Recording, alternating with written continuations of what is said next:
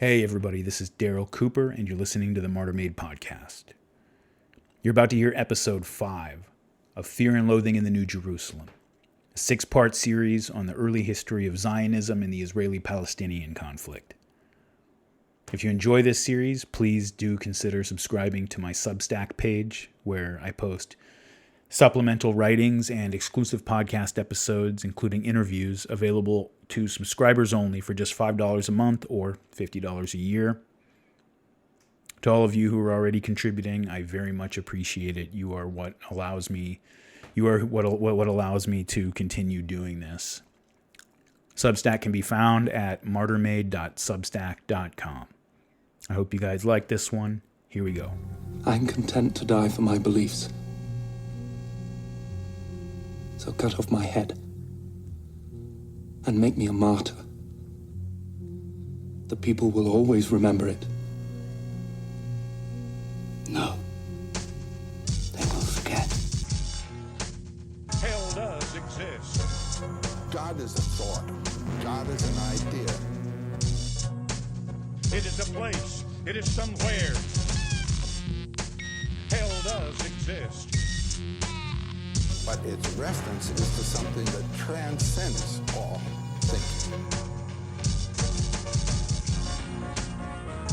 I ask why we must tear ourselves apart for this small question of religion.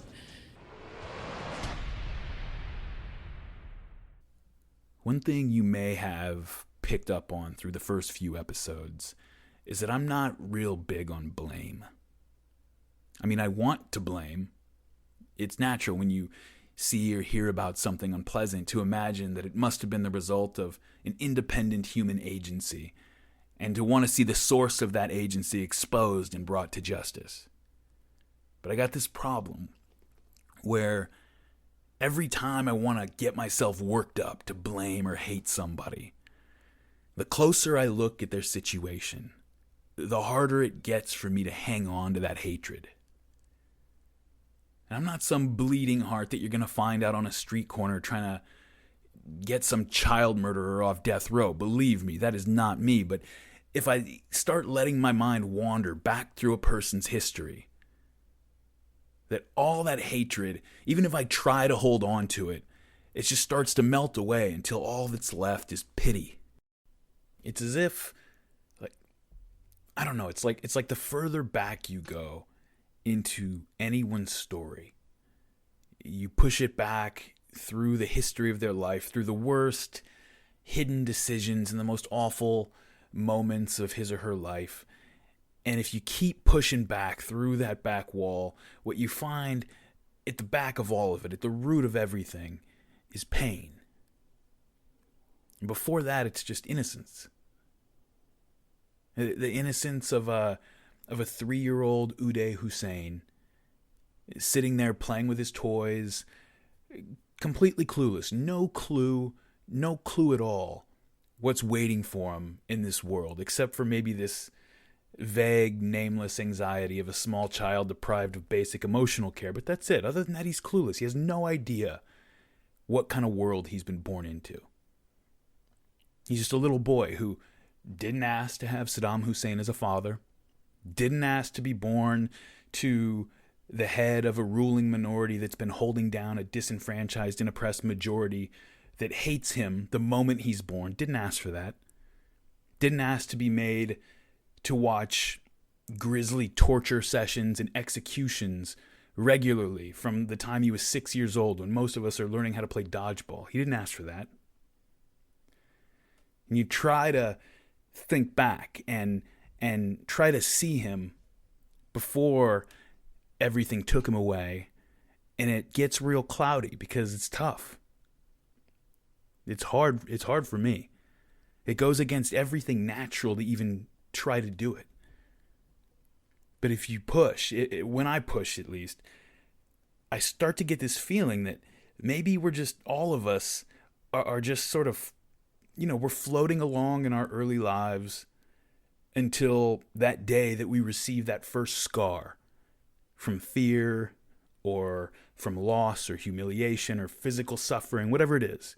You get that first scar, and then your reaction to that scar and the contortions you go through to try to protect yourself in the future, that becomes the first outline of what we eventually call your personality. Maybe you suffer, and maybe you've been given the tools and the resources to use that experience to expand your compassion for other people who are suffering. Maybe. Or maybe you become fearful of new experiences and you become withdrawn and introverted. Maybe. Or else maybe you seek the comfort of always trying to be surrounded by other people instead. Or maybe the pain just rolls right over you with such overwhelming ferocity when you're a 6-year-old Uday Hussein watching a girl from your class being gang raped in front of her suspected dissident father. Maybe then you find that your own 6-year-old resources are just completely inadequate to help you deal with what you're seeing. And that the only options available that are psychologically possible to your 6-year-old mind are to either just adopt the values of the world that you're being confronted with, or just go insane. And so you react. All of us, we react out of pain. And you react to protect yourself, or maybe to take revenge on the world. And everything you do seems to create the conditions for more confrontation and more pain, and then that's it. Now you're caught up in it. You're caught up in it, and that's it. Now it's rolling. You're on that wheel of samsara again, living out the karma, that first scar, that long cause and effect chain we call our lives, and never again, unless you maybe reach that state they call rock bottom or unconditional surrender, where you just don't really have any more attachments to the early moments of your history.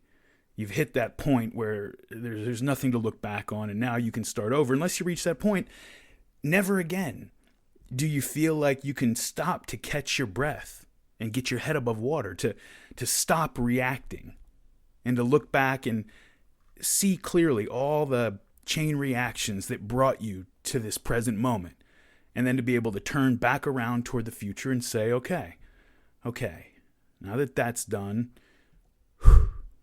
let's move forward. We just don't get an opportunity to do that most of the time. And sometimes I think that who we are, both individuals and societies, in a very real sense, that who we are is just that collection of habits and reactions and feelings and ideas that we've cobbled together to try to keep our heads above water since that first trauma. And always, as we're trying to get some air, always we're telling ourselves, right, that after we do this next thing, or make this next dollar, or meet this next person, then we'll be able to stop and get ahead of things, and we'll be able to get back to what we always intended and imagined ourselves to be. To being that person we kept pretending we were, even in the face of decades of contradictory evidence. The person we were, that we believed ourselves to be underneath the compromised moral mediocrity that we'd allowed ourselves to become.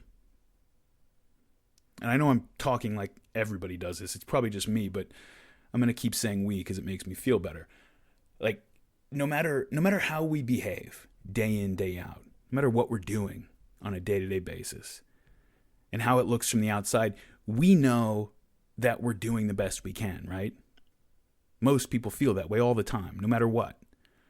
And we know that our mistakes are just that. They're mistakes. They're not representative of who we really are. Those are the aberrations. There's who we really are, and we make mistakes sometimes. It's as if we picture ourselves as a clean, white, pristine statue, and that pure, clean statue, it occasionally gets some dirt caked on it, but you can wipe that off. You just take a wet towel, wipe it off, and then there. Now you can still see the nice, true statue underneath. But what do we do very often when it's somebody else? Usually we're not quite as understanding. You meet somebody and they seem really nice, but you're watching, looking closely, waiting, and overall they seem pretty cool. But then at some point, of course, inevitably, they do something that hurts us or upsets us, and we seize on that thing. Like, aha, I knew it. I always knew that the real you was hiding underneath all those fake smiles. I knew that eventually you'd slip up and show me your true colors. It's like we're the pristine statue that occasionally gets some mud on it, and everyone else is a cheap, ugly statue that just happens to have a thin veneer of clean white paint over it, covering over that ugliness. Well, everything I just said about individuals, I think, can be said about movements or about societies. The way we look at our own as opposed to others. Our people are basically good, as evidenced by all these great things we've done. And yeah, we occasionally make some mistakes that don't measure up to who we are, but those other people are basically corrupt or basically violent or evil. And all those good things that they've done, those apparently good things, those are just attempts to cover up their true nature. The bad things we do, those are mistakes that don't measure up to our values. When they do the bad things, that shows who they really are. I know that's a little dramatic and literal and on the nose, but on some level, we do this all the time. I mean, it's election season right now in the United States. It's 2016. Go turn on a TV if you don't believe me. Listen to a Republican talk about a Democrat and vice versa.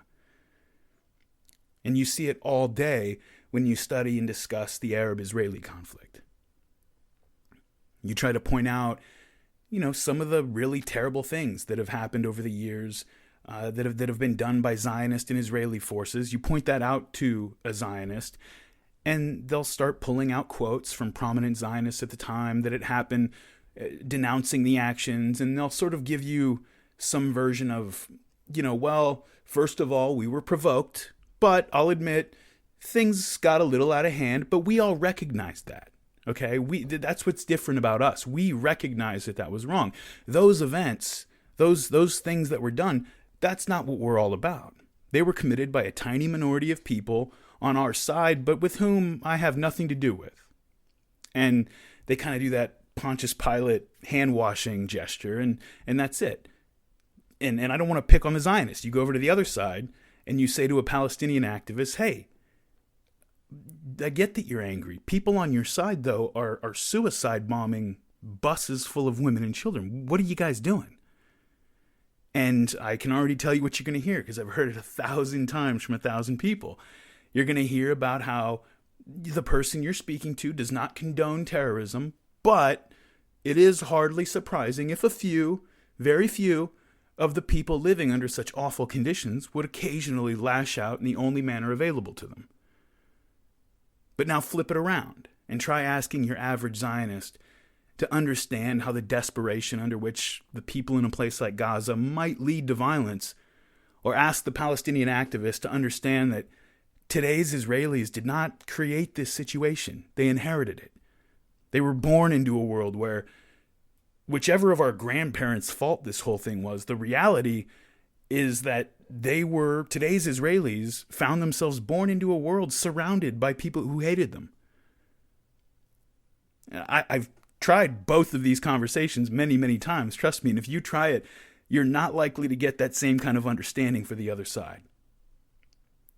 Now, I know I tend to repeat myself a lot in this podcast. That's something I'm working on, but I'm going to do it on purpose again right here. The things that I've probably repeated most of all have been two. The first is that the most ruthless and extreme elements in any given conflict, but especially ones that are not mediated by institutions on both sides, that the most ruthless and extreme elements are almost always able to dictate to everyone else the stakes and the terms of the fight. Even if they're just 1% of each side, it's like it's just something in group psychology. This is why we have things like the Geneva Conventions, right? On some level, we know that without hard rules and confidence that the other side is going to follow those rules, every conflict eventually devolves into a series of atrocities and payback for atrocities and payback for the payback and on, with more people on each side becoming radicalized the further it goes. One psycho on this side rapes a woman on that side. Someone from that side rapes 5 women from this side in return. someone kills a child, the other side kills a family, and then the other side goes further than that. There are only two ways to short out this process, as far as I can tell. You've either got strong institutions, or else you've got strong, unified leadership that can keep control of things on both sides. And both of these conditions are conspicuously absent as we pick up our story in Palestine. And the second thing I keep repeating is to ask you to please imagine what you would do in someone else's situation. Not in theory, but in reality. When you're not expecting to have to make this decision, and all of a sudden it's the middle of the night and it's here now, and you've got to decide what to do with your 3 kids and your wife, and you got to make a decision right now. I always tell myself that if I find myself unable to understand, even vaguely, how somebody or some group could behave in a given manner, then that just means that I haven't done enough work. Okay? We're talking about human beings here, not monsters, not aliens. And so if I write off someone else's actions as simply evil or incomprehensible, that's a failure of both imagination and empathy on my part. It means I'm not doing my job. And we ended the last episode with the riots that erupted across Palestine in August 1929, when Arab peasants poured into the cities after the cry went out that the Zionists were trying to seize the hill in Jerusalem that still is sacred to both Muslims and Jews. Now, these riots were a real tipping point in relations between the two groups. Partly it was because it was such a massive and sudden escalation in the level of savagery, but more than just the shock of violence, the events of 1929 were a watershed because of how they fit into each side's understanding of what was happening. We've already given a fair amount of context for how these events might have been experienced by the Zionists, but there are still a few points I want to spend some time on. It's really important to understand even Israeli politics today. The first is to emphasize the extent to which pride became an overwhelmingly important factor. It was always a big part of the Zionist mix, but the 1929 attacks crystallized this sense of offended honor that in a way that it would become one of the defining characteristics of Zionism right up to the present day. And so to understand why, I want to take a moment to just go back a little bit. The age of nationalism began in Western Europe before it arrived in Eastern Europe and the Russian Empire. And when the nationalist era arrived, both Jews and the Europeans surrounding them had some difficult problems to solve. When you're living as a minority in a multi-ethnic empire, say, the Austro-Hungarian or Russian Empire, or the Ottoman Empire, you don't have the same privileges as the ruling elite, but at the same time, you're just one minority amongst many minorities. There's no real pressure to assimilate into the general life of the empire to the extent that such a general life exists at all. Similarly, when you're a minority community living in a traditional feudal realm, like the Europe that the Jews moved into in the Middle Ages before the modern era, you're inhabiting a very stratified society where every single group fits somewhere into the hierarchy in some very specific way. Everyone has special, exclusive functions. The aristocracy rules and fights in war, the priests administer the religion, the serfs or peasants do the work, and so forth. Living as a minority under a regime like that, this was very familiar to Jewish communities for a long, long time. And it held certain benefits that they got used to, relative benefits. If every group has a specific niche to fill, then the Jews could just be another group with another role specific to what they could offer and what the settled population needed from them. The fact that they were apart, it wasn't as much of a factor because everybody was kind of in their own little situation. For most of the last 1,000 years of European history, Jewish communities were basically left to run their own affairs. They would face violence sometimes, and in crisis moments, things would happen. But on a day-to-day basis, they were left to themselves for the most part. They existed as separate corporate communities with their own legal codes, with the right to administer social events like weddings and births and funerals according to their own customs, and to arbitrate their own disputes according to their own rules and traditions. And we take all that kind of stuff for granted today, and we would think of anything other than that maybe to be, a discriminatory or something. But you got to remember, this is happening at a time in Europe when pagans and even heterodox Christians are being exterminated. And so the Jews, being permitted to live according to their own religious traditions, it was a bit exceptional at the time. And so the centuries start to creep on a little bit, and the absolutist state in Western Europe gives birth to the early nation state. And Jewish communities and their newly nationalist neighbors, now they're facing some very difficult questions about where the Jews are going to fit into this new type of society. There's a great Jewish novelist and short story writer named Joseph Roth, and in one of his short stories, he's got this quote where he captures how strange this new nationalist world was to some of the people at the time. He says, quote, "It had been discovered in the course of the 19th century that every individual had to be a member of a particular race or nation if he wanted to be a fully rounded bourgeois individual," end quote. And the author put these words into the mouth of a count, a man who lived in the Austro-Hungarian Empire. He was a count, and he loved the Austro-Hungarian Empire specifically because it was transnational and included many, many peoples. And he was horrified that the little constituent groups within the empire had suddenly decided to divide themselves up along ethnic and cultural lines. This was a terrible thing to him. He says in another passage, quote, "My former home was a large house with many doors and many rooms for many different kinds of people. This house has been divided, broken up, ruined. I have no business with what is there now.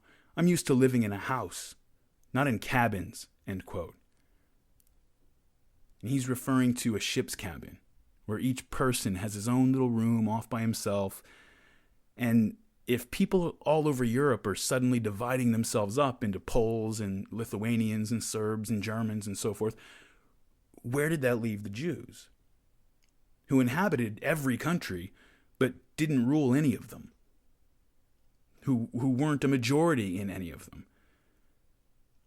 During the French Revolution, a member of the French General Assembly in 1791, he laid out the answer to that question, and the answer that he gives is the one that most new nationalists would end up adopting with regard to the Jews. Quote, "The Jews should be denied everything as a nation, but granted everything as individuals.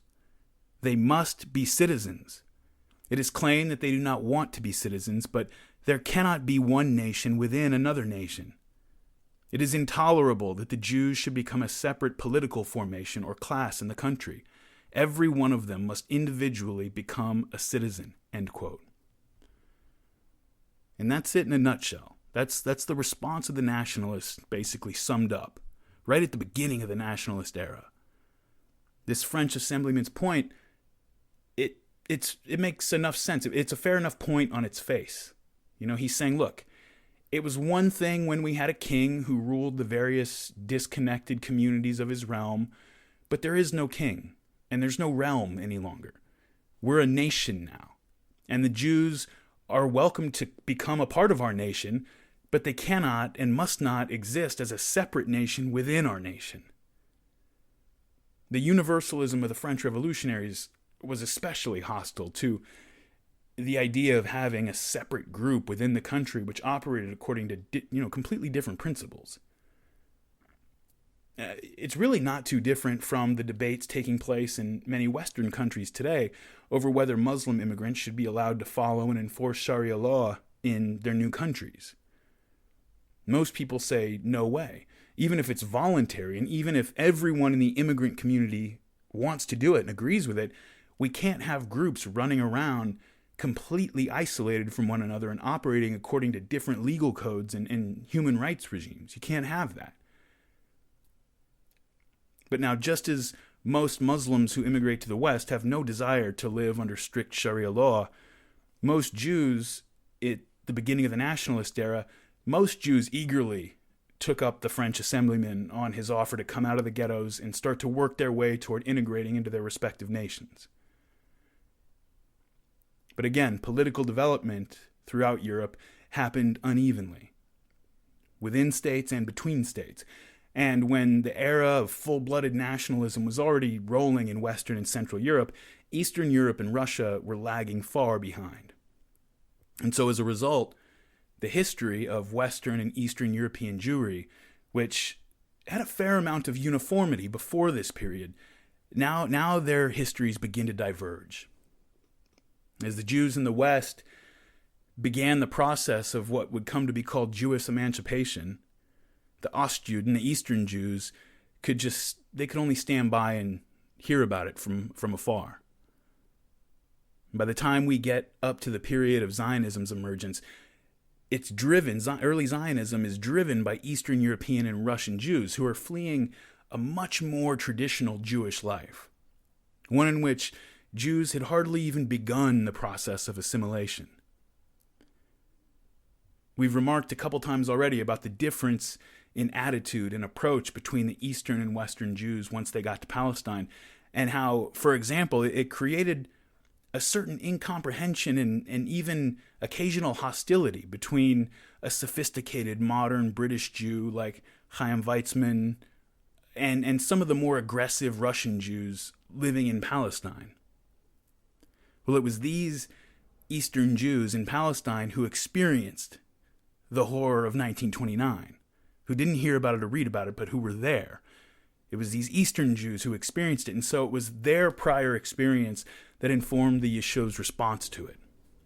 And so again, their life in the East was a much more traditional diaspora Jewish life. They were geographically and occupationally restricted. To the peasants around them, they were not just different, they were experienced quite literally as a foreign presence. And so, while the Western Jews had begun to feel a little more comfortable in their skin when moving among their Gentile neighbors, the Russian Jews still interacted with their neighbors with the same distrust and hostility that had colored the relationship of each to the other for centuries. You know, when you live in diaspora for 2,500 years, and you actually manage to survive that way, both physically and culturally, that does not happen by accident. The Hebrew Bible, remember, begins with Adam and Eve being exiled from the Garden of Eden and being forced to wander the earth working for their meals. That's the first book, the book of Genesis, right at the beginning. And before the first book is finished, it tells the story of Abraham making his way to the land that would eventually become Israel, only for his descendants to flee to Egypt in order to be saved from a famine. Centuries go by, and the descendants of these Israelite immigrants to Egypt almost completely forget who they were. They forget their covenant with God. They forget that they even had a homeland off somewhere to the northeast, and God seems mostly to have forgotten about them. Some time goes by, and at a certain point, and we're in the second book now, the book of Exodus, we're told that God remembered his people and his promises to them. And so he charged Moses and his brother Aaron to go wake his people up and lead them out of the land of Egypt to a land which he would show them. Bunch of frogs, bunch of blood, some boils, and a whole bunch of dead Egyptian children in a miraculously parted Red Sea. Later, they escape Egypt, but then it occurs to God that this mass of people he just led to freedom, this is not a nation yet. This is just a big group of people. They have no common identity, no shared customs or laws or traditions. They're probably going to arrive in the promised land, start intermarrying with the locals, worshiping their gods, living how they live. And what was the point of leading these chosen people out of exile if they're just going to melt into the surrounding populations who actually have a stronger, more rooted identity? And so God decides they're going to have to hang on for a while. But before they get to their new home, they're made to wander around the Sinai desert for 40 years, just wandering around. Enough time for the young to be indoctrinated according to their new traditions, and enough time for those that are too old to change to die off. And while they're out there, they receive the revelation of the law, and almost all of it has to do with two things: maintaining internal cohesion in the community by, for example, by providing guidelines for how to resolve disputes without having them escalate into blood feuds and so forth. We talked about that in the Shop Talk episode. And number two, marking them off as separate from everyone around them. And to this latter end, they were threatened with death and often were killed for worshiping the gods of their neighbors, for marrying outside the tribe, for taking up foreign customs, or for failing to follow the idiosyncratic ritual or dietary laws whose primary function was to serve kind of as a secret decoder ring that would tell us, in an age before laminated ID cards, who is us and who is them. You know, the Hebrew Bible didn't take its final form until the period during and just after the Babylonian exile of the 6th century, when the entire leadership class of the remaining Jewish community was shuffled off to live in Babylon, under the theory behind the whole Tower of Babel story. Remember that one? Everybody in the world is coming to live as one community in the shadow of the great tower to heaven, and so God pushes the tower over, and everybody just immediately forgets why they're there and what they're doing. They find that they can't communicate with one another, and then they just all go their separate ways. The ancient Near Eastern empires employed a similar strategy when they wanted to destroy their neighbors defeated in war. You didn't always want to kill everybody if you don't have to, because the way the ruling class made its wealth back then was by taxing peasants and other commoners, and if you could keep them alive, that was better. And so sometimes, rather than killing everyone, people would either be dispersed and just sprinkled around all over the empire with the hope that they would simply be absorbed into whatever populations they now lived among, or else they'd be transplanted as whole communities, like the Jews were to Babylon, with the hope that uprooting them would break that sense of historical and cultural continuity that gave them the motivation and the organization to resist. And so the Bible didn't take its final form until after the experience of the Babylonian exile. And it's actually a very interesting and useful exercise to read the Hebrew Bible as a manual for how to survive in diaspora, how to survive in exile. You know, in the Bible, the reason they got into Egypt and were allowed to stay and avoid the famine, for example, was because one of their brothers had been sold into slavery in Egypt sometime before, but he had proven himself so useful to the Pharaoh that he ended up rising to be a prominent administrator, was able to get his people in. When Abraham was traveling with his wife to Egypt, he had to pull a few tricks out of his headscarf to make sure that they were kept safe and treated well. And the laws are mostly about making sure there are plenty of unique markers and social rituals that nobody else would ever think of just randomly picking up on their own, and that anyone who was thinking they might want to become a part of your tribe, they would have to be real committed if they were going to be willing to slice off their foreskin or stop picking up sticks on Saturdays and all the rest of the stuff. The very first thing any organism needs, if it's going to survive and not just melt away into its surrounding environment, is a membrane to separate the inside from the outside, and to mediate between those two realms. The body of ritual law that most of us today just find completely incomprehensible and irrational, it was like a socio-cultural membrane. Now, by the 18th, 19th centuries, Jews had been living in diaspora for a long time, 2,500 years for the most part. When the Babylonians were destroyed by the Achaemenid Persians, and the Persians offered to let the Jews go back to Jerusalem and rebuild their temple and their country, the majority of Jews in Babylon said, yeah, thanks, but no thanks. The exile had only been 70 years, but that still meant that the Jews living in Babylon had mostly been born there, and those who hadn't been born there were raised there.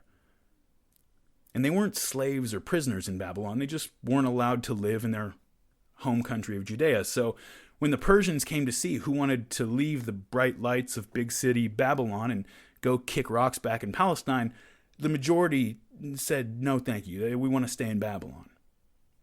A couple hardliners went back, started to rebuild, and they had some very interesting history.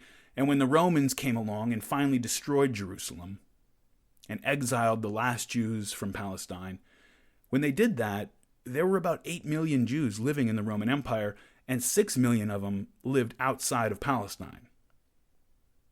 6 million out of the 8 million Jews already lived outside of Palestine. In cities like Alexandria in Egypt, at the time of the Roman Jewish Wars, had a larger Jewish population than Jerusalem did.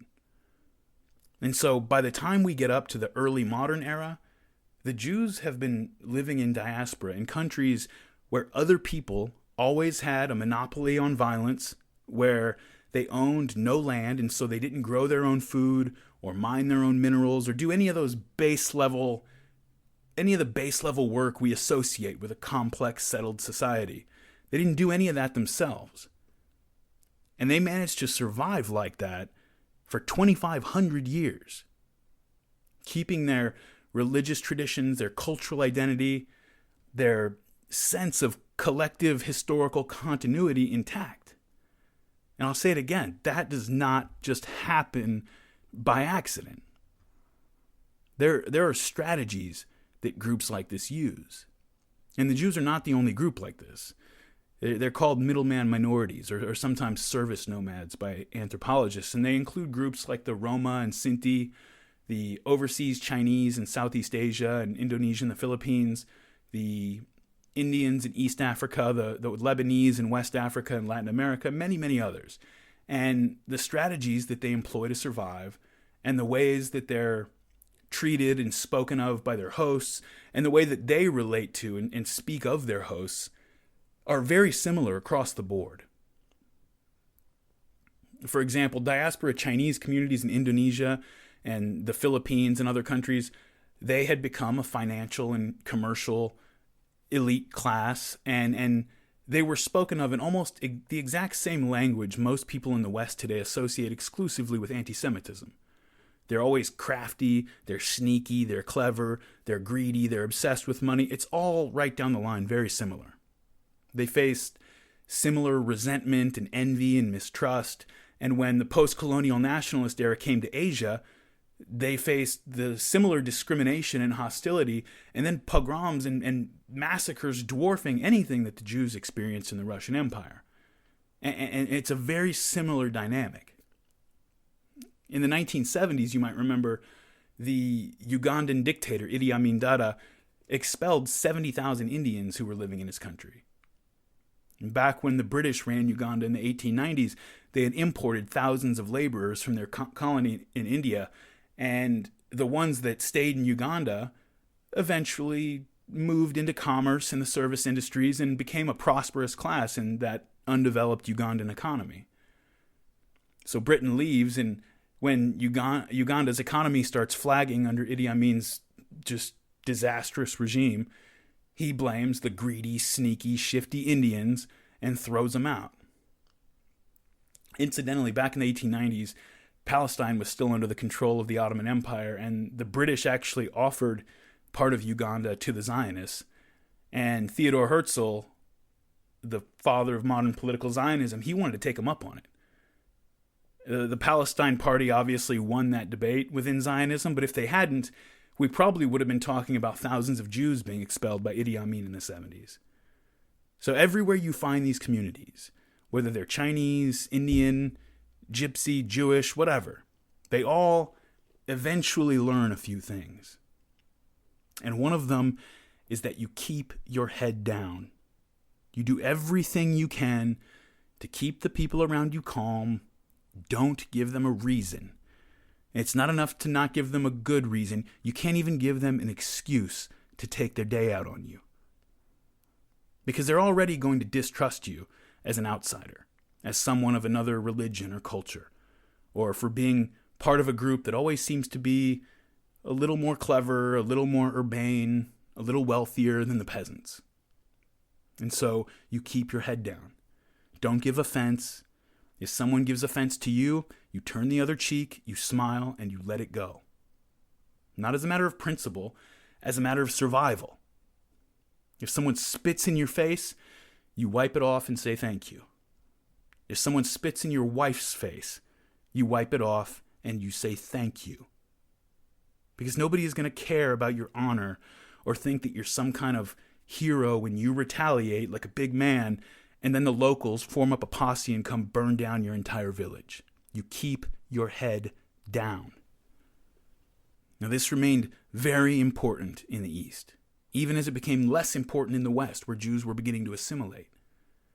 By the time Jewish emancipation begins to reach the Russian Empire, young Jews have had it with what they saw as the stagnant traditions and social life, and just the culture of exile that they were experiencing in their urban ghettos and rural villages. They'd had enough. And so as opportunities began to open up to them, they just embraced it with both hands. They flooded the secular schools and universities. They were throwing off Yiddish, the language of exile, and learning Russian. Instead of study groups poring over pedantic commentary on the Torah, they were applying that same tradition of deep reading and study and discussion to Pushkin and Tolstoy, to scientific ideas and socialist and democratic political theory. A huge generational gap starts to open up between the traditional parents and the enthusiastic young adopters of Russian nationalism. Now, the Jews were still restricted within the Russian Empire as far as where they could live and the activities that they were permitted to engage in, but the restrictions were not a whole lot more onerous than those faced by other minorities in the empire, except insofar as Jewish quotas in universities and occupations were always full because they were so successful at anything they did. They were geographically restricted, but restricted to a massive area, stretching from the Black Sea in the south to the Baltic Sea in the north, and encompassing some or all of the modern countries of Latvia, Lithuania, Poland, Ukraine, Belarusia, a big area called the Jewish Pale of Settlement on the western frontier of the Russian Empire. Now, the Russian National Project eventually faced the same problem spoken of by that French assemblyman, only on a scale that Frenchman could not have possibly imagined. During the 19th century, the Jewish population in the Russian Empire increased from 3 million to 7 million. The empire made the decision that the Jews would eventually be fully emancipated and integrated into the empire with everyone else, but remember, in the East, the Jews had not begun to assimilate yet. They'd been living by themselves for centuries according to completely different principles. And so the empire decided that they would be emancipated eventually, but they were going to have to remain quarantined until they went through a process of Russification. And again, this was a process, just as in Western Europe, that many young Jews just jumped right onto. They faced resistance from both their traditional parents and from the resentful and superstitious and envious local peasants and townspeople around them, but the trend was obviously moving in one direction. At least that's what they thought. That's what they thought until 1881.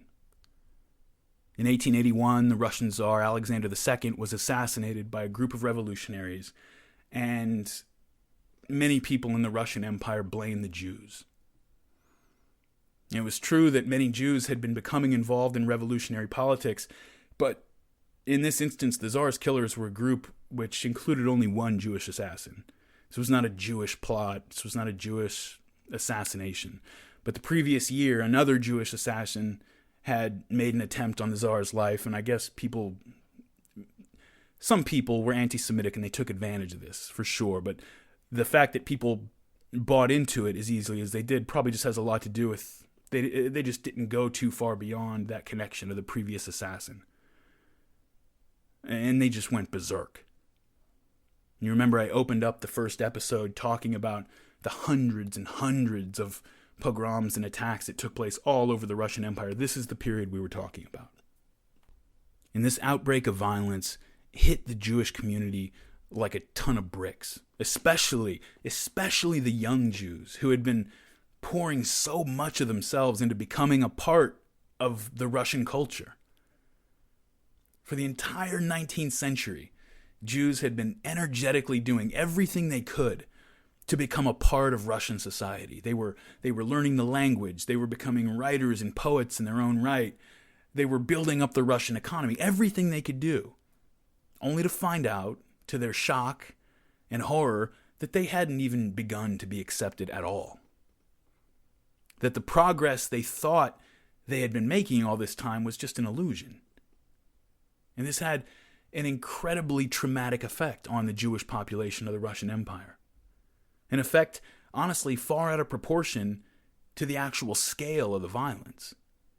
I mean, in the worst of the pogroms, we're usually looking at a few dozen killed and wounded. The Kishinev pogrom, which is one of the most infamous, we spoke of that one in the first episode, killed 118 people. That's horrible, but we compare this to what, with hindsight, we know was coming down the tracks of the 20th century, whether we're talking about the 7,000 killed by the Bosnian Serbs in 1995 in Srebrenica, or the 850,000 to 1 million killed in Rwanda a year before that, or the millions and millions killed in revolutionary terror in the decades before that. All the pogroms together would barely register in comparison, and yet this did have an incredibly traumatic effect. And across the Jewish Pale of Settlement, there arose very quickly a consensus that this could not go on any longer. They could no longer continue to live under these conditions. They thought that their situation had been improving. Clearly it had not. They had to leave. And the only question was where they were going to go. And Jews, especially younger Jews, they came up with 3 answers to that question. And the first answer was to go to the United States, or as a second choice, Western Europe. And so from 1881 to 1914, 2.5 million Jews would leave the Russian Empire. And a full 1.5 million of those went to the United States. And this, I hate to say it, but thank you for that. I as an American citizen, I can't thank Europe enough for being so mean to its Jews, because it's been hugely beneficial to my country. If you guys have any more Nobel Prize-winning physicists you want to send us, just send them our way. That's fine. I probably shouldn't make light, but several 100,000 others emigrated to Western Europe or Britain, or sometimes to other destinations like Argentina and Brazil and so forth. But most of them went to the United States. And the second answer they came up with was to just stay put, but to move out of their isolated communities and into Russia's big cities, to join revolutionary parties en masse. At first, revolution meant utopian socialism to most Jews. They were idealizing the humble, hardy peasant. This was in the period where they were still trying to become nationalists. But after being attacked by peasants in the pogroms of the early 1880s, Jewish revolutionaries turned on the peasants, and then turned on utopian socialism and began to take up the banner of Marxism instead, shifting their allegiance from the peasantry to the urban working classes. Yuri Slezkin, he's a Russian Jewish professor of Russian history at UC Berkeley. He's got a great book called The Jewish Century. And writing about this period, he says that virtually every village and ghetto in the Jewish Pale of Settlement, it was full of the very young and the very old, but that virtually every young adult and adult Jew who had not left for America or someplace else had bolted for the big cities of the Russian Empire, taken over with enthusiasm for this idea of overcoming their separateness and their exile by joining in with the brotherhood of revolution. And these two migrations, which represented on the one hand a simple desire to get the hell out of here, just escape, and on the other hand an intention to overturn the system under which they'd been oppressed, that encompassed the vast majority of all Jewish emigrants from the Russian Empire. This was the vast majority of the response to those pogroms of the early 1880s and then right after the turn of the century. But there was another answer, and finally, a few tens of thousands of those Eastern European and Russian Jews chose a different path, inspired by a feeling perhaps experienced by many who had gone to the United States or into Russia's revolutionary parties, but which became the driving force behind the Zionist movement. And it's really what sets it apart to me, to be honest with you. And I think it's probably the reason that Zionism came to really become identified with the world's Jewish community in general today. A moment ago, I was talking about the need for these diaspora communities to keep their heads down, right? Degrade yourself, act dishonorably if you have to, but you will back down. If your whole community gets a reputation for being a bunch of cowards, yep, sure, that's great, we're cowards. Nothing to worry about from us, just a bunch of cowards, nothing to worry about. Because again, what's the best case scenario? Somebody insults you or does something to you, and you humiliate him and beat him up in front of everybody and prove that you were right and he was wrong, and then the local peasant community gets together and burns down your whole village. No. Okay, no. You back down. Whatever you have to do, you back down. It's not cowardice, it's just the only reasonable strategy. But after a 19th century in which so many young Jews had spent so much energy trying to become what the Russians said they wanted them to become, only to experience what felt to them like betrayal in those pogroms of the early 1880s, many young Jews had just had enough of all that. They were tired of backing down. Someone attempted to capture the feeling, and I think it really did a great job of it. There's a poem by a Zionist Jew named Chaim Naam Bialik.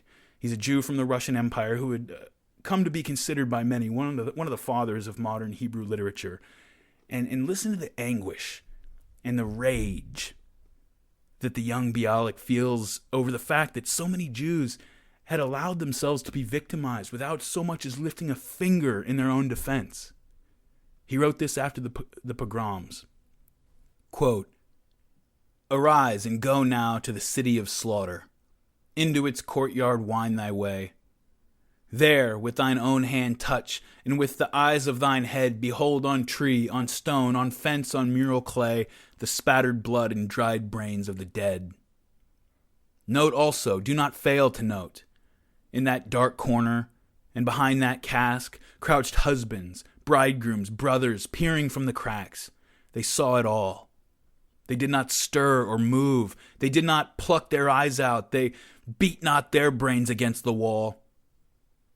Come now, and I will bring thee to their lairs, the privies, jakes, and pig pens, where the heirs of the Hasmoneans lay, with trembling knees, concealed and cowering, the sons of the Maccabees, the seed of saints, the scions of lions, who, crammed by scores in all the sanctuaries of their shame, so sanctified my name. It was the flight of mice they fled. The scurrying of roaches was their flight. They died like dogs, and they were dead." End quote. This was a poem of a man who would not move to America. He would not migrate to a Russian city to join a Marxist reading circle, but who would become a Zionist and move to Palestine in 1924. Jews like Bialik, few as they were in those early years, adopted the nationalism of their attackers. The answer was not to flee to another land, to live under a somewhat safer, hopefully safer set of circumstances among a new set of strangers. They've been doing that for too long. The answer wasn't to join revolutionaries in destroying not only the Jewish, but every other national identity in the name of somebody else's class war. It was to become a nation of their own and learn to defend themselves. To Bialik, the fault was not with the pogromists, at least not solely with them. They, at least, were acting out of strength and asserting their own national prerogative in their own land. He felt less anger at the pogromists than he felt disgust and shame over their cowering victims, his parents and grandparents and aunts and uncles and the whole line of his Jewish ancestors who had allowed themselves to degenerate into a people who, the way he saw it, so broken and so cowardly that men would hide while their wives and daughters were being murdered in the next room. And again, this is not a fair assessment of what was going on, but you can't think of it in terms of historical accuracy. You have to imagine, again, imagine that you're a strong 15-year-old Jewish kid who just ran away along with your father because he told you to, only to find out that your mother and sister hadn't run fast enough and they'd been raped and killed by drunk, slobbering mob of Russian peasants. And to watch over the ensuing years as your father, now a broken man, degenerated into a depressed alcoholic, constantly telling you stories about how really he had no choice, and maybe he didn't, but now you're not 15 anymore. Now you're 25, and now you're really strong. You're a man, and you spent the last 10 years fighting and then nursing and then fully embracing your outrage of your father's cowardice and promising to yourself that you will never, ever, ever allow yourself to be the weak and helpless one again.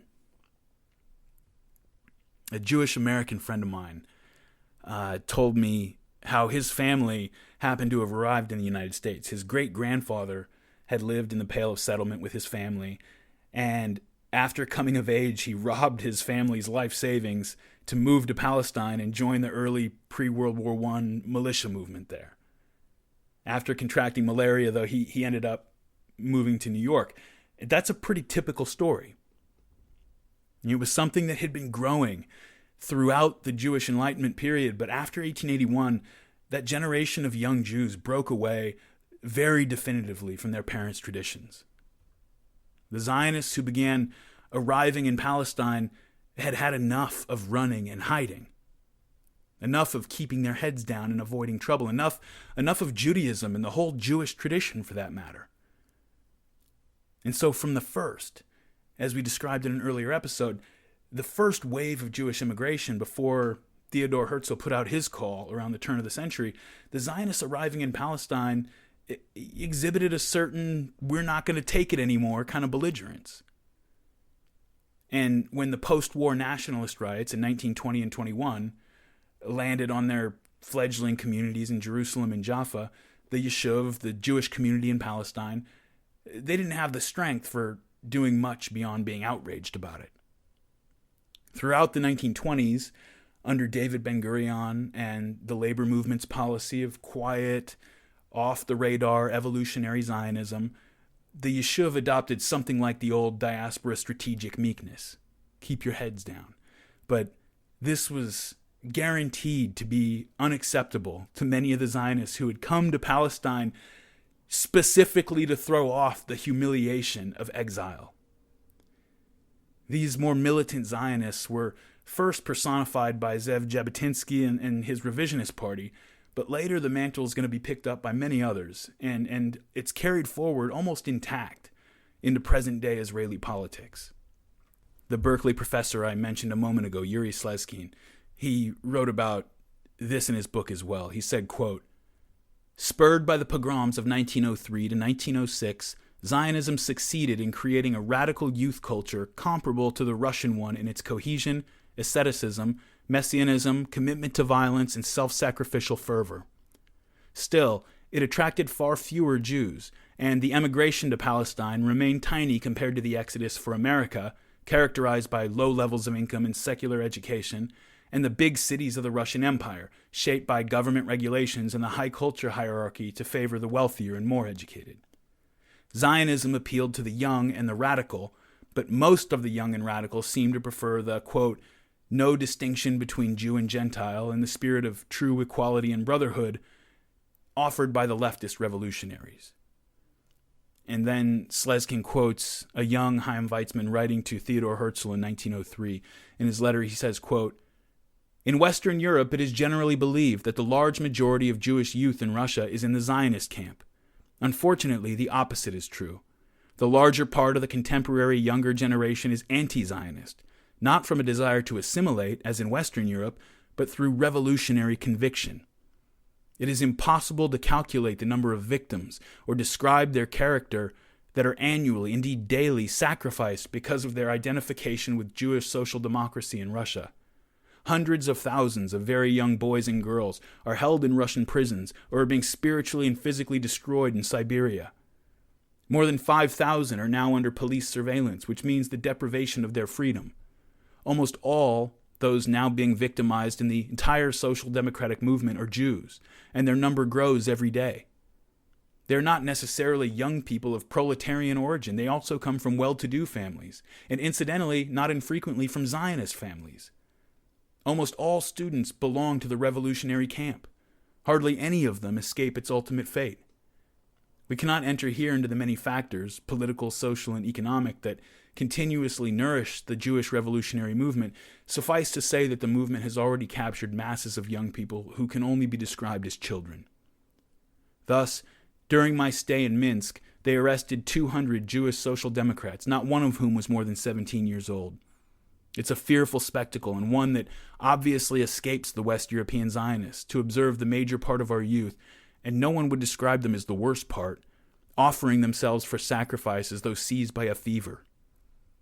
We refrain from touching on the terrible effect of this mass sacrifice, the effect that it has upon the families and communities concerned, and upon the state of Jewish political affairs in general.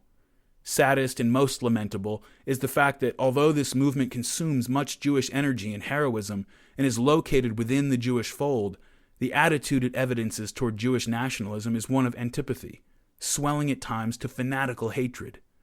Children are in open revolt against their parents." End quote.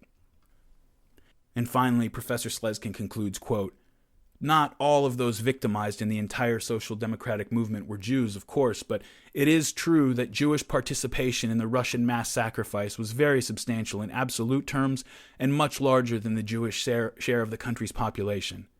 The Jews did not start the revolutionary movement, did not inaugurate student messianism, and had very little to do with the conceptual formulation of Russian socialism from Herzen to Mikhailovsky. But when they did join the ranks, they did so with tremendous intensity and in ever-growing numbers. No history of Russian radicalism is conceivable without the story of the Jewish children's open revolt against their parents." End quote. I've mentioned a few times in previous episodes, it's crucial to understanding what happens in Palestine that we remember the Jewish community there was not just a random cross-section of European Jewish society.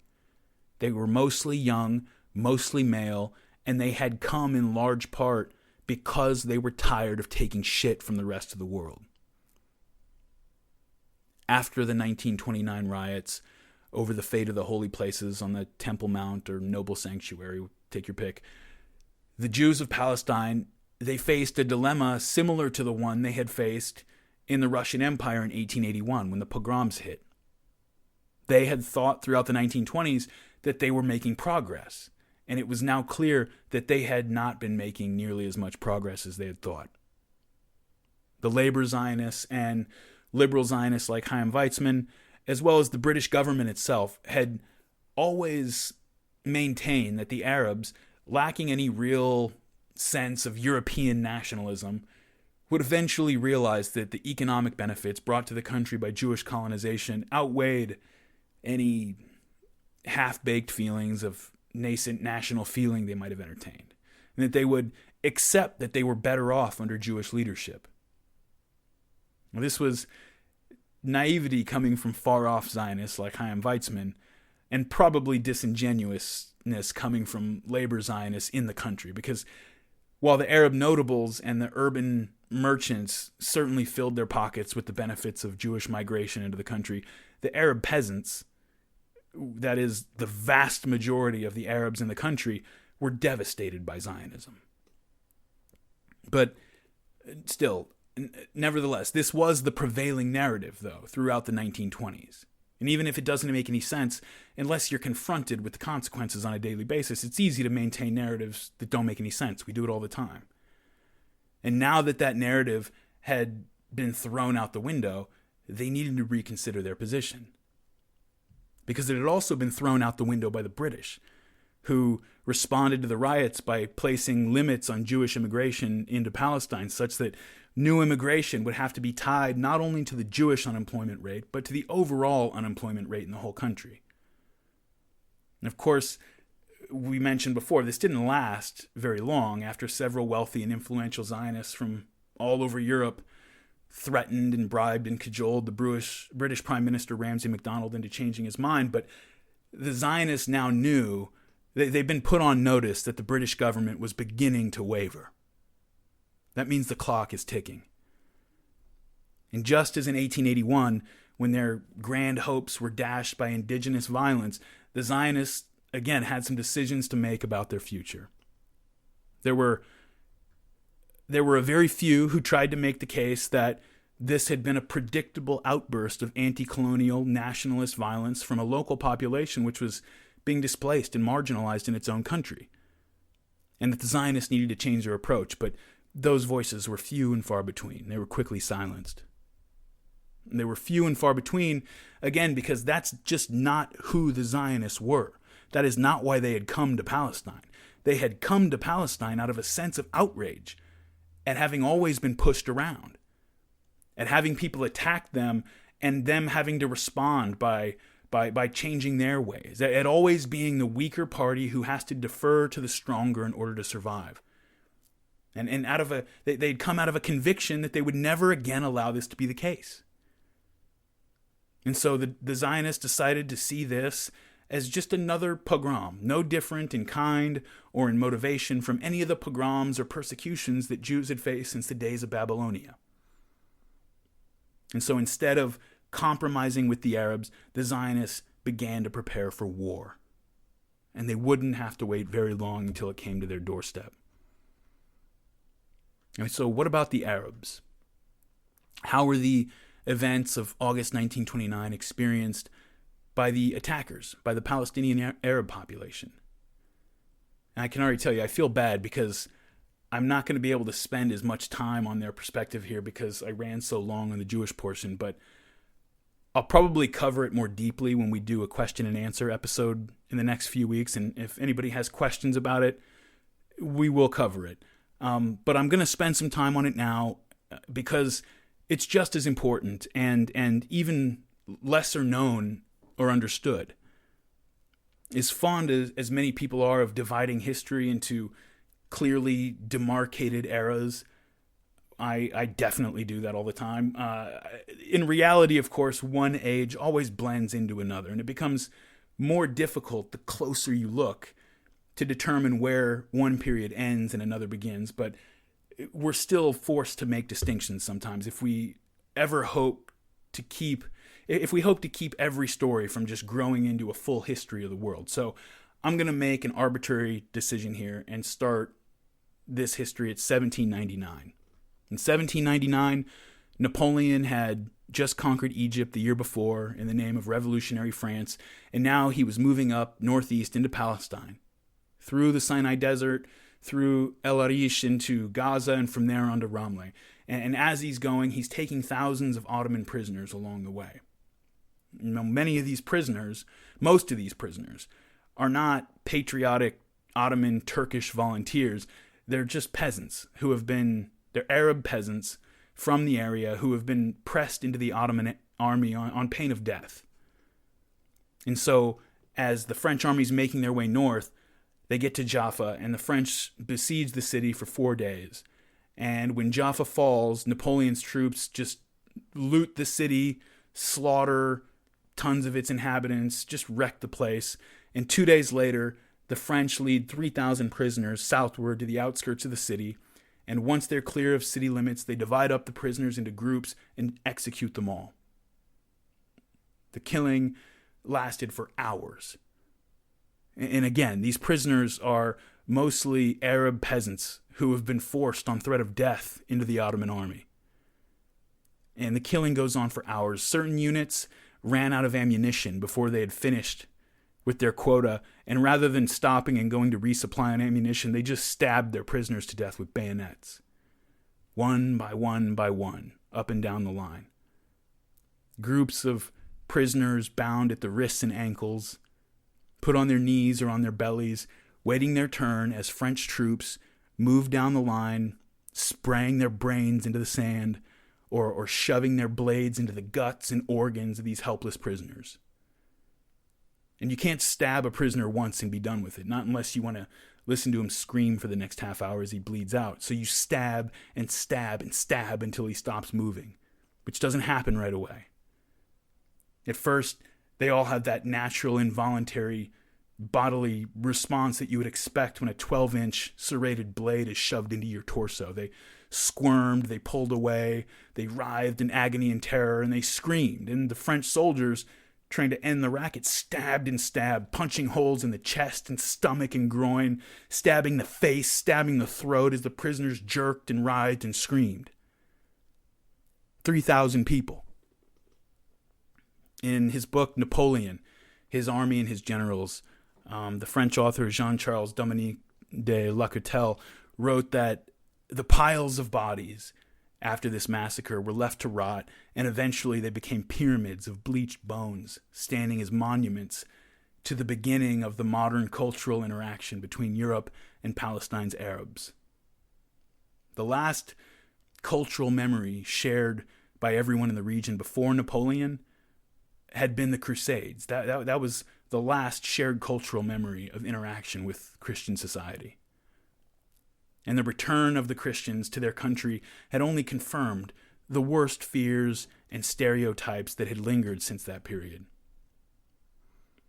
It can sometimes be difficult, or it's always difficult, to get an idea of how an event like this affected people at the time. You know, it's important to remember, this is the first real interaction any of these people have ever had with Europeans.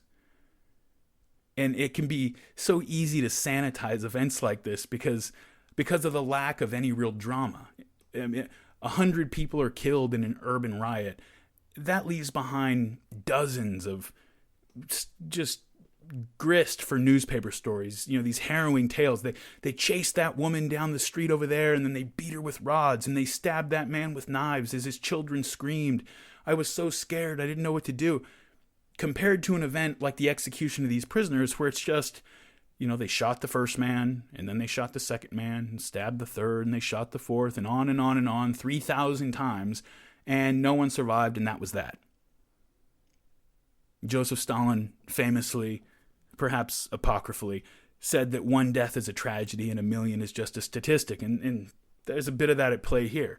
A riot that kills 100 people can seem infinitely more horrifying than the brutal murder of 3,000 that lacks the drama and from which no one survives. For centuries, the Arabs of Palestine had lived in peace with the Christians and the Jews in their midst. Neither of the two minorities, Christians or Jews, enjoyed equality with the Muslim majority, of course. I mentioned in the first episode that the Ottoman Empire, as far as places in the world went at the time, was a decent place for a Jew to be, and I got some flack for that from people who wanted to point out, well, there was this type of discrimination, there was that. I get all that. I'm not saying there was equality, but you have to speak in relative terms. It was a different world. No place in the world conferred equality on minorities until very, very recently in world history. And many would say that this really hasn't even been accomplished across the board in any country on earth today. On the whole, though, the Ottoman Empire in general, and Palestine in particular, was the easiest place on the planet to be a Jew. So take this quote, for example. This is a quote from, honestly, one of the better studies that I've found on the Jewish experience in Ottoman Palestine. It's called Letters from the Land of Israel by a great writer and scholar named Avraham Yari. He writes that the authors of the letters that he surveyed, thousands of letters over hundreds of years, that the authors of these letters invariably emphasize, quote, that the regime does not discriminate against the Jews and that the Arab inhabitants harbor no special hatred of the Jews as Jews. The writers stress in particular that there was no contempt for the Jew and his faith, the kind of contempt that had become etched in their souls during their time living in Christian lands. They declare in astonishment that the Arabs honor Jewish holy sites and the tombs of Jewish saints. Rabbi Yitzhak Latif writes in his letter from the last quarter of the 15th century, quote, "The Arabs are at peace with us. They will never strike us and never pillage," end quote. At about the same time, Rabbi Yosef de Montaigne declared in his letter from Jerusalem, quote, On the way, we were sometimes in the field among many Ishmaelites, and I never heard a man open his mouth to speak evil." End quote. A few years later, in 1488, Rabbi Ovadiah of Bartanur wrote in his first letter from Jerusalem, quote, "The Jews feel no sense of repression at all from the Ishmaelites in this place. I have traveled the length and breadth of the country, and no one opens his mouth or jeers." End quote. A student of this same Rabbi Ovadiah of Bartanura describes in a letter the punishments imposed by the authorities, remarking that, quote, "As a rule, there is a single law for the Jews and the uncircumcised, the Christians, and the Ishmaelites. But they do not hate Jews and castigate and abuse them as in your country, Italy." End quote. In the mid-18th century, Rabbi Avraham Gershon of Kitav wrote from Hebron, quote, "The Gentiles here very much love the Jews. When there is a Brit Milah," circumcision ceremony that I probably butchered, "or any other celebration, their most important men come at night and rejoice with the Jews and clap hands and dance with the Jews, just like the Jews." End quote. And so this book, it goes on to describe the close relations and business interactions between Arabs and Jews, close social relationships, and although tensions began to rise during the first wave of Jewish immigration, of Zionist immigration, it wasn't widespread enough to affect most of the country. And just before the outbreak of the First World War in 1913, I remember reading about a band that would play together in Jerusalem, and the band consisted of 3 Muslims, 2 Jews, and a Christian, and this was not strange to anybody. But let's go back to the 19th century. After Napoleon's forces reintroduced Europe to Palestine's Arabs, although relations would not really go off the cliff until the post-war Zionists drove it off the cliff, things did slowly begin to change after the French atrocities, not least because some groups of Christians and Jews saw an opportunity in the French conquest and collaborated with them. It hadn't occurred to the Arabs before this that the Jews and Christians in their midst might have identified more with these Europeans than they did with their neighbors, and most of them didn't, but the collaboration of a few was enough to make the Muslim majority suddenly more aware of the difference between themselves and their Christian and Jewish neighbors. Suddenly it became necessary to remember that, hey, Christians have been trying to conquer the Holy Land for 1,000 years, and the Jews still spoke of returning to their homeland in Palestine. When the Ottoman Empire was strong, they could afford to imagine that both of those groups would be happy just living in Palestine. But as the Ottoman Empire was eclipsed by Christian Europe in power, the Arabs realized that they had to actually worry about being conquered. Suddenly, the Christian and Jewish minorities around them began to look a lot more dangerous.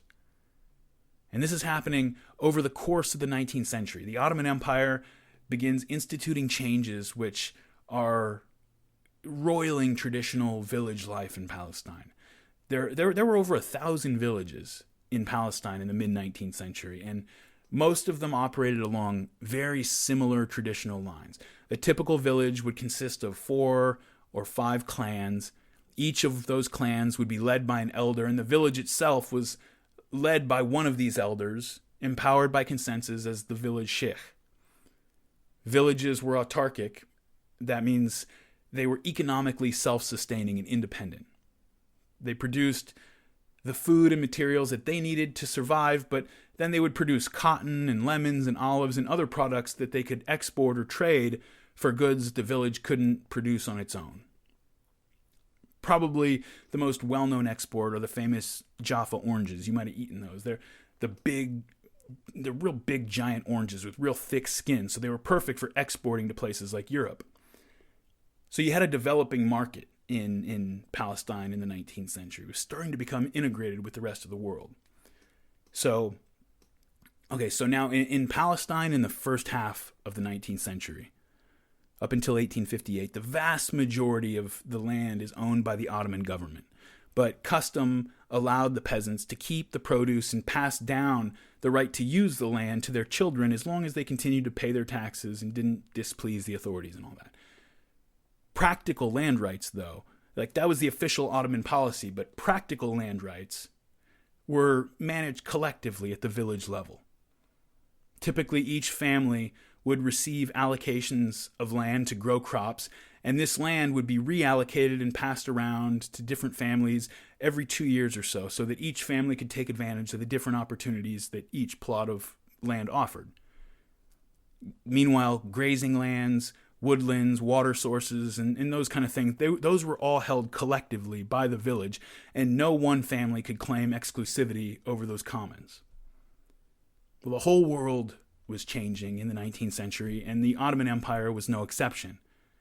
Driven by what economic historians call the integration and peripheralization process, the Ottoman Empire and its constituent peoples could no longer insulate themselves from what was happening everywhere else in the world. This process of integration and peripheralization began in the 16th century, and it was accelerating by the time we get to the beginning of the 19th century, and it could be basically roughly summed up as follows. The world economy is becoming increasingly integrated into a single economic system, with Europe providing high-margin, high-value finished products and manufactured goods and capital for investment, and other regions provide raw materials and cheap labor and agricultural products for Europe. Sounds pretty awesome if you're Europe, right? The Ottoman Empire was thus brought into the world economy as a provider of raw materials for Europe and as a market for European finished goods. This is basically the center-periphery colonial arrangement against which the American revolutionaries, for example, would rebel toward the end of the 18th century. And so this was one aspect of the changes that are taking place, that are affecting life in Palestine in the 19th century. These self-sustaining village economies suddenly found themselves involved in a world economy. Another aspect was a series of internal reforms that were being pushed by the Ottoman authorities. The encroachment of Europe and a brief rebellion in Egypt made the Ottomans decide that they needed to reassert control over their territory. This involved many policy changes, many projects. For example, forcibly settling Bedouin nomads as peasant villagers and building the famous Hejaz Railway. The Hejaz Railway is the line that ran from Istanbul to the Muslim holy cities of Mecca and Medina. And they built it. It was a huge prestige project. Muslims from all over the world donated to the project. It was a big, important thing for the Ottoman Empire. And so to protect that rail line from sabotage or from people scavenging for materials, the Ottoman army greatly increased the number of garrisons and its presence throughout Palestine, through which most of the railroad ran. The Ottoman Empire had traditionally been a pretty loose governor. Pay your taxes, just remember who the boss is, but other than that, we don't care. Run your own affairs. Just keep sending your tribute and, don't rebel. But now the Palestinian Arabs were going to have to get used to a much more present and activist Ottoman government. And so the forced settlement of Arab nomads ensured that virtually all of Palestine has been cultivated by the middle of the 19th century. But the recent nomads, they settled in stages. They didn't just go from being pastoralist nomads and raiders and hunters to completely sedentary peasants just like that. In the middle of the century, for example, the land on the coastal plain of Palestine between Jaffa in the south and Haifa up north was being cultivated by peasants who were living a sort of hybrid lifestyle. They would spend most of the year living in tent villages in the hills or up on the plateau overlooking the plain and their crops, and they would come down a few times a year to plant and tend their crops and reap their harvests. And so when European and Jewish visitors in the 19th century got off their ships in Haifa and looked around that coastal plain, they saw thinly inhabited, temporary villages kind of just set up for the times, those rare times that the farmers came out of the hills to work. And so they concluded that there was nobody around but a few poor natives living in these jerry-rigged villages. So move up to 1858. In 1858, the Ottoman Empire passed a Land Reform Act, privatizing most of the land in Palestine. Now, this probably needed to happen. It was a definitely a modernizing, progressive thing that probably needed to happen for the empire. It may have even been well-intentioned enough, but it created a huge amount of turmoil and social upheaval in the country. You remember, village land was held collectively, and only the right to use it was reallocated by the village itself from time to time. But the Ottoman land law conferred full, exclusive ownership on whomever happened to be holding it and claim possession of it at the time that the Land Reform Act was passed. And so this led to many unscrupulous people accumulating huge tracts of land, and to many other simple peasants who wouldn't have remotely known how to navigate the bureaucracy in any case to lose out. The Ottoman Empire used land ownership registration to find and conscript peasants into the army so that it knew where to go when it wanted to tax people and stuff like that. So as bad of a time as it has historically been to be a front rank conscripted cannon fodder soldier, it was worse in the Ottoman Empire because they didn't even have a remote idea yet of a citizen soldier. That was as far away as it could be. You're real cannon fodder. And so sometimes wealthy urban speculators in Haifa and Beirut and the other cities in the area, they would go out and spread rumors of looming mass conscriptions and wars that would frighten the peasants into selling their land cheaply just to get off the books.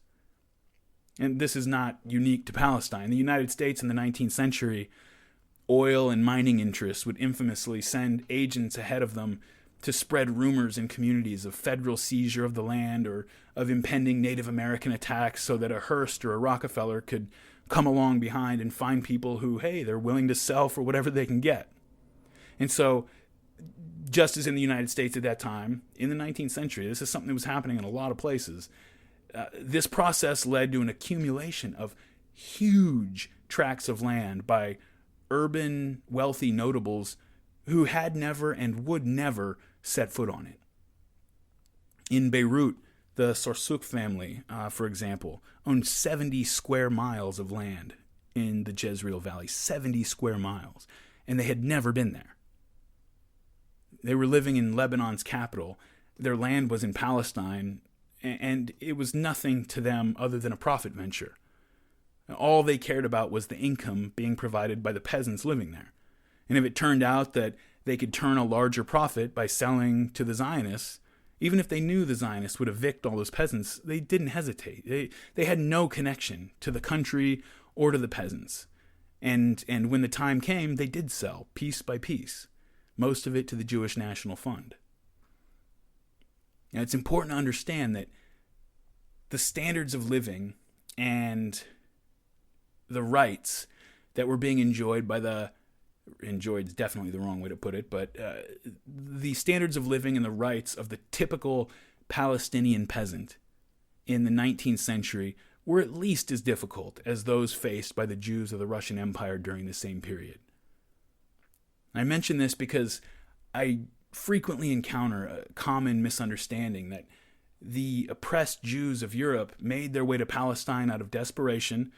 This part is mostly true, and that the Arabs, afraid of losing their privileged place in the land, reacted violently and tried to block the poor Jews from coming. That second part is completely untrue. The wealthy urban Arab notables, they actually didn't mind Jewish immigration for the most part. They made money off of it.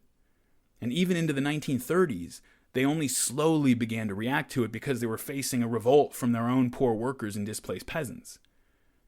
The vast majority of Palestinian Arabs had lives that were just as difficult and oppressive as anything the Jews faced in the Russian Empire. And these were the people, not the rich urban families. These were the people on whom Zionism landed the hardest. As the European colonial powers began their conquest of the Middle East and North Africa, pressure was turned up all over the Arab world. You remember how the West reintroduced itself with Napoleon? Well, now they're taking over countries and they're chipping away at the periphery of the empire and slowly closing in on the core. Every new acquisition by Britain or France is experienced as another step in that process that began with Napoleon's conquest of Egypt and Palestine. Eventually, the Europeans controlled just about everything except the Ottoman core. And it was clear that they were gunning for that too. Morocco, Algeria, Tunisia, Libya, Egypt, Yemen, all effectively under European control. When the Zionists began to show up in the late 19th century, then, they were not resisted as Jews, they were resisted as Europeans. They were universally thought to be agents of European colonial powers. And in fact, that's how they sold themselves to Britain in the first place. Help us out, help us get established down there, and now you'll have a friendly Jewish commonwealth that'll, be kind of a part of this global British system right there by the Suez Canal. It will help you out. So during the First World War, when that comes along, Britain comes to the Arabs, encourages Sharif Hussein and the Hashemites to rise up against the Ottoman Empire, promising them that they'll have sovereign nation states in the aftermath. But of course, it turned out that Britain and France had other plans. After nipping at the edges of the empire for years, the Europeans finally finished the job and laid waste to the entirety of the 500-year-old Ottoman Empire. The League of Nations comes and institutes a mandate system, and when word of the mandate system reaches the Arabs in the Levant, they convene the Syrian General Congress to make their collective will known to the colonial powers. We spoke about all this. But very quickly again, because it's important to understand how this culminates in their response to the 1929 riots. The Syrian General Congress told the League of Nations, okay, first, look, we are ready and prepared for independent nationhood right now. We don't want a mandatory power controlling our fate. We're ready to just do this ourselves. You say that the mandate is to help shepherd us and prepare us for self-government. We're ready for it now.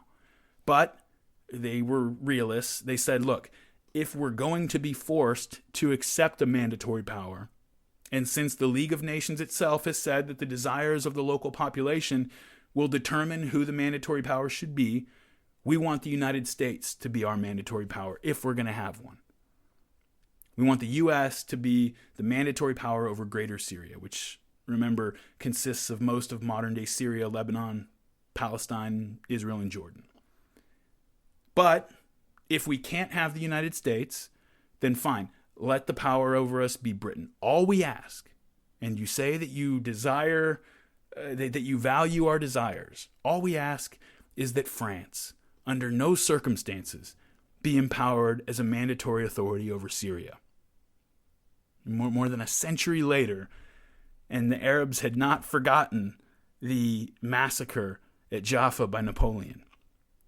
And finally they said, the Zionists are coming in here claiming that they want to take away our national rights altogether, insisting that our land is actually their land, and saying openly that they will make their wish a fact. The Jews who have always lived here as our neighbors, they belong here, and they will be full and equal members of our new nation. But the Zionists, who openly threaten our national future, must no longer be allowed to immigrate into our country. And so, because the mandatory powers did, in fact, value the desires of the local population so much, what do you think they did? Of course, you know the answer to that. They gave Syria to France, and Britain maintained control of Palestine specifically in order to ensure that Zionist immigration would continue. And when the Arabs decided that they didn't like that arrangement and simply withdrew from the process and declared their independent kingdom on their own, the French army came in, smashed them, exiled their leaders, and imposed a military government over the whole of Syria and Lebanon. And you remember in an earlier episode we mentioned the French general in Syria and the British Prime Minister Lloyd George recalling the Crusades explicitly and rejoicing triumphantly that they had finally returned to the Holy Land and taken it back for the Christians. And those people who were watching from afar and wondering at the outbursts of Arab violence, they probably wondered, just like many people today still wonder, why the Arabs, why do they seem so paranoid? They always think everybody's out to get them. But if the average European didn't see the colonization and conquest of the Middle East as a new crusade that began with Napoleon's conquest, I think it's pretty easy to see why it was experienced that way by the Arabs. The British, for their part, continued to whisper sweet nothings into the ears of the Arabs, even as they appointed committed Zionists to rule over Palestine's mandatory government. And the Arab notables, who had been Palestine's nominal leadership class for quite a while now, but whose relationship with the peasants was always a little less than harmonious, seemed happy to let it all happen. And by the end of the 1920s, thousands and thousands of formerly independent Arab farmers are living in filthy shanty towns on the outskirts of cities like Haifa, walking through beautiful neighborhoods that are now inhabited by Jews and Britons and wealthy Arabs, and they're walking down to the docks or into the factories to beg for a job from their new masters. The rage of impotence and betrayal had been building underneath the surface, and when right-wing Zionists in 1929 began marching on the Temple Mount, declaring the area to be the rightful property of the Jews and carrying their Zionist flag and mounting it up over the wall, that was all the spark that the powder keg needed to blow up. The peasants had been slowly and then quickly dispossessed and deprived of their rights and brutalized for over a century, and not just by the Zionists, intermittently by the Ottoman powers and the European colonialists. From the Arab perspective, quite reasonably, I would say, every interaction that they had had with the Europeans, from the Balfour Declaration of 1917 to the brutal repression of national uprisings in Iraq and Egypt and Syria, to everything that's still ahead in our story, all of it just confirmed their belief that the Europeans were advancing their conquest of Muslim lands, whatever they said, and that the Zionists were just a weapon in that conquest. The urban, wealthy notables had failed, if they had tried at all, to protect the poor Arabs from any of this. They seemed complicit in their dispossession a lot of the time. With the exception of the Grand Mufti of Jerusalem, the Hajj Amin al-Husseini, the urban families were becoming objects of scorn among Palestine's poor. Instead, the poor workers and peasants had begun to turn to the only people who seemed unafraid to speak out about what was happening to them, the religious leaders. On the morning that the violence of August 1929 struck Jaffa, a young imam named Ismail Tubasi, he gave a fiery speech to a crowd in front of Jaffa's primary mosque. And there was a British military officer there. He wrote about it, and he wrote that the older sheikhs tried to cut him off, but Tubasi wouldn't listen. The older sheikhs were among these notables who increasingly seemed to be either impotent at best or collaborators at worst to the common people, and the imams were finally beginning to take them on directly. And so that British officer who was present wrote, quote, "At about 1000 hours, Sheikh al-Muzaffar addressed the people. He asked them to refrain from demonstrating and told them to be quiet. Ismail Tubasi rose and said, 'In the name of God, in the name of Muhammad and religion, we do not want protests. We are 10 years protesting, but without results. This protest will receive the same fate as the others. We must demonstrate. Attack our enemies by ourselves. Lose our lives for the country.' He was very excited and made the assembly very excited." End quote. Now, Ismail Tubasi was just 22 years old when he said this in 1929. He just finished his studies at the Islamic College in Jerusalem. And there's something like a dark mirror of that children's revolt against their parents, that rift that had emerged earlier between the younger and older Russian Jews after 1881, with the younger becoming so disillusioned with the impotence of the older generation that they finally took matters into their own hands. As one of the only traditional Arab notables that was still hanging on to a decent amount of influence, the Grand Mufti became more and more important to the British. He was one of the last threads still connecting the British mandatory government to the Arab people on the street, and he was the only one who could credibly exercise any kind of moderating control over them. But this put him in a really difficult position, because that credibility that he was holding on to rested entirely on the people's impression that he was standing up to the British and standing up to the Zionists. And in August of 1929, the people had begun to awaken to the fact that they could act without the leadership of the big families, or even in defiance of them. And it was the religious leaders who were beginning to finally wake them up to that. And so when the Zionists begin arriving in Palestine, they're walking into a world where the peasantry had already been thrown into the gears of history by European conquerors and by their own Ottoman government and their own wealthy supposed leadership for about a century. The resistance of the Palestinians at first, before the First World War, you couldn't really call it a national struggle. It wasn't nationalist resistance at the time. That idea hadn't formed yet. They were still part of an Ottoman Empire that they considered legitimate. It was more what the historian Eric Hobsbawm calls primitive rebellion. It was a reaction. It was a disunified response to the fact that they were being bullied and dispossessed.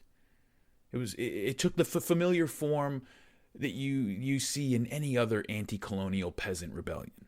The tactics were the same, the purpose was the same, the organization level very similar.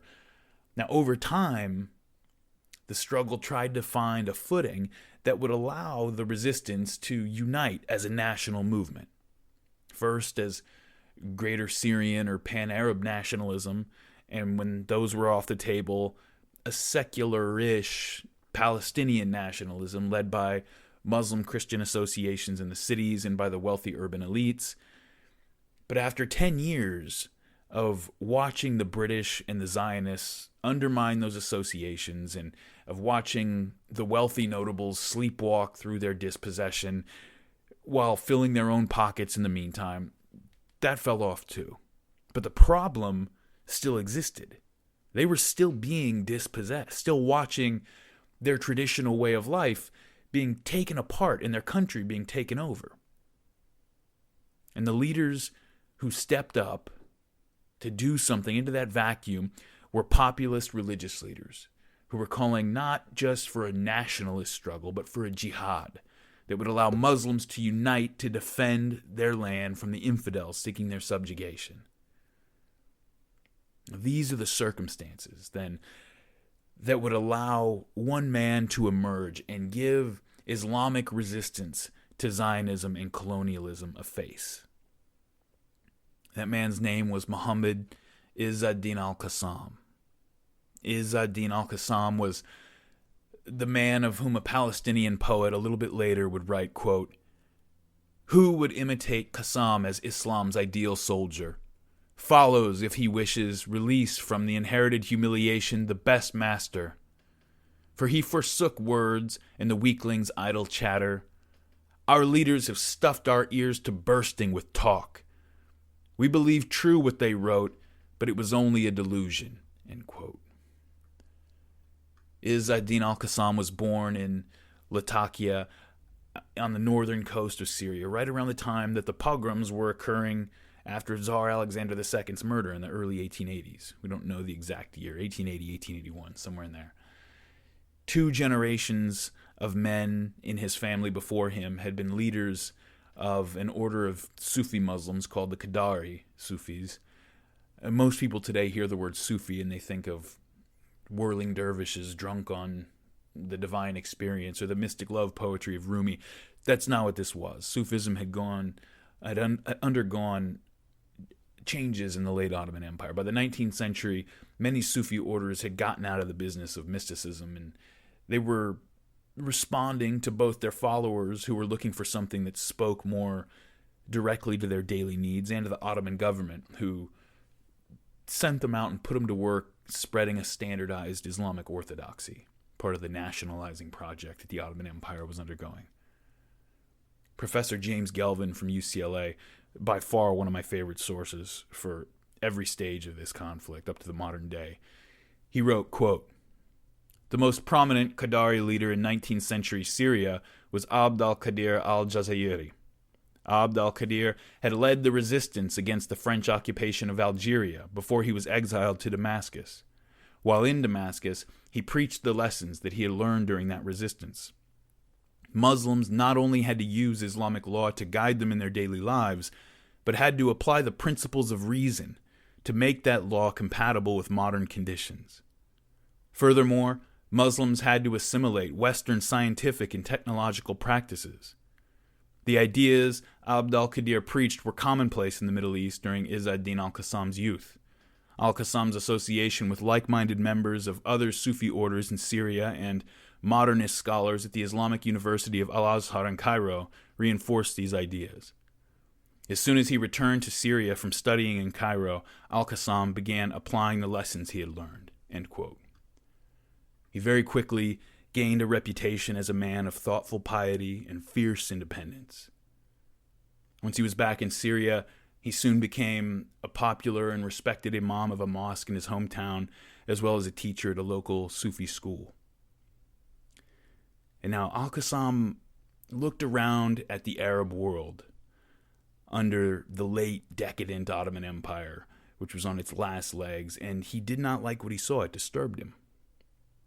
He had just returned from Cairo, which was once the largest city in the world west of China, and to him it was a reminder of Islam's glorious history, but also a reminder of how that mighty city and the rest of Egypt had been brought completely under the control of foreigners from some tiny little island north of Europe.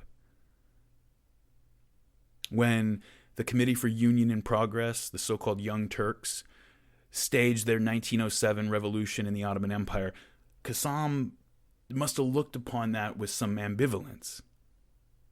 I'm not aware of any record of his thoughts at the time, but the Young Turks, they were a modernizing force in Ottoman politics, and his Qadari Sufi order would have supported most of that. But they were also pushing toward Turkish nationalism, specifically Turkish nationalism, and kind of abandoning their role as the leader of the whole Muslim world. And already they had abandoned their responsibility to protect some North African Muslims from European domination.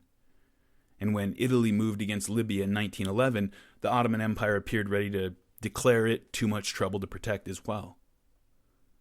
Some people started to wonder if they would let it go that easy if they were Turks and not Arabs. Muslims who had depended on the Ottoman Sultan and Caliph for protection, they were being exploited, being killed by European colonial powers.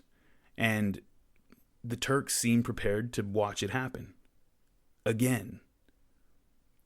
Resentment and worry over the fact that the Turks were not any longer interested in protecting their Arab subjects was a big factor in the Hashemites' decision to take the British up on their offer to rebel during the First World War. But if the Turks were prepared to watch Libya fall under the Italian yoke, Izz ad-Din al-Qassam was not. He began gathering up men and making preparations to set sail for Libya himself to go fight the Italian invasion, to join up with whoever was fighting it. He took up collections and donations for supplies and weapons, and he got together his volunteers, and he was at the port, ready to depart when the Turkish government ordered them to stay put and intercepted them all before they could embark. So Libya is taken over, along with the rest of North Africa, by the Europeans, and Qassam, frustrated, he went back to work as a teacher. And so 1914, the World War comes along, and Qassam, he's frustrated with the Ottoman Empire, but he's still an Ottoman subject, and he still believes in it to the extent that it's a reality and it exists, and it's the primary vehicle Islam has at that moment to defend itself. And so he joined the Ottoman army and serves as a chaplain. He wasn't originally slated to serve in combat, but he demanded to serve in combat, and so he received training on weapons handling and basic tactics and survival, basic stuff. I'm not sure if he ever actually made it into combat. He also made valuable contacts with other trained military veterans, and when the war ended and the Turks were gone and their ostensible enemy, Faisal ibn Hussein al-Hashimi, the Hashemites, who had staged the Arab revolt, he was the only leader who was available at the time that could unite the Arab kingdom of Syria, and so Qassam threw in with him and his supporters. And when the French decided to throw Faisal out, Qassam thought that his time had finally come. This is what he'd been waiting for. He was ready to fight. This time he wasn't traveling to some other country in the name of defending an abstract concept. This jihad would be in his home country to defend an Arab ruler from European invaders. Pretty clean. But we already covered how this went. Faisal backed down, surrendered to the French without a fight, and Qassam was disappointed by the passivity and compliance of the elite leadership again. After Faisal surrendered, Qassam was not prepared to give up, so he was one of those who took up to the hills to carry on the fight against the French. These militias were made up of former soldiers from the Ottoman army, from peasant and working class volunteers, and there were some well-equipped fighters from wealthier families who kind of expected their status to guarantee that they would be leaders, that they would receive some deference from everybody else in the hills, from all the poorer fighters and militia members. The landowners and the urban notables were necessary to help fund and supply the resistance. And the French, they've been doing this a long time at this point. They knew it was much easier to target these self-interested, rich supporters of the resistance instead of chasing a bunch of jihadis who had nothing to lose but their lives. And the French didn't have to do much. They didn't pull out toenails or publicly hang any of these wealthier supporters. They just threatened to disrupt their businesses, seize their lands and their assets. Basically, they took aim at their pocketbooks. And the notables, the landowners and the notables, they just showed no heart at all. No heart at all. Not only did they immediately fold and stop funding the rebels, leaving them in the hills without supplies or ammunition as French planes flew by and strafed them, they also called back their own sons and relatives who took all their fancy gear back home with them, and then they even collaborated to help the French target the remaining fighters. This was a formative experience in Qassam's life. It was probably the formative experience in his life. And he made a decision right then and there that he was never going to trust the wealthy to come through again. Not for their country, not for their religion, not for anything. Men who had too many worldly interests were shackled by them. Only the common people had proven reliable when push came to shove in that rebellion, and it would only be the common people from now on with whom Qassam would hold any truck. After the resistance against the French in Syria fizzled out, Qassam was marked for death by the French, and so he fled into British Palestine, taking up residence in the port city of Haifa, and quickly rose to prominence there as a pious and eloquent teacher. 1924-25, I believe, he got a job as an official for the Grand Mufti's Supreme Muslim Council, going around administering Islamic marriages in the villages, and this was a big deal for him because this, it not only provided him an income, it gave him an opportunity, a rare opportunity in British Mandate Palestine. As a marriage official, he was one of the few people who had license to travel freely anywhere in the country. Because he'd never really abandoned his primary mission, which was freeing Islamic lands, especially Arab lands, and specifically Greater Syria, from European domination. And his gigs as a teacher and a traveling marriage official afforded him the opportunity to make the connections and to build the beginnings of a resistance network. Now, Izz ad-Din al-Qassam was not only, he wasn't just a fighter, and he didn't see the problem in Palestine in purely military terms. Living in Haifa, he was at the epicenter of the chaos resulting from British rule and from Zionism. Haifa was Palestine's main port city, and so when Zionist immigrants arrived, they arrived in Haifa. Many of them stayed there, at least for a while, and Haifa's population doubled during the 1920s. Real estate prices went up beyond what any of the Arabs, for the most part, could afford, and so it became a British and Jewish city for the most part. And all of the changes that were happening in the rest of Palestine happened first and happened most in Haifa. Haifa was the first city of Palestine as far as the British were concerned because it was the Mediterranean outlet of the oil pipeline they had built from Mosul in Iraq. And this, along with the influx of Zionist immigrants and the capital they brought with them, made Haifa the first destination of the displaced Arab peasants who were now looking for work. And the degradation of the Arab poor was more evident there than anywhere else. Arabs who had lost their farms, lost their land, lost their sense of agency, who suffered each day the indignity of begging for jobs from the people who had evicted them, and who were doing backbreaking manual labor in exchange for a pittance, especially compared to the Jewish laborers doing the same work, each of whose wages were marked up 30% flat from the Arab wages whenever they worked for the British.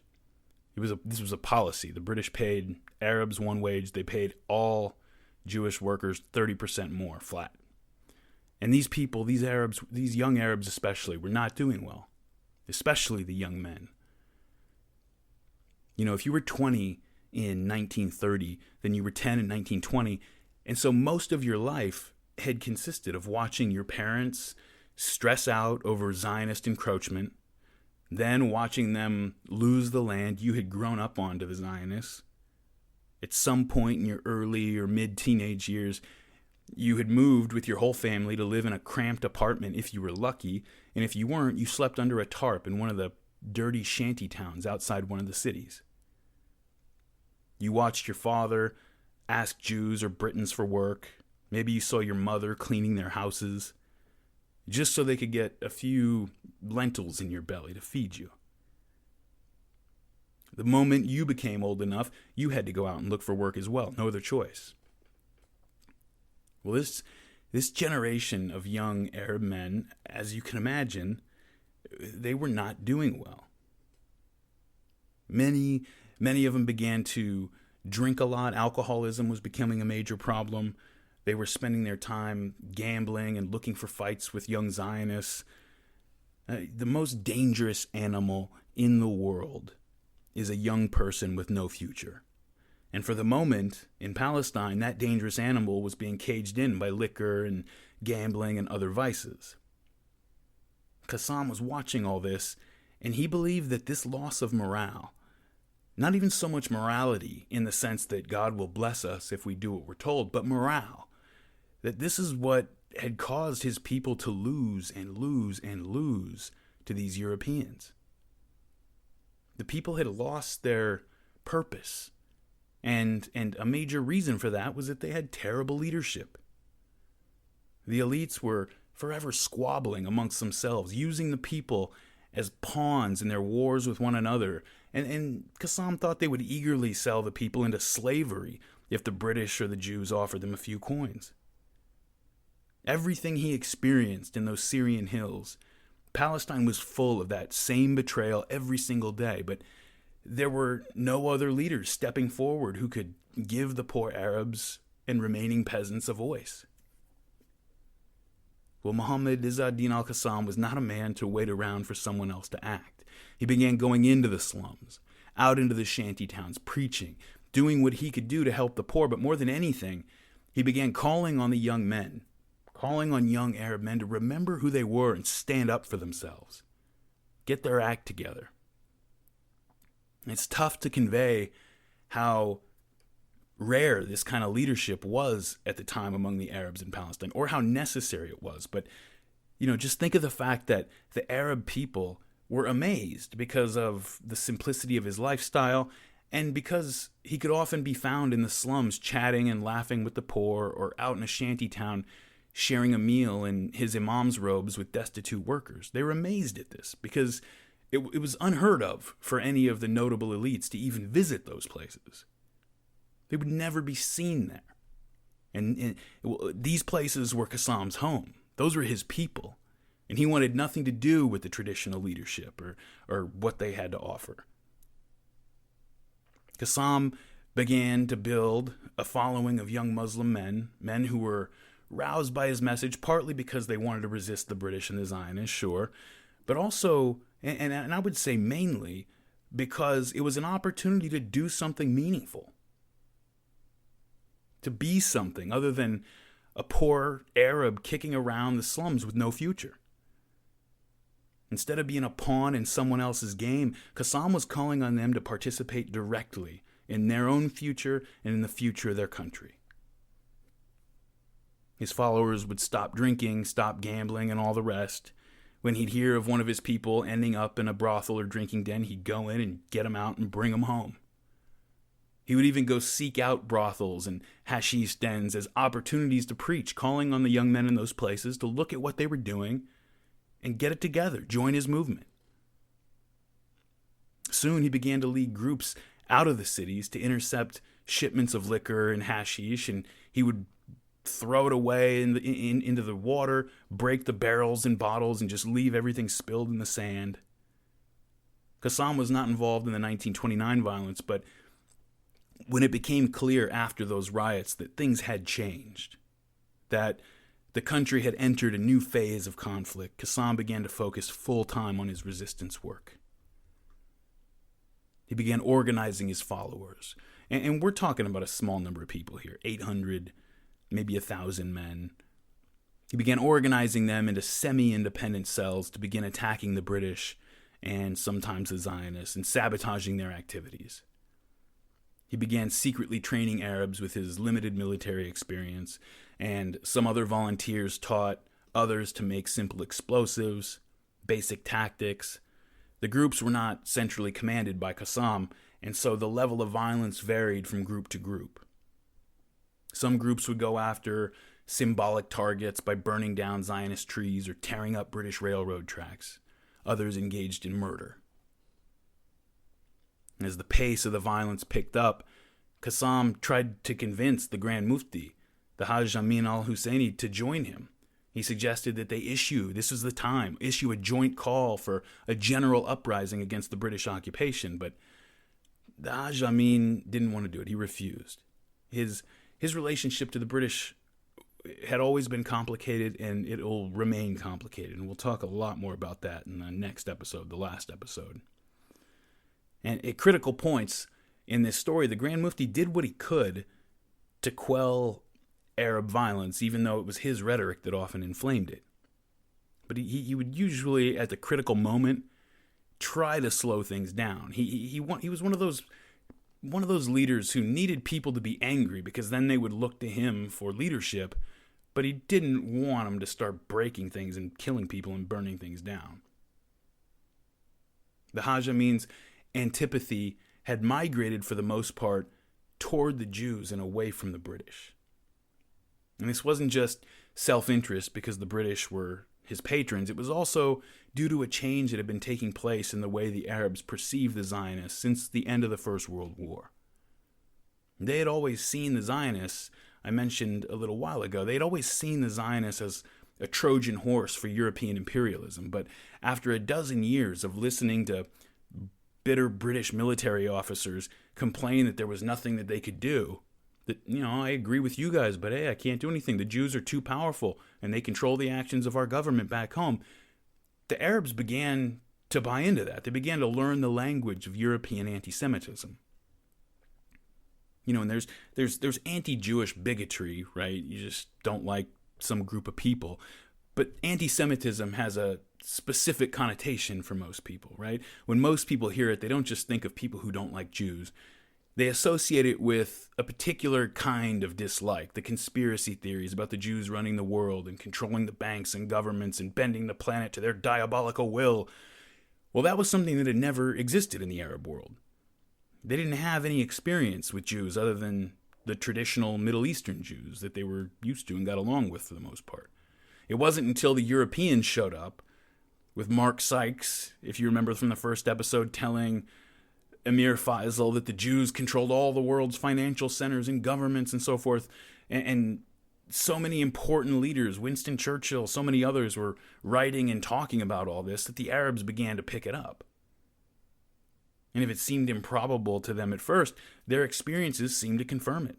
How else were they supposed to explain the fact that so many of the military, police, and mandate authorities working for the British government that they came into contact with and who seemed to support their cause, that they were saying that they had to take their orders from a British government that was always seeming to come down on the side of the Zionists?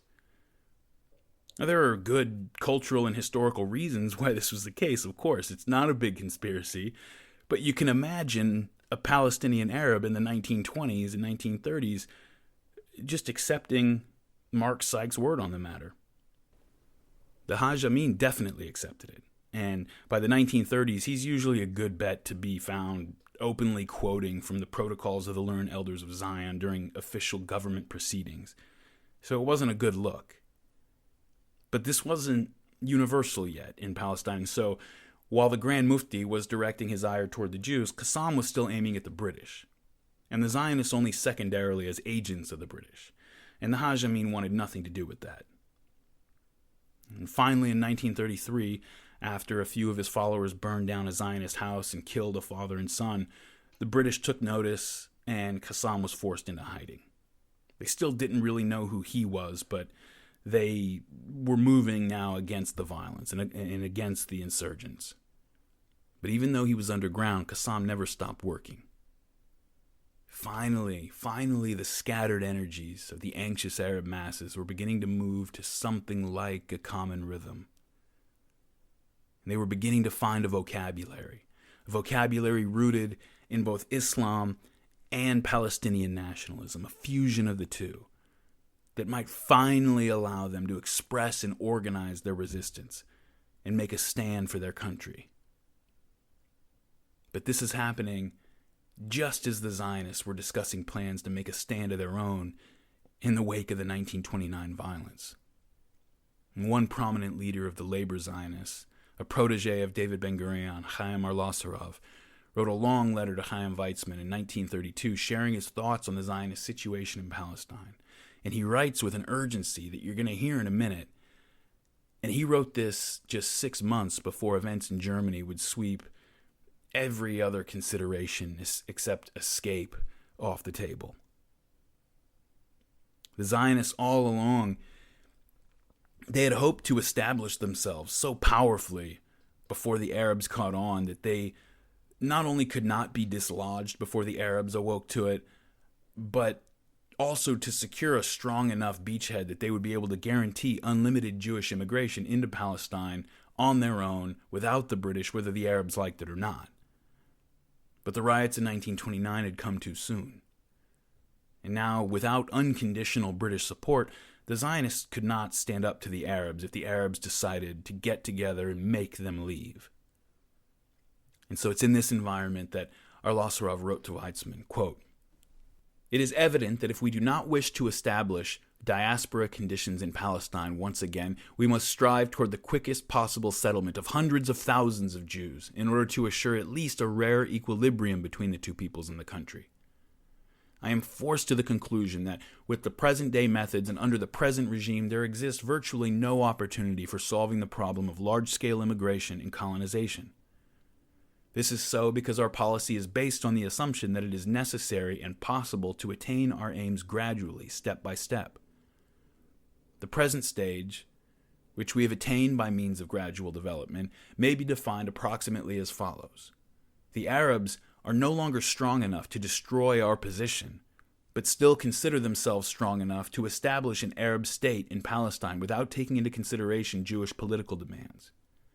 Whereas the Jews are strong enough to preserve their present position without possessing sufficient strength to assure the constant growth of the Jewish community through immigration, colonization, and the maintenance of peace and order in the country in the course of its development. The next stage will be attained when the relationship of real forces will be such as to preclude any possibility of the establishment of an Arab state in Palestine, i.e., when the Jews will acquire such additional strength that as will automatically block the road for Arab domination. This will be followed by another stage, during which the Arabs will be unable to frustrate the constant growth of the Jewish community through immigration and constructive economic activity. The constantly growing strength of the Jews will influence the Arabs in the direction of seeking a negotiated accord." End quote. And so you can see here, when the two Zionist leaders are speaking frankly and privately, that they've left off any language indicating a desire or hope for a peaceful resolution. Everything is about strength. And Arlosarov is speaking purely in terms of having the power to impose what they wish on the Arabs. Now, this was the line of Jabotinsky's revisionists all through the 1920s, when they would say plainly that questions of right and questions of morality had no place in struggles over identity and statecraft. The strong would do what they wished, the weak would suffer what they must.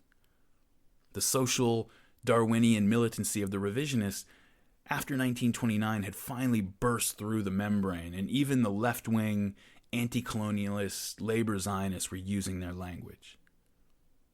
Arlosoroff goes on to describe to Weizmann what he sees as the regional situation, and also his anxiety over the fact that the Arabs were beginning to learn how to organize themselves. He says, quote, "In addition, we are witnessing a shift in borders in the Middle East which has not yet come to an end. Should Syria and Iraq come under one ruler, the United States could exert upon us a greater pressure than if the states in the north were to remain apart. The question whether the Emir of Transjordan will succeed in extending his rule southward and annex parts of Arabia is also more serious than it was 6 months ago. We must not forget that the Arab movement in Palestine has meanwhile learned all the political practices of Zionism, from congresses and presidents down to banks and campaigns. It has succeeded to some extent in attracting the attention of the Arab and Muslim world to Jerusalem and Palestine. Any policy which aims at isolating the Arabs of Palestine will now encounter greater obstacles than it would have encountered 10 or even 5 years ago." End quote. And we spoke in an earlier episode of the efforts by the British and the Zionists to ensure that the Palestinian Arabs remain divided amongst themselves and isolated from any other Arab states. The Grand Mufti Haj Amin had stirred up fears about the Al-Aqsa Mosque, partly in an attempt to get the attention of those other states, those other Muslim countries from which Arlosoroff would prefer to keep Palestine isolated. He continues, quote, "Moreover, it is scarcely necessary for me to remind you that the non-Jewish population of Palestine is increasing at a rapid rate. A decade ago, a Jewish majority or numerical equality in Palestine was a matter of 500,000 additional persons. Today, it's a question of 800,000. In another 15 years, it'll be a question of 1.25 million. But since the area of Palestine, even within its widest borders, is fixed, the pressure on the means of subsistence in the country will rapidly increase. I do not mean to say it is impossible to overcome this pressure. It is definitely possible to overcome it. But to do so, great means and a government loyal to its tasks are required." End quote. See, Arlosoroff is telling Weizmann, who is not in Palestine, remember, that we are running out of time. Jews have lived in diaspora for thousands of years, moving from place to place. When that's your life, it doesn't really make sense to have 12 kids per family, because a dozen kids are hard to herd together if you have to flee a pogrom or you're run out of town by the local peasants. And so as a result, to this day, Jews tend to opt for a low-output, high-investment reproductive strategy, right? Don't have a lot of kids, put a huge amount of energy into the ones that you do have. The Arabs, on the other hand, had been a tribal people until like yesterday, and even the settled townspeople and peasant villagers still structured their daily lives according to a lot of tribal customs and traditions. And in such a society, strength in numbers is the operative principle, and so the Palestinian Arabs tended to have lots of children. And throughout the 1920s, the Zionists had failed to convince many Jews to migrate into Palestine, and although their numbers had grown, the number of Arabs had grown even more quickly. And at a certain point, however you slice it, the country would start to run up on its carrying capacity, which would make the question of Jewish immigration or rights to the land moot without considering drastic actions to rectify the situation. And drastic action is exactly what Arlosoroff had in mind. First, he reminds Weizmann of another danger limiting their timetable by invoking the prophets with a prophecy of his own. He wrote, quote, "This array of circumstances may reach a climax if an international struggle in which Britain is a participant should break out. And can there be any doubt that we are nearing another world war? 5 or 10 years may pass before it breaks out, and we cannot foretell exactly the form it will assume, but whether it will be in the form of a concentration of forces against Soviet Russia, partly in order to halt the spread of Bolshevism, or the lines will be drawn some other way. Bismarck once said, "History does not permit us to look at its cards, but it is clear beyond all doubt whither we are going." End quote. He wrote this letter in June 1932.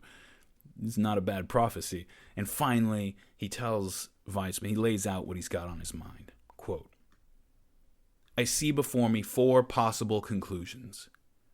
One possible way out is to declare that it is an ignorant prejudice to assume that every problem must have a solution, that all calculations must balance in the end. Actually, it is not so.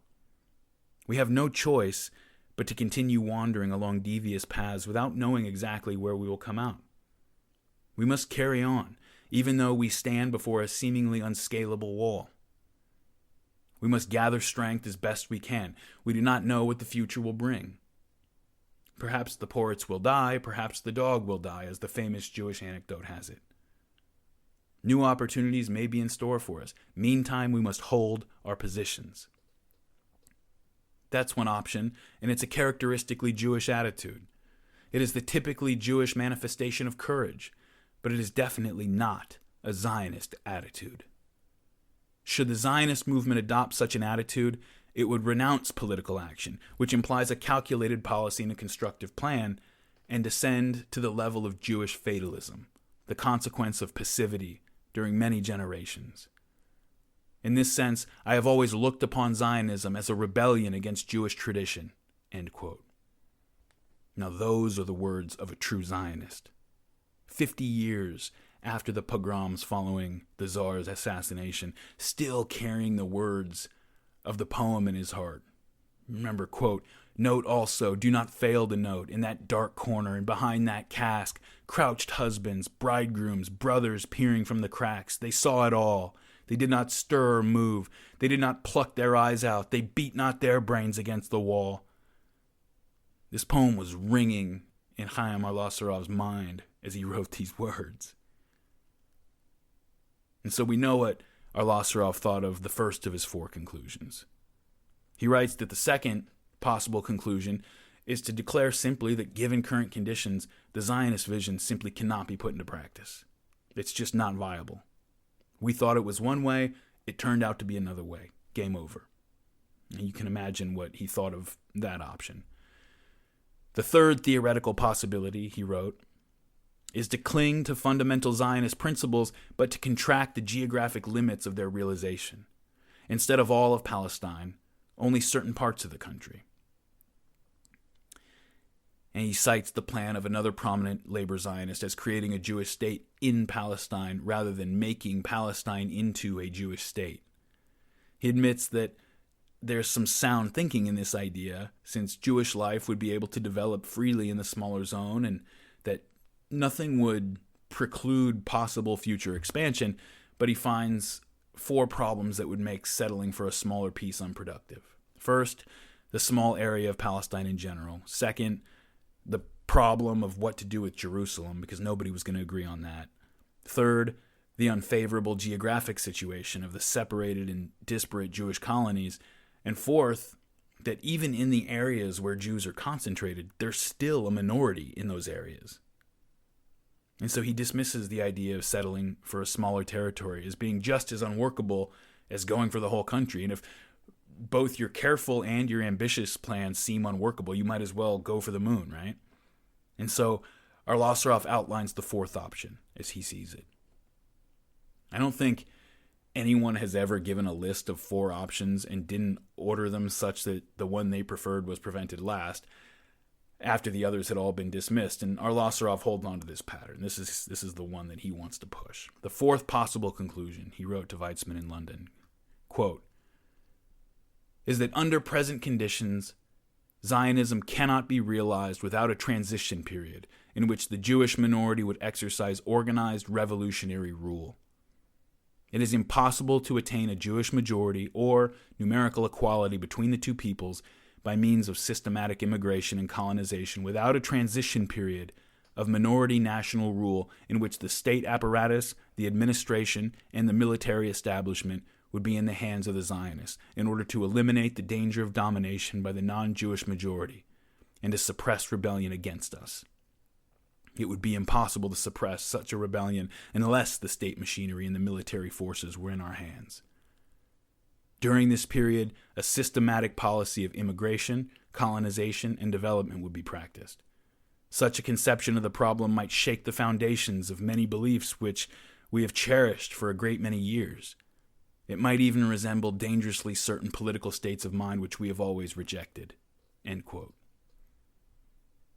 And when he speaks here of a revolutionary government under minority rule in 1932, in the middle of Stalin's commission of one of the century's greatest crimes in Ukraine, Kazakhstan, and throughout the Soviet Union, it's impossible that he does not have in mind the Leninist idea of the revolutionary vanguard, taking control of things until the rest of the country catches up.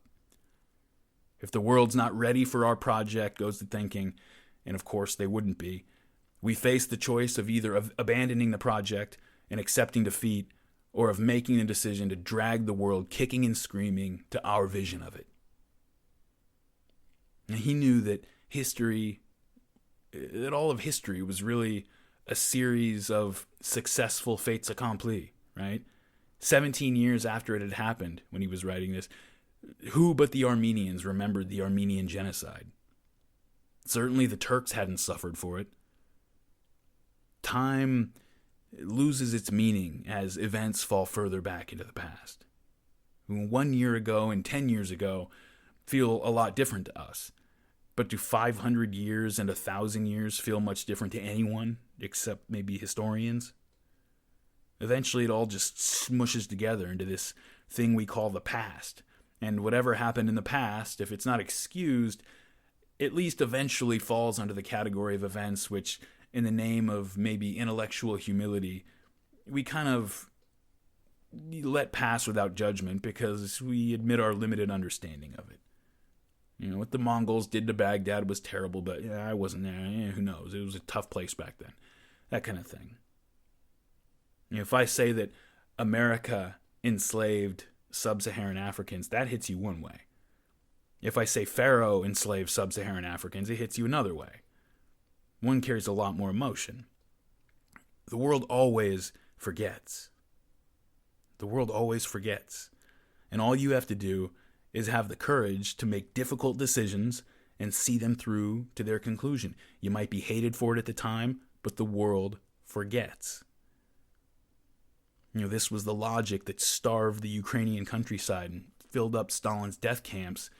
And it was the logic that informed the man who would take power in Germany 6 months after Chaim Al-Asarov wrote his letter to Chaim Weizmann. His letter closes with the words to demonstrate his conviction.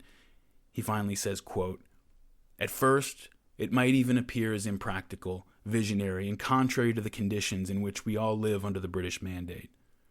All these questions require discussion, which I do not intend to inaugurate here in writing.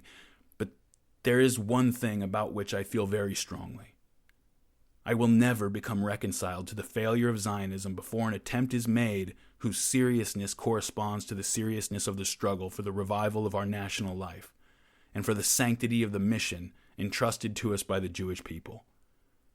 Nor should you forget that any change in the world or in the Middle East, any emergency situation, might compel us to resort to a line of action which we would never choose of our own free will. We must bear this in mind when weighing our political policy, whether we like it or not." End quote. Now, the Zionist movement, which began in earnest as a cry for dignity and for security and national rebirth, had seen its idealism crash into the wall of practical considerations. You know, as we saw in previous episodes, this wasn't exactly new.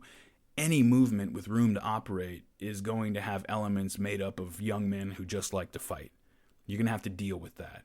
And Zionism had its share of zealots who were calling for military solution before the first Zionists had even unpacked their suitcases in Palestine. But I'll say again, that phrase that seems to be the motto of this episode, or at least one of the two mottos of this episode, the most extreme elements in a conflict zone usually have the power to force everyone else to operate on their level. It started as a reasonable reaction to a demonstrable need that the Eastern European and Russian Jews were experiencing. After the militant Zionist hero Joseph Trumpeldor was killed at the Battle of Tel Hai, and after the Nebi Musa riots that followed, many Zionists became convinced of the need for Jewish self-defense in Palestine, and this led to the formation of the Haganah, which we've talked about, the Zionist militia. And this became the main Zionist defense force, nominally affiliated with the socialists that were led by David Ben-Gurion and his circle.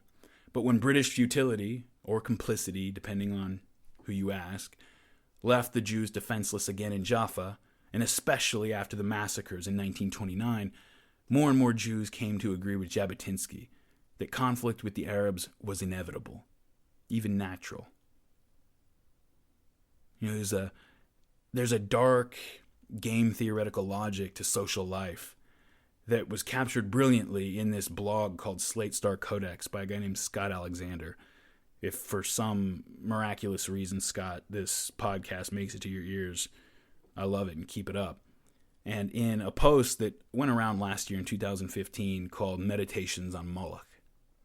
It's really long, but it really deserves to be read in full. In it, Alexander describes how in any system of, and I'm just going to use his language here, in any system of sufficient competitiveness, in any sufficiently competitive system, any positive principle or general good that can be discarded in order to make one party more competitive will eventually be discarded. And this is not because all men are cutthroat or venal creatures, but because those who refuse to discard their principles in order to optimize their competitiveness will be outcompeted by those who do. Eventually, after everyone has either discarded the social good or refused to do so and disappeared, equilibrium is reestablished so that everyone's basically in the same relative position they were before, only the society as a whole is worse off because everybody has discarded one more voluntary principle which served the general good. We can get away with holding on to our principles as suboptimal luxuries in environments where competition is less than fierce, but that does not describe Palestine at the time that Arlosarov is writing that letter. The competition in Palestine had become the definition of zero-sum in the eyes of both parties, and much to the frustration of the British.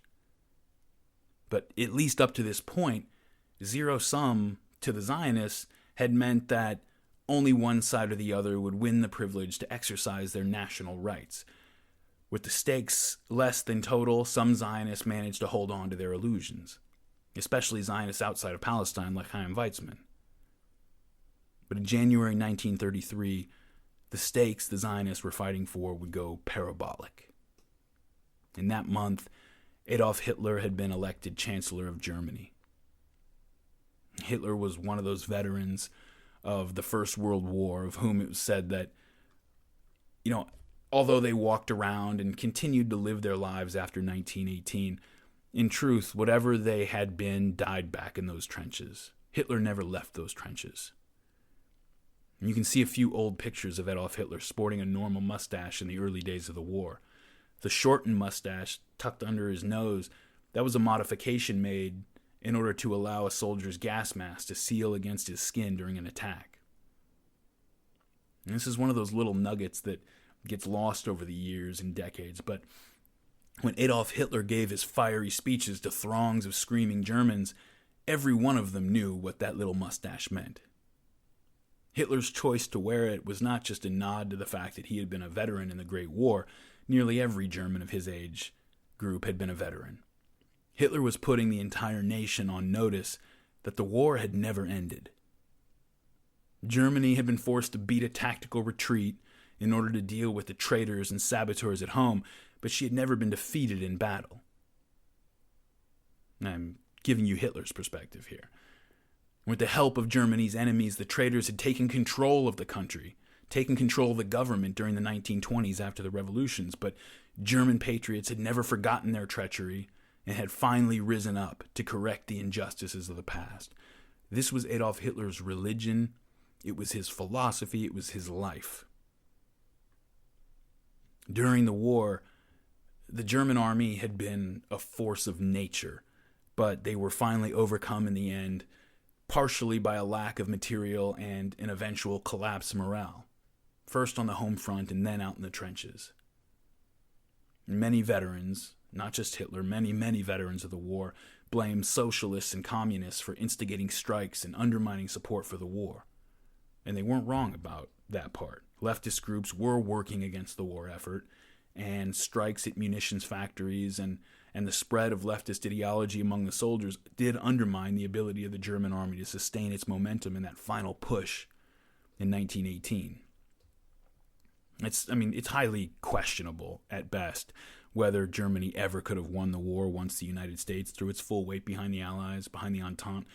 But it's not hard to imagine how an individual soldier might have felt betrayed or stabbed in the back, as General Erich Ludendorff and many other German veterans took to saying. After 4 years of abject horror, in the spring of 1918, the Germans had launched a massive assault on the dug-in, impenetrable Allied defenses of the Western Front. And against all odds, they break through and force the Allies back, taking hundreds of thousands of casualties in the process, but they eventually grind down for a lack of ammunition and material. There are reports of soldiers literally starving to death. When they get to the Allied trenches after they push through, they find more food and better supplies than they've seen in 2 years. And so imagine eventually being halted, in large part because you're delirious with hunger and undersupplied, and then finding out that many of the workers back home who were supposed to be making the stuff that you were missing had been on strike. Imagine hearing, after you've been bleeding out in the trenches for years, that people back home were complaining about the conditions that they were having to endure, and they were calling for a revolution. And imagine hearing that part of the reason your advance had been halted was that up and down the line, many soldiers were refusing to do their duty, or at least to do it to their fullest. We know today that it's much more complicated than that. We've got access to millions of pages of contemporary records and diaries and supply invoices, and we can sort of spread it out on a table and look at it from a historian's perspective. But if you were a German soldier who had given everything to your country for years, and you're there on the Western Front in 1918 in an attack that is stalled out, you're not a historian. You're not poring over the records. You're there, in the mud, hearing what people are saying. And it's not hard to see how you could feel betrayed. And Adolf Hitler was one of those soldiers. When Hitler took a shrapnel wound at the Battle of the Somme in 1916, he was sent back home to recover, and then he was assigned to light duty for a while, and he had an experience that a lot of soldiers in France and Britain talked about having as well. He had spent years under such extreme conditions, watching people he loved be torn apart, fighting off insanity during artillery barrages. But when he was on light duty recovering from his injuries, he looked around Berlin and he saw people complaining about their lives, about how the war was affecting them. And he just could not handle it. He was so appalled by the apathy that he immediately requested to just return to the front. I don't know how often any soldier in the First World War demanded that their leave be cut short or their light duty be cut short so they could go back to the front, but that's what he did. And then in October 1918, Hitler was wounded again, temporarily blinded by a British chlorine gas attack, and as he lay in his hospital bed a few weeks later, an elderly pastor came to him in his bed. He's still blinded, and the pastor's speaking to him, and he tells him that there had been a revolution in Germany, that the German Empire he'd been fighting for didn't exist any longer. The Hohenzollern dynasty was over, and the government of the fatherland had been taken over by socialists and communists. In his book Mein Kampf, Hitler would later write, quote, "There followed terrible days and even worse nights. I knew that all was lost. In these nights, hatred grew in me.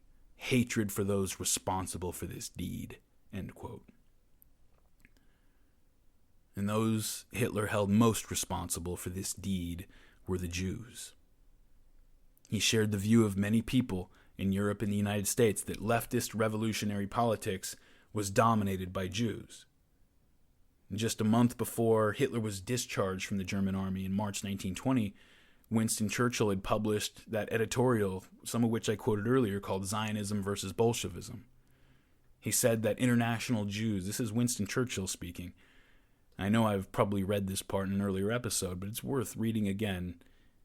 He said that the international Jews were engaged in, quote, a worldwide conspiracy for the overthrow of civilization. There is no need to exaggerate the part played in the creation of Bolshevism and in the actual bringing about of the Russian Revolution by these international and, for the most part, atheistical Jews. It is certainly a very great one. It probably outweighs all others. With the notable exception of Lenin, the majority of the leading figures are Jews. Moreover, the principal inspiration and driving power comes from Jewish leaders. In the Soviet institutions, the predominance of Jews is even more astonishing, and the prominent, if not indeed principal, part in the system of terrorism applied by the Extraordinary Commission for Combating Counter-Revolution has been taken by Jews, and in some notable cases by Jewesses. The same evil prominence was obtained by Jews in the brief period of terror during which Bela Kun ruled Hungary. The same phenomenon has been present in Germany, especially in Bavaria, so far as this madness has been allowed to prey upon the temporary prostration of the German people. Although in all these countries there are many non-Jews every whit as bad as the worst of the Jewish revolutionaries, the part played by the latter in proportion to their numbers in the population is astonishing, end quote. Now Hitler could have written those words. But Jews had had to fight off conspiracy theories for hundreds of years. During plague years, they were often accused, I'm talking the Black Plague of the 14th century and so forth, they were accused of poisoning water supplies and causing the plague. And then paranoid Christians would spread rumors about secret Jewish societies engaging in grotesque rituals and child sacrifice. Jews had been persecuted for centuries as well poisoners and drinkers of Christian blood. But deep in the mind of Adolf Hitler, a mind which was, let's be honest, probably damaged from the start and then profoundly traumatized from years in combat on the Western Front, something new and terrible was being born. His nationalist resentment and his sense of betrayal was combining with conspiracy theories like the one that Churchill was writing about, and ideas that, as crazy as it sounds today, for their time can only be described as modern. The bourgeois population of Europe liked to think of themselves as high-minded, rational people who embraced reason and human progress and rejected superstition. But if the Jews thought that meant that things were going to get any easier for them, they were terribly mistaken. Even hard-headed atheists and practical politicians found a way to hold on to their old anti-Semitism. The real horror of 20th century anti-Semitism was that it was not a throwback to some fading age, one last resurgence of superstitious, reactionary nonsense among peasants still going on about how the Jews killed Christ. That's not what it was. When the Jews were persecuted in the 20th century, it was not in spite of the Enlightenment, not in spite of reason, in spite of science and the ideas of modern government.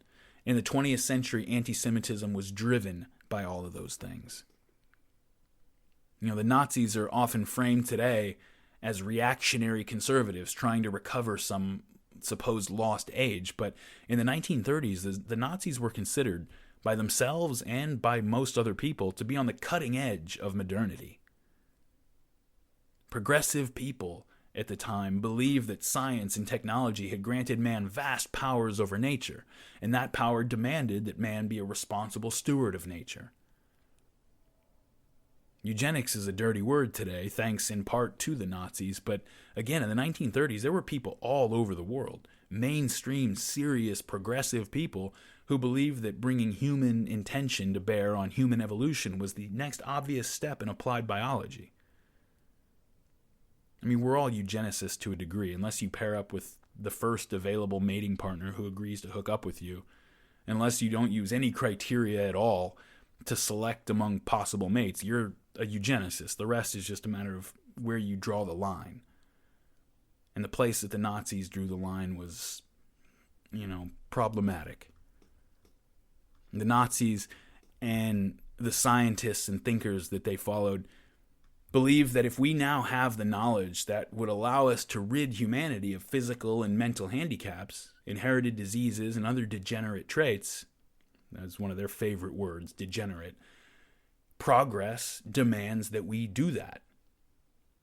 Okay, all right, Nazis, I'm with you so far. We all like vaccines, right? Well, as you may have heard, there was a bit of a problem with their implementation. Things didn't go, well, I mean, Hitler never won the Nobel Prize for medicine, let's just put it that way. They believed in ideas like racial hygiene. And if the term itself sends a shiver up your spine, that's good. You need to hold on to that. Hitler's beliefs were not original. Ironically, there were some strange affinities between the way the Nazis and the Zionists saw the world and saw themselves. The Nazis, for example, would end up adopting the same racial definition of a Jew as the Zionists, and which the state of Israel still uses today to determine someone's right to immigrate. The German Jews, they called themselves Germans who were culturally Jewish, but the Nazis were able to say, no, you can't be culturally Jewish or culturally German or culturally anything. Jewishness is in your DNA. No matter how much you pretend to wear the clothes and speak the language of a German, a Jew is who you are. It's your race. It's who you are. And the Zionists agreed with that whole cloth. You probably remember me mentioning Chaim Weizmann's line from an earlier episode, a line which, again, could have been spoken by Hitler's propaganda minister. There are no German, British, Russian, or American Jews, only Jews who happen to be living in Germany, Britain, Russia, or America. On a deeper level, the Zionists and the Nazis agreed about some of the fundamental attributes and shortcomings of the Jewish community. The Nazis would complain incessantly that the Jews were rootless cosmopolitans, unattached drifters. They were all cleverness and greed, not a true nation, but one which lives as a parasite on the underside of true nations. According to one German racial scientist, Zionism was, quote, a laudable effort to rehabilitate the Jewish race by curing it of its parasitic tendencies, end quote. Well, a guiding principle of all Zionists was the overcoming of exile. The very first Zionists who showed up in the late 19th century, they had tried to establish a plantation system in which Jews would live a comfortable life on the back of cheap native labor. It was more straightforward colonialism. Theodor Herzl said he was inclined, actually, toward that kind of an aristocratic republic. But of course, this fell apart because you can't have a whole nation of privileged aristocrats. That's not a nation. A nation needs its own farmers, its own industries, its own miners, builders, teachers, public servants. It needs its own writers and poets. A nation needs to position itself such that, in theory at least, it could continue to exist if every other person in the world ceased to exist. A nation needs to be a world unto itself in order to be truly independent.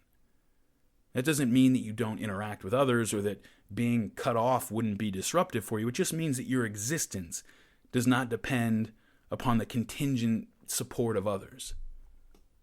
Throughout the whole history of the Jewish diaspora, they had been in a position where they had a lot to offer, but if the local population just decided, yeah, we're not going to feed you anymore, we grow the food and you're not getting any, and there was nothing they could do about that. They just had to pack up and leave and hope they could find someone else.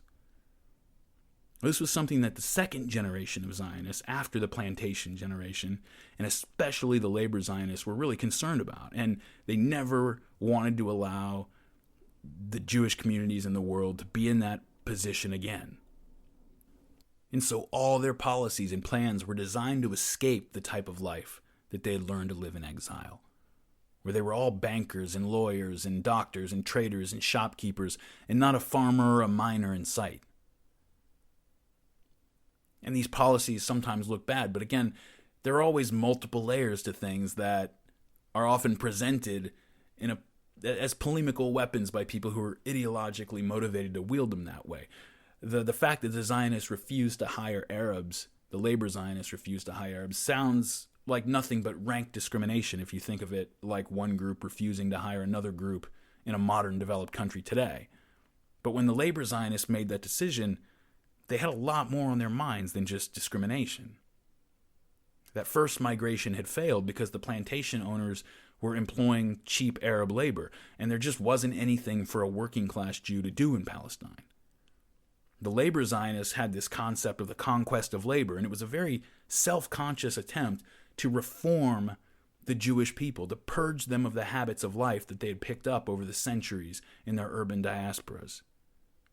Jews as a group hadn't planted a seed or hoed a garden in thousands of years, and the labor Zionists were completely committed to changing that. And that was a change that Hitler would have wholeheartedly endorsed. It got to the heart and source of his distrust for the Jewish people and why he thought that they were dangerous elements in his own and in other nations. I mean, don't get me wrong, his racism was so fixed in place and his hatred for the Jews was so rooted that he probably would have said that that attempt was doomed to fail, or that if it succeeded, he probably would have just made up some new excuse to hate them. Don't get me wrong, but it is interesting because it shows that there's an underlying internal logic to nationalism. The Nazis and the Zionists were both nationalists, and in a way, they both valued many of the same things and criticized and distrusted many of the same things. And again, it's unlikely that anything would have changed Hitler's mind, don't get me wrong. And don't think that I'm trying to say that Hitler only hated the Jews because of some real deficiency in the Jewish community. I'm not. I'm just pointing out that there are almost inevitable conclusions that confront you once you adopt the perspective of a nationalist. Part of Hitler's inflexibility had to do with the way he adapted the ideas of social Darwinism to shape an ideology around the idea that every people or race, the Nazis use words like race and people and nation interchangeably, that they all had certain essential traits. Not only physical traits like darker skin or blonde hair or bridge noses, but internal characteristics having to do with psychological makeup and creative abilities, things like that. And again, the Nazis were definitely not alone in thinking this way. This was a very modern, progressive way to be thinking back then. But the Nazis believed that many of these traits, many of these internal traits, were a drag on the human race the same way that a genetic disease was. Today, again, from our broader perspective, we don't need a conspiracy theory to account for the overrepresentation of Jews in the early 20th century revolutionary movements. I mentioned it, I think, in the first episode. When you've got any group that is disproportionately educated, literate, urban, you get that group of people and force them to face endemic discrimination and persecution for years and years. What do you think is going to happen? Of course they're going to be first in line for any movement that's going to overturn that order.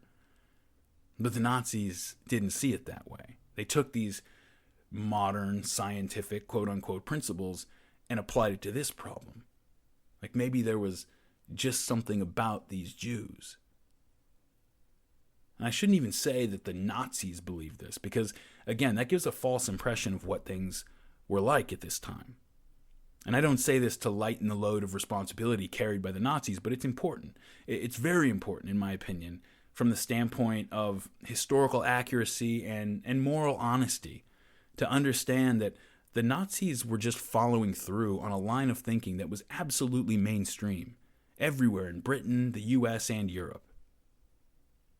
When Belgium divided up Rwandan society along lines that would later fracture into the 1994 genocide, they did it in the name of race science. When the Belgians had taken control of Rwanda as a spoil of the First World War, they adopted the ideas of this English explorer, John Hanning speaks in his so-called Hamitic hypothesis. The taller Tutsi minority with their delicate features and somewhat lighter skin, if you asked a 19th or early 20th century race scientist, you can see my little finger quotes there, they were actually supposed to be a Caucasoid race from Christian Ethiopia. And they were, in fact, descendants of the biblical King David. That was the theory. The Hutu, on the other hand, they represented further proof of the accuracy of Scripture, since they're mentioned in Genesis 9, right there. In that chapter, Noah, having successfully stayed above water long enough to outlast the flood, gets drunk and passes out naked in his tent. Upon waking up, Noah's outraged to learn that his son Ham had seen him naked, which is probably a euphemism for taking advantage of his father's drunkenness to perform acts that the rest of the Bible spends a disproportionate amount of time condemning. And so Noah responds to his son's violation by cursing Ham's descendants with the words, "A slave of slaves shall he be to his brothers." And this is who the Hutu were supposed to be. And so this is what people were thinking like back then. This was mainstream. The same myth was frequently used to scripturally justify slavery in the antebellum American South. I mean, actually, I got a quote here. Listen to this. Speake writes about the Hutu in a section of his book called Fauna. The section of his book called Fauna is where he writes about the Hutu tribe of people. And he describes them like this. He says, quote, "How the Negro has lived so many ages without advancing seems marvelous, when all the countries surrounding Africa are so forward in comparison. And, judging from the progressive state of the world, one is led to suppose that the African must soon either step out from his darkness or be superseded by a being superior to himself." End quote. This was boilerplate, normal Victorian racist blabber, not exceptional among the intelligentsia anywhere in Europe or the United States. It informed the colonial policies of every imperial power, including the ones in this story. And so every nation that becomes so horrified by the devastation that's about to be wrought by the Third Reich, every single one of our nations was intellectually complicit in the Nazi crimes. This ideology held that whole ethnicities were the equivalent of genetic degenerate strains corrupting the social bodies of superior races. This is the way the Nazis thought about it. And so instead of only naming the physically deformed, the handicapped, and so forth, the Nazis targeted groups like the Romani, gypsies, as they're often called by the rest of us, I guess. They targeted the Slavs, and they targeted the Jews, and several other groups. But most of all, the Jews. These pseudo-scientific ideas of social Darwinism and racial hygiene changed the language of anti-Semitism. The Jews weren't just morally evil as the murderers of Jesus as they had been in the Middle Ages. They weren't just treacherous foreign agents as they were viewed by the nationalists. Instead of just evil or treacherous, the Nazi anti-Semite is using words like pollution, contamination, filth. Jews are compared to plague rats and spoken of as vermin. Think of the way people react in the presence of an infectious disease. Imagine standing near a pool of blood containing the Ebola virus, the way your skin crawls, the way societies tear themselves apart with panic during a plague. Under the Nazis, the Jewish problem becomes not so much a religious or even a national problem, but a medical problem, a public health problem, something to be quarantined and eventually cut out. Now, back when Adolf Hitler was 18 years old, he watched his mother slowly break down and die after a long, painful bout with breast cancer. Now, the doctors at the time believed it was some kind of blood poisoning. The historian and journalist Dr. Joachim Reicher, he wrote about this. He said, quote, "In his madness, Hitler was convinced that the Jewish poison had done the same thing to his beloved Germany in 1918 that the cancer poison had done to his beloved mother in 1907, end quote. Now, Hitler would give a voice to the frustration that so many Germans felt after the war. They had not been defeated and overrun by an external enemy. In Hitler's fevered mind, Germany's energy had been sapped from inside as its life was eaten away from the inside by a corrosive disease like the cancer that had killed his mother, and he vowed never to let it happen again. This was the voice that rose up in 1933 and captivated the nation of Germany. The rapidity of the change in German society, it caught Germany's Jews flat-footed. When the First World War broke out, over 100,000 Jews enlisted to fight for Germany. The German army officer who recommended Hitler for his medal was Jewish. And yet in 1935, Nazi Minister of Propaganda Joseph Goebbels would make an announcement regarding the Jews who had given their lives fighting for Germany in that war. He said, quote, "It is forbidden to list the names of fallen Jews on memorials and memorial plaques for the fallen of the World War," end quote. 12,000 Jews had died fighting for Germany. The rest of those 100,000 had suffered along with all the German boys out in those trenches. Many more were gravely wounded. The names of these Jews were chiseled out of existing war memorials, sometimes replaced with the names of battles or crudely covered over with some kind of embellishment. Now try to forget for the moment that you already know where this is headed. Go back into 1935 and forget that you know what's about to start. Try to put yourself in the mind of one of those 100,000 German Jewish war veterans who had suffered in those trenches during those horrible years, who considered yourself, as one Jew who was shocked by this sudden reversal had said, more German than the Germans. It happened quickly, and they didn't know what to make of it. Once Hitler was in power, Jews around the world very quickly saw that something was happening. Jews around the world rallied and beseeched their governments wherever they were to act against Germany in whatever way they could. Tens of thousands of American Jews rallied in Madison Square Garden to denounce the Nazis, and Jews around the world organized a massive boycott of the German economy.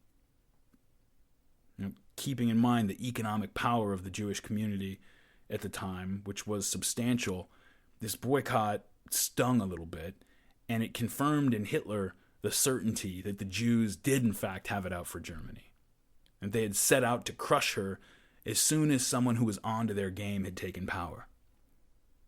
And again, Hitler's plans did not depend on a boycott from world Jewry, and I don't mean to say that anyone provoked Nazi persecution of the Jews, but the boycott gave Hitler the pretext he needed to get started with the persecutions.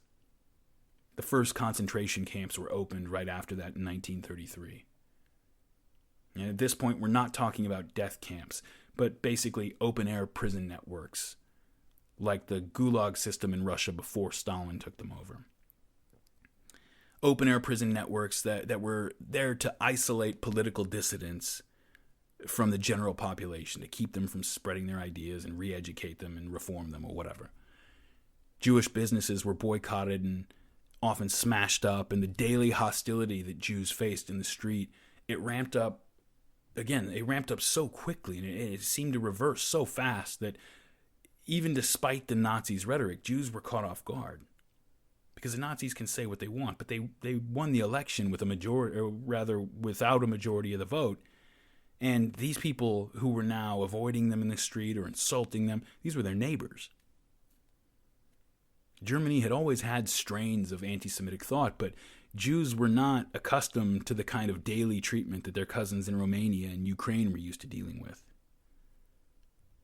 Now, at this time, the record seems to indicate that extermination as a policy had not yet emerged in Hitler's mind as an answer to Germany's Jewish question.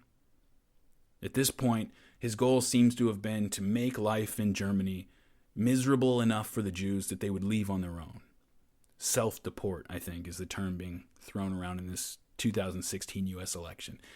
And he wanted them to leave and leave their assets and their property behind. And so, to that end, they began to pass laws restricting Jewish land ownership and pushing them out of certain professions, improvements in their lot that they had made since the end of the 1918 war. They were banned from the civil service, and most Germans began to avoid Jewish businesses and refused to serve Jews. You had many German Jews who were trained doctors and lawyers. Many of them were professors and scientists, and these people were in many cases being forced to find work essentially cleaning toilets and scraping out gutters. It was a repetition of what happened to many people after the Russian Revolution, when you could go to Berlin or Vienna and find your chauffeur had been a general in the Russian Empire, or that the lady selling you clothes at the department store had been a Grand Duchess. Many Germans were voluntarily beginning to dissociate themselves from Jews. Signs were posted outside public buildings and in public spaces to indicate whether or not Jews were allowed to enter there or linger there. Park benches would be marked specifically as being designated for Jews. And to the people on the ground who were trying to get through their day, trying to buy groceries or looking for somewhere to sit down in a park, all this feels like discrimination. To people looking back, to us looking back, who know what's coming, it looks like something else. It looks like quarantine. Now, to the Jews who were caught up in the events, this was disorienting, but discrimination was not so new to them, and so very few of them had any real idea of what processes had been set in motion. I mean, who could have possibly understood? In all the history of the world, there was no precedent for what was about to happen. There were signs, though. It didn't happen all at once. In one ominous move, Jews are banned from obtaining health insurance through the national health system. That's a little bit like a weatherman who also happens to run an insurance company coming to tell me that my flood insurance has been canceled. In 1935, at the annual Nazi rally in Nuremberg, 2 laws were proposed which put to bed any remaining hope that this was going to stop a discrimination. The first was called the Law for the Protection of German Blood and German Honor. Jews were forbidden from marrying or having sexual intercourse with Germans, or even having German women under 45 years old work in their homes. And the second law would strip all Jews of German citizenship, including all rights and all legal protections. Now, they hadn't just lost certain privileges or legal rights. Their basic status had changed. The Jews had been removed from the social body and marked off as an intruder, like an invasive species that the German immune system, or the Nazi autoimmune disorder, was about to attack. This was happening fast, and it made the urgency of getting Jews out of Germany and into Palestine immediate and desperate, just as Arab resistance was beginning to stiffen. Many Zionists were willing to grit their teeth and try almost anything to find a way to get them out. The man we spoke of earlier, Chaim Al-Asarov, he'd had a premonition even before Hitler had been elected that the world was headed for a cliff, and so already in 1933 he began to take action. As the political head of the Jewish Agency and someone who had Ben-Gurion's ear directly, Al-Asarov opened negotiations with the Nazi government to facilitate the transfer of Jews out of Germany and into Palestine. The Germans had been playing around with ideas like this. They thought about perhaps deporting the Jews to Madagascar, and they were receptive to Al-Asarov's plan. The Nazis had been confiscating the property of any Jew who immigrated, but Al-Asarov was able to put over a scheme that would allow emigrating Jews to retain most of the value of their assets. And basically, simply put, he had convinced the Germans to go along with a scheme whereby Jews would be permitted to leave for Palestine, and their assets would be placed in a trust when they departed. They couldn't take the assets with them, but instead the assets were used to buy equipment and supplies from German companies that they would need for their lives in Palestine. In this way, Al-Asarov was able to get 60,000 Jews out of Germany and into Palestine, almost certainly saving their lives. But the scheme also provided a major boost to the Nazi German economy, as you can imagine, and so not everybody was happy about this, especially the revisionists. Now, the British had banned Zev Jabotinsky from entering Palestine once he'd left in 1930, and they were beginning to find out that despite his tough rhetoric, he may have actually been a moderating force on the Zionist right wing. The younger ones coming up behind him were more ferociously anti-liberal, and they felt none of the opponent's respect, that kind of respect for the enemy as a fellow, as a worthy opponent that Jabotinsky kind of exhibited for his enemies. They didn't feel any of that. And now when Al-Asarov made this deal, he saved 60,000 Jews from almost certain death, but the revisionists were furious.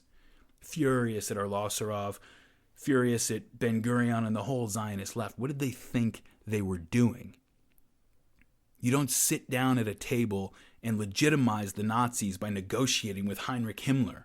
It doesn't matter if you can save 1 million Jews. And so when Arlosoroff returned to Tel Aviv, he was threatened and insulted in the streets, and the rift between the fascist revisionists and the socialist labor Zionists began to tear open.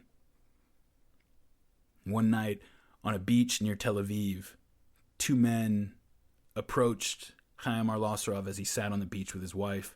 One asked him for the time, and as he reached for his watch, the man pulled out a gun and murdered him. His wife was left alive, and she identified two members of a hardcore revisionist group, but a trial that was threatening to break apart the Jewish community in Palestine decided that there wasn't enough evidence to convict them, but nobody in Palestine doubted what had happened. Ben-Gurion and the labor Zionists were outraged, blamed the revisionists completely, and even the revisionist party dissolved the particular subgroup of which those two men were a part. And that year, 1935, massive numbers of new Jewish immigrants are flooding into Palestine as Hitler continues to ramp up his reign of terror. And as anti-Jewish violence spreads in places like Romania and Ukraine, it's getting worse and worse all over the place. In 1931, Zionists still only made up about 17% of the population. And that's a little bit deceiving because the Zionist immigrants are heavily weighted toward young, single, military-age males, which in a conflict like this is really the operative demographic. But still, they were only 17% of the population in 1931. 4 years later, by the end of 1935, they would be a third of the population. Now, try to step back for a moment from those abstract numbers and put that in a perspective that you can relate to. I'll use the United States, but use whatever country you're comfortable with. In the United States, today, 2016, immigration is one of the hot-button controversial issues. It gets a lot of people riled up over the impact that it has on native workers, on the ability of our economy and social institutions to absorb so many new people. So think about that. And then think about this. Hispanics, which is the main part of the immigration question in the United States, Hispanics make up about 17% of the population of the United States today, right around the same proportion as the Zionist population in Palestine in 1931. And about 500,000 new immigrants come in from Latin America every year into the United States. Maybe another few 100,000 or so come in illegally. So let's say 1 million or so new arrivals each year is enough to cause one of the most bitter, acrimonious debates in U.S. politics. Now imagine that over the next 4 years, 75 million new immigrants from Latin America come into the United States. Because that's what it would take to create a demographic change in the U.S. population equivalent to the one that Palestine went through from 1931 to 1935. 75 million in 4 years. Now imagine that those new immigrants aren't even making a show of trying to assimilate. Imagine that the presence of so many new people was driving up rents and real estate prices to levels way beyond what anyone who lives here can afford. Anybody except for the immigrants can afford. And the immigrants are being funded by a massive international infrastructure and wealthy financial interests from all over the world. And imagine that the new arrivals who are displacing huge chunks of the native population are refusing to hire Americans, who are piling up in shanty towns outside of our major cities. And imagine that the immigrants are importing weapons and forming up their own police and military units and holding parades and rallies openly talking about their intention to take over the country for themselves. And now imagine that the entire operation is sponsored by some overwhelmingly powerful international institution, that we have no choice in the matter. This is being imposed on us. It was the British Empire in Palestine. There's nobody really who could impose this on the U.S., but let's say it was a huge coalition under the UN. Imagine that the UN had been completely co-opted by the movement behind this immigration and takeover, to the point that when the Americans sent a group of people to express their concerns to the UN, they were sent to talk to the leader of the takeover movement.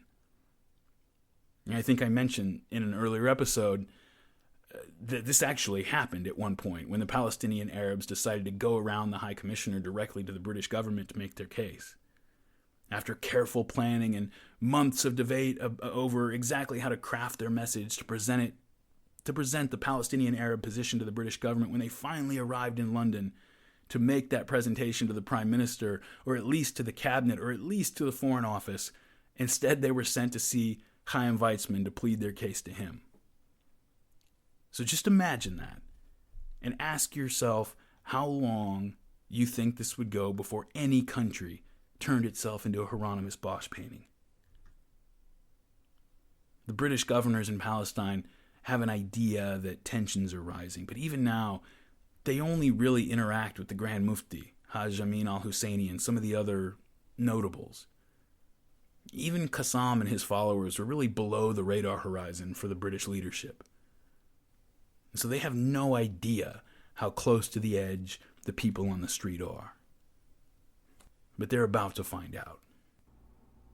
Because in October 1935, a month before the Nazis held that Nuremberg rally and passed those Nuremberg laws, a Belgian flag cargo ship was being unloaded in the Palestinian port city of Jaffa when a barrel of cement headed with most of its cargo to Tel Aviv fell and cracked open on the deck. A group of Arab longshoremen and stevedores gathered around the spilled cement, pointing and talking among themselves, getting more and more excited, and then they started to take hammers and axes and break open all the other barrels and spill their contents out on the deck. And British supervisors start to see what's going on, and they immediately intervene, get control of the Arab workers, but as soon as they saw what had gotten them so worked up, they immediately closed off the area and called in the British police. When the British police got there, spread out across the deck were weapons, rifles, machine guns, ammunition, explosives. Now, it had long been suspected, at least, by the British and the Arabs, that the Zionists were smuggling in some weapons. A few rifles here, a box of grenades there, that kind of thing. But the British had more or less maintained a monopoly on violence in the region, and they didn't allow the Jews or the Arabs to organize militias or to really seriously arm up. Even the Haganah, the labor Zionist militia organization, that was still an underground organization. It wasn't legal. And when these cement barrels were all broken open, British investigators found 800 rifles, dozens of machine guns, 400,000 rounds of ammunition. The Arabs, again, had imagined that the Zionists were bringing in a few weapons here and there for self-defense. They couldn't process this. This was something on a scale so far beyond anything they had imagined was going on, or that they had access to themselves, that they were really excited about this, to say the least. There had already been rumors from some of the more radical Arab leaders that the Zionists had been plotting to launch a preemptive attack against the Arabs to drive them out of Palestine, but the British had generally been able to convince most of the others that they had things under control. Some other Arab leaders were demanding the right to arm themselves in order to protect themselves from whatever this was, but the British wouldn't allow it, reassuring most of the locals that the Jews were not plotting violence, and if they were the British Empire. We'll find out about it and we'll deal with it. Don't worry. But when the cargo of weapons here is discovered, and they see that something is going on a scale that they had not imagined possible, the news was not received by the Arabs merely as a thwarted shipment of arms, as some contraband that didn't get in, but as proof that the Zionists had been violating the British instructions this whole time, and that they were arming themselves and training fighters while the Arabs had been asleep at the wheel, mindlessly obeying the British. Were they supposed to believe that this was the first shipment, and the first shipment just happened to be intercepted? How many others had gotten through undetected? And many Arabs are thinking, hey, if the Zionists do have a secret army, and they've been training and building up arms without our knowledge, we don't have anything like that right now. If they are plotting an attack, we're defenseless. We start to hear Arabs, even peaceful Arabs, like Khalil al-Sakakini. We quoted him in the second episode. He was the Arab Christian we quoted, whose heart was sick and who was so shaken after the violence of the Nebi Musa riots of 1920. And after this, he's writing, quote, "If this immigration continues, Palestine's future is very black. There is no choice but to rouse ourselves. There is no choice but to shake ourselves. There is no choice but to act." One thing about the dynamic of paranoia in the clinical sense, is that it causes the paranoid to sort of lose the ability to create psychological distance between himself and other people and the rest of the world. Does that make sense? In a world inhabited by a paranoid person, nothing just happens to him. Everything is done to him. And the paranoid creates a world in which his persecution is the driving engine and sole purpose of that universe, where there are no others, just friends and enemies. Nobody is just out there living their lives. Everybody has a relationship to you that is either antagonistic or friendly. The idea that most things that happen have nothing whatsoever to do with him is increasingly lost on the paranoid. And the opposite idea, that the whole world is conspiring against him and that everything that happens is more evidence of it, seems completely self-evident. This is the paranoia of the anti-Semite who just can't imagine anything in the world happening that the Jews don't control. Or it's the paranoia of the Zionist who imagines that Palestinian fighters are purposely putting their own children in the line of fire just to make Israel look bad when they accidentally kill them. When people lack a grounded sense of their own identity, a strong sense that their identity is rooted and unshakable, anything can be experienced as a grave threat to break that identity up or to break up their mind or body even. And it becomes difficult for the paranoid to even conceive of a truly independent, indifferent other. Now, this obviously becomes less precise when we apply these psychological ideas to groups, but individual paranoids are, for example, as a rule, very concerned with what goes in and out of the body. They're obsessed with purity. Paranoid buzzwords throughout history have been things like borders, membranes, pollution, cleanses, purges. And as this way of thinking sets in, it's only a matter of time before paranoia turns into panic. By the mid-1930s, we've got Germans, Arabs, and Zionists all on the verge of panic, on 3 different train tracks headed right at each other, and the rest of the world is just watching this with their fingers on buttons waiting for the fire to start. After the discovery of those smuggled weapons, Arab leaders called together a meeting to discuss their future and to try to figure out what the Zionists were planning and what to do about it. What were they planning to do with all those weapons?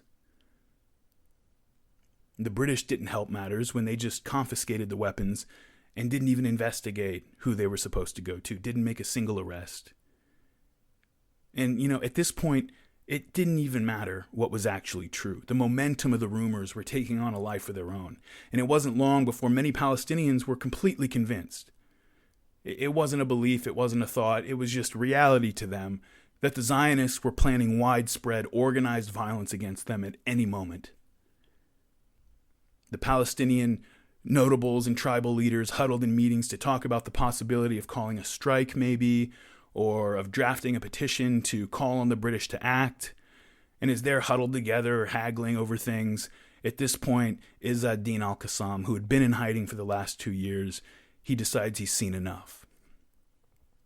Once again, he approaches the Grand Mufti, hoping to persuade him to issue another joint call for jihad against these invaders and to lead a mass rebellion, but again, the Hajj Amin refused, saying that he was working for a political solution to the crisis. And maybe that was the right thing to do, but to Izz ad-Din al-Qassam, who at this point felt that there was no reason to continue talking. He just left once again disappointed by these elites, these collaborators who would never risk endangering themselves or their positions at all, for any reason. They would talk and talk and talk until there was no Palestine left to talk about. And then when that was done, they'd eventually sell the Arabs of Palestine to the British or the Zionists, just as his Syrian backers had sold their people out to the French. Now, al-Qassam was renowned by this point among the poor people and the people of the countryside for his refusal to compromise with the Palestinian Arab leadership. And he knew that the Palestinian people were not prepared for armed resistance, but he just decided that there's no more time left. And so he put out the call to activate the cells of peasant fighters he'd been training over the last 2 years. And this is a small number of people, maybe 800 to 1,000 members organized into 5-man cells, but they had a lot of support throughout the countryside. And he called on them to rise up against the British and to push the Zionists out. After 2 years of keeping a low profile, he gathered up a few dozen followers and headed up into the mountains with what few weapons and supplies they could scrape together. Now, Qassam knew that open war with the British or the Zionists was useless. His few hundred ill-trained peasant fighters didn't have half the arsenal that had been uncovered in that one Belgian smuggling shipment. Never mind the shipments that hadn't even been discovered, that they didn't know about. This has become the modus operandi of Islamic Jihad and anti-colonial resistance ever since. There's no way a bunch of guys with limited supplies and rickety weapons are going to stand in front of the British Army or a U.S. Ranger Battalion or the Israeli Defense Force and expect to survive. That's not noble, it's just suicidal and crazy. And it means that you'd rather die symbolically than have any hope of actually achieving the goals you say you set out to achieve for your people. The largest part of the Syrian resistance that actually hung in there and fought against the French in 1921, they tried that. You might remember from the second episode at the Battle of Meysalin, and their tiny force of civilian militia was torn to pieces by French tanks and artillery and aircraft. Now, new tactics were going to be needed.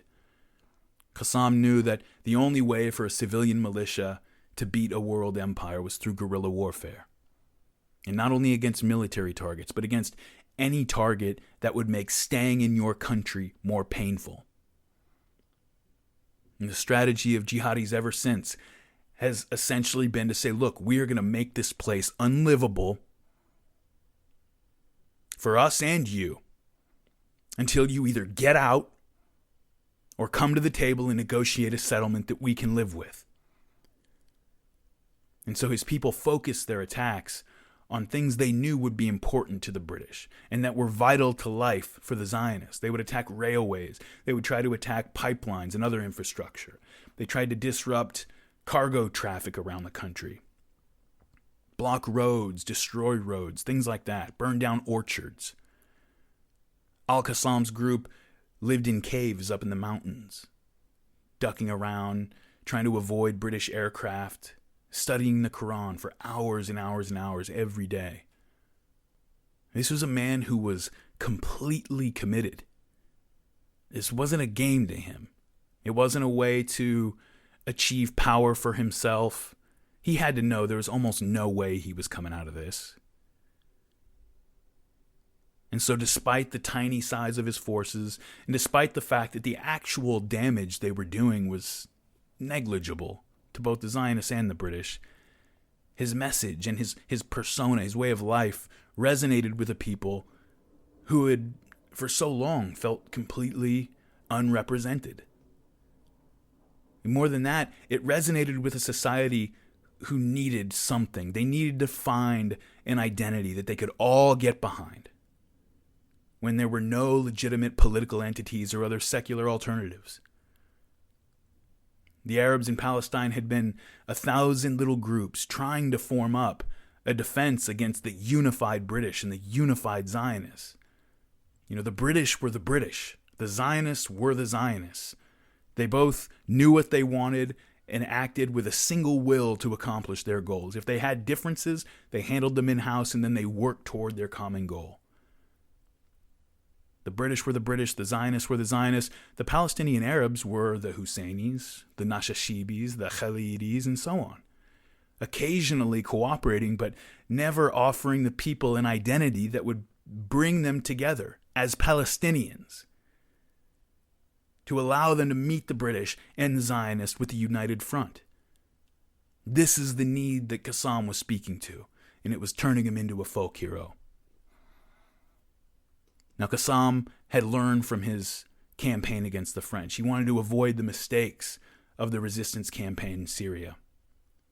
This time, there were no landowners among his group, no dependency on rich benefactors who could betray him and his people when things got a little bit dangerous. Everybody wants to be a revolutionary until it costs something. Qassam had already given up everything he had, and he chose only the most committed men to follow him up into the hills. He didn't want any weekend warriors, no war tourists. British intelligence described his group as being, quote, from the poor, the ignorant, and the more violently disposed of the pious, end quote. But Qassam put it a different way. He said, quote, look, my hair has turned white, and I have much experience, which has made me hope for something good from peasants and workers. They put their trust in God. They believe in heaven and the day of judgment, and whoever has these qualities is more likely to sacrifice and has the daring to push forward. Besides, they're able to endure difficulties and are stronger, end quote. And so about a month after Qassam took to the mountains with his small group, a few of his men were spotted taking grapefruits from an orchard. A Jewish policeman and 2 others went after him, and a firefight erupted. The Jewish officer was shot twice, once in the body and once in the head, killing him instantly. Qassam's plan had been to conduct small-scale raids and sabotage while recruiting Arabs to the cause over time, but this gunfight in the orchard ruined their timeline. The alarm was raised, and the police chased Qassam's men into the hills until the entire group was eventually surrounded and discovered. A manhunt was organized, and the chase turned into a running firefight as al-Qassam and his men avoided the British Army and the Palestine police forces that were after them. There were close calls and escapes, and stories began to leak out that Qassam was being hunted by the British and the Zionists. And so this Geronimo-like manhunt went on, and on the 10th day, one of Qassam's men was shot and killed, and his group decided to split up. One group headed north, and al-Qassam headed west toward the coast, eventually taking refuge for 2 days with a local sympathizer before slipping out of town on November 20th. Running out of supplies, running out of ammunition, running out of options, Qassam and his 12 men were herded toward an olive grove by the British. And a lengthy gunfight erupted, and al-Qassam's group were pushed back and finally cornered in a cave. Now they're in the cave, and everybody's kind of waiting to see what happens, and the British call out that they would be allowed to surrender to this large British force that had assembled outside. And Qassam thought about it. He looked at his men, and he addressed them and called on them all to die with honor. And they went out in a hail of bullets. When Qassam's body was searched, folded into his headdress were his handwritten last words, a prayer to God asking for strength in his struggle. The outpouring of grief and outrage from lower-class Palestinian Arabs was immediate and visceral, and the British were completely unprepared for it.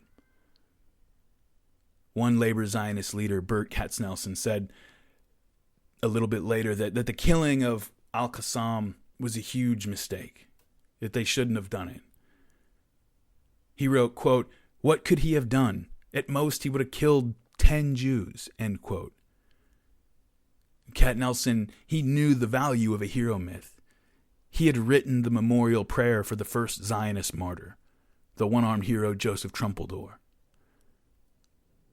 Tom Segev writes about it in his book One Palestine Complete. He says, quote, "This event was the Arab Tel Hai," David Ben-Gurion said, "and it portrayed al-Qassam as a fanatic warrior willing to face martyrdom. Indeed, al-Qassam was the Arab Joseph Trumpeldor, Like Trumpeldor, Al-Qassam had come from another country and had brought military experience with him. The Zionist nationalism of the dentist from Russia was mixed with Marxism. The Arab nationalism of the teacher from Syria was interlaced with Islam. Each of them had built his support among the working people. Trumpeldor's followers were urban Russian students who had left their homes to work in the land of Palestine. Al-Qassam's were farmers who had left their villages to work in the city. The veneration in which both men were held in life intensified after their deaths in battle. They each gave their national movements a heroic myth, a far more useful contribution than anything they had done in life." End quote. And I would take that statement even further and add that giving their people a heroic myth was far more useful than anything that anyone could have done in any life. The British and the Zionists are about to find out why, because the outpouring of grief and outrage after Al-Qassam's death was immediate and visceral. And caught off guard, the British called up the Grand Mufti and the other Arab notables, demanding to know what all this was about. But the Arab leaders distanced themselves from Al-Qassam. All along, they'd been afraid that his populist message was just going to encourage the Palestinian people to stop looking to them, the traditional leadership. Their positions were derived from simply being a member of an important family.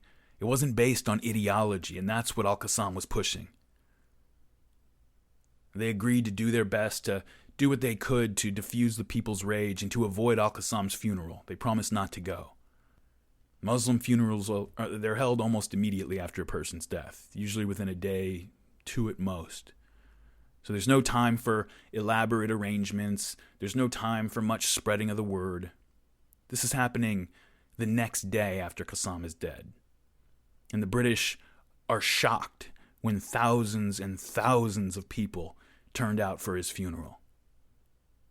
British intelligence officers were watching in consternation as the crowd grew, and people would step forward and start delivering speeches and sermons denouncing the British and Zionist occupation, and even denouncing their tribal leaders as collaborators and calling for a populist jihad to drive out the colonialists.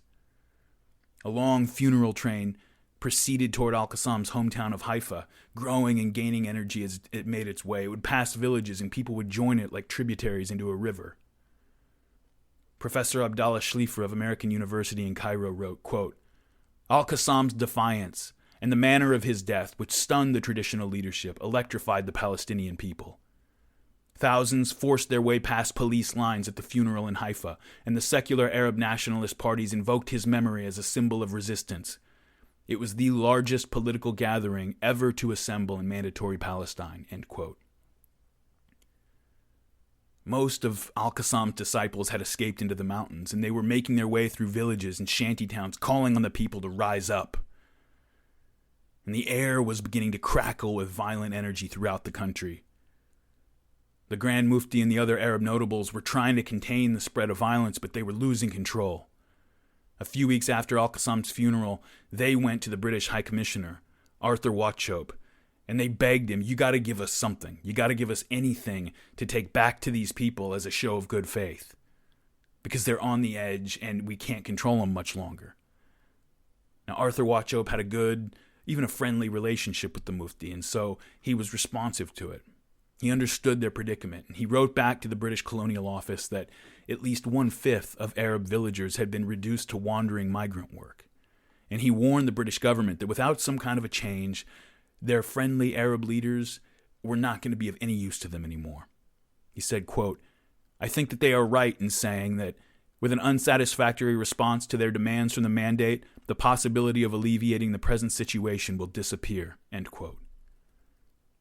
He asked the Arab leaders to consider a revamped proposal for a legislative council that he had been trying to push through for 2 years. His proposal would create a new representative council that would govern the daily affairs of the country. It would consist of 11 Muslims, 7 Jews, 3 Christians, and of course the British mandatory government would retain final authority and veto power on all decisions, but they promised not to micromanage. Now, up until now, the Arabs had resisted the terms of this proposal because it based Jewish representation on the council on the numbers that they had now after the doubling of their population, which had occurred against the Arabs' will in just the last few years. They didn't want that to count. And they'd also resisted it because it really didn't change their situation. The British would still retain ultimate power. And so while the Arabs may be able to govern on marginal issues in the country, no fundamental alterations to the government or the international status of Palestine would be permitted. But something had to be done. And so finally the Grand Mufti and the others relented. They accepted a power-sharing arrangement with the Zionists, including all the recent new arrivals in a Palestinian representative government. They brought the message back to the people that, look, it's not perfect, but at long last, the transition to a Palestinian self-government has begun, and they prevailed upon the people to halt and condemn any violent activities. But it wasn't going to be that simple. The Zionists had always been focused on establishing a majority in the entire country of Palestine, but as late as the early 1930s, this was something that most of them were seeing happen maybe 100 years down the road. One more acre, one more goat, right? Well, they had just doubled their population in Palestine in the last 4 years. Many of them began thinking about a majority not by the end of the century, but by the end of the decade. And so the Zionists just rejected the plan outright. If they could keep up this rate of immigration just a little longer, they might have a majority soon, and then they would consider talking about a representative government. Until then, the Zionists didn't want to do anything that might legitimize any Arab claim to Palestine. Now, this annoyed the High Commissioner, Arthur Wauchope, to no end, and he pushed the proposal up to London anyway, which received it with a stamp of approval from both the High Commissioner and the Arab leaders. So this proposal arrives back in Whitehall. The Palestinian High Commissioner that they have down there in charge wants it. The Arab leadership wants it. But by the time the proposal was brought before the British Parliament in March 1936, Chaim Weizmann had tickled enough ears and maybe greased enough palms to make sure that the measure was defeated. The Mandate authorities want it, the Arabs want it, the Zionists don't want it. Too bad. The Arabs thought by accepting this, they were making huge compromises. They knew that the High Commissioner fully supported this legislative council. And so when it went down in Parliament, two things were completely confirmed as far as the Arabs were concerned. First, the Zionists owned the British government. How could a proposal go down in flames when the High Commissioner, the highest authority, the highest British authority in the country, and the whole Arab leadership representing 2/3 of the country's population were in favor of it? How was that possible? And second, it confirmed to them that the Zionists were not negotiating in good faith. They were getting a good deal here. The Arabs were compromising by agreeing to a power-sharing arrangement that legitimized and accepted the gigantic number of immigrants that had arrived in the last 4 years. But the Zionists wouldn't even accept that. And so to the Arabs, this seemed like proof that the Zionists were not interested in any proposal that involved sharing any power in any way. High Commissioner Wauchope and the Arabs had tried to find a compromise that might allow the notables to maintain enough credibility to diffuse this simmering rage, to go back to the people and say, look, we're making progress, but the Zionists torpedoed it. And Wauchope was insane after this. He was so furious. He said, quote, "The thing is, I have never met the Prime Minister, and I don't suppose I ever shall. Weizmann can go in there whenever he wants to," end quote. So with this latest failed attempt at compromise by the Arab leadership, sporadic violence resumes around the country, led by those disaffected young men who were not connected to the big families or to their political parties or to anything else. They're just pissed off. Some of the big families gave them a bit of tepid or rhetorical support because they were struggling to keep them under control, but their credibility and their control was slipping away very quickly now. Young men from the slums and the shanty towns, following Qassam's example, had taken up to the hills to resist. They were not interested in lobbying the British to approve alterations to the mandate. They weren't interested in lobbying the British to listen to the Arabs' pleas. Why were they begging the British to stop giving away their country? Without the British, they were saying, none of this would have been possible. This is not immigration. It's never been immigration. And thinking of it that way led to our crippled and confused response to it. When an army occupies a territory, making way for other people to move in, dispossessing the population and trying to impose a new governmental regime that the people there don't want, that's not immigration, that is an invasion. It doesn't matter if the people moving in are using someone else's army to do it. It's an invasion, and it's always been an invasion. Now, Ben-Gurion, Chertok, Jabotinsky, and many of the rest of the Zionists could have told them that a long time ago. But their public relations teams had convinced the Arabs that British occupation and Zionist colonization were two separate issues to be dealt with on their own terms, as the Grand Mufti had been doing, being friendly toward the British but opposed to the Zionists. All this time, he'd been wasting his time asking the British to stop the Zionists, but they were never separate issues. The British were the invading army for the Jewish conquerors. On April 15th, 1936, a convoy of trucks was ambushed by Arab shooters, and 2 Jewish drivers were killed in the firefight. The next day, revisionist paramilitaries executed a coordinated reprisal and murdered 2 Arabs while they were sleeping in their beds. The swiftness and sophistication of this attack, being organized, launched, and executed within 24 hours, it just shocked the Arabs. 2 days later, the funerals for the 2 murdered Jews mushroomed into a giant anti-Arab demonstration. An armed Zionists raided an Arab neighborhood, smashing up several houses and shops and assaulting several people, including a couple children, reportedly. The Arabs responded with anti-Zionist demonstrations in several cities. Several of these turned into riots and led to several killings. All over the country, spontaneous councils were formed up in several Arab towns, and they were all calling for a general strike. The Haj Amin, the Grand Mufti, called together the heads of the Arab families. They were on the edge of losing the last shred of ability that they had to manage this thing. But it was going to be useless to try and stop it. He knew that. There was too much momentum. If they tried to stop it, they would lose that last shred of control. They needed to try and play catch-up at this point. Their only hope was to own it, to co-opt this growing movement, in the hope that they might regain some legitimacy and be able to steer the situation back onto the road. The Grand Mufti's chief rival, hated rival, each of them hated each other, Rahib al-Nashashibi, he was loath to submit to the Grand Mufti's leadership, but the Grand Mufti had the upper hand here. On April 25th, 1936, they formed the Arab Higher Committee under the leadership of the Grand Mufti, Haj Amin al-Husseini, and called for a general strike throughout the country. Now, the British are practical people. They care about money and public relations and the flow of oil from Iraq to the port in Haifa.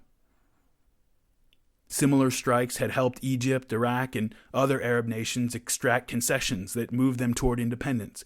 The Grand Mufti hoped that a coordinated workers' and taxpayers' strike would compel the British to respond while channeling the anger of the people into a form of at least peaceful resistance that wouldn't necessarily provoke a British military response.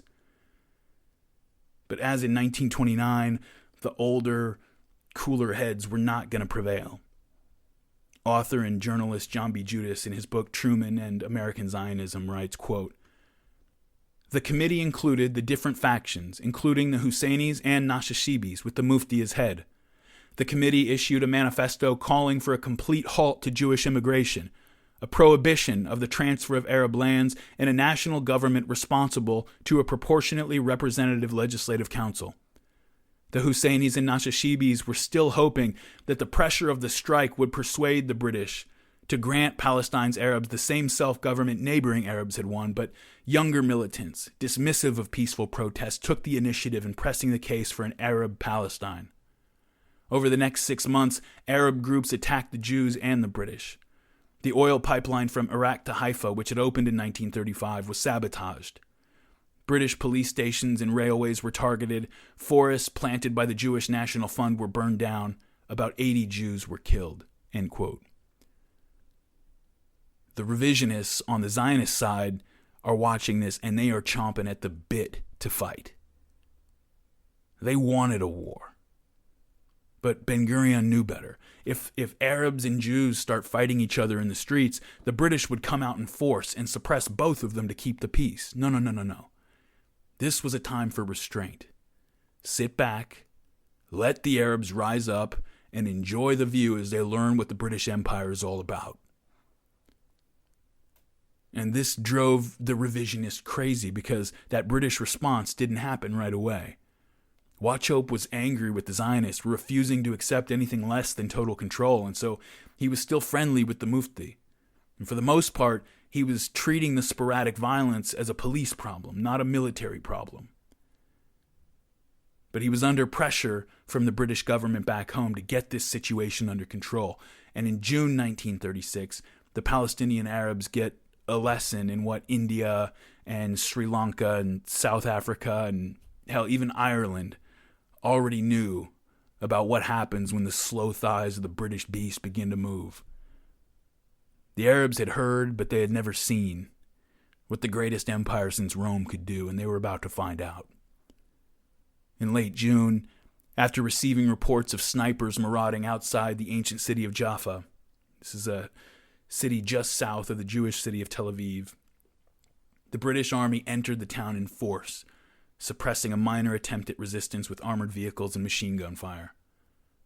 The residents of the town were rounded up and forced to watch as British soldiers moved down boulevards and streets, demolishing buildings and houses one by one. You remember that line in that Batman movie, The Dark Knight, with the Joker, that one where Alfred is describing to Batman how a mysterious bandit had been robbing supply trains, making their way through the forest and giving away all the loot. And Alfred says that his military unit that he was in at the time searched in vain for months for this bandit. And when Batman finally asks how they finally caught him, Alfred says, "We burned down the forest." That's supposed to be a shocking line in that movie, but Alfred is just describing counterinsurgent warfare. You burn down the forest. Asymmetric warfare is always horrific. And you have an organized and identifiable force fighting people who are indistinguishable from the general population and who set traps and melt away. A favorite strategy of the colonial British Empire was just habitat destruction.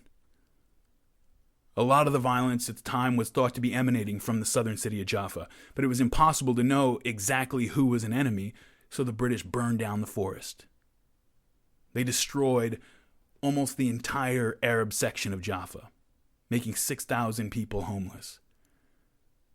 The only warning the residents received came in the form of leaflets hours before the demolition, warning them to evacuate right now.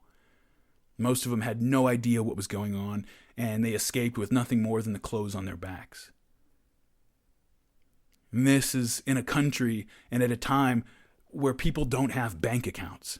They don't have insurance. They don't have stock options. For most of these people, every single thing they owned, generations of accumulated wealth in the form of a home and their furniture and their clothing and other articles, were burned up and buried in rubble, and 6,000 more people made their way into the already crowded shantytown outside the city.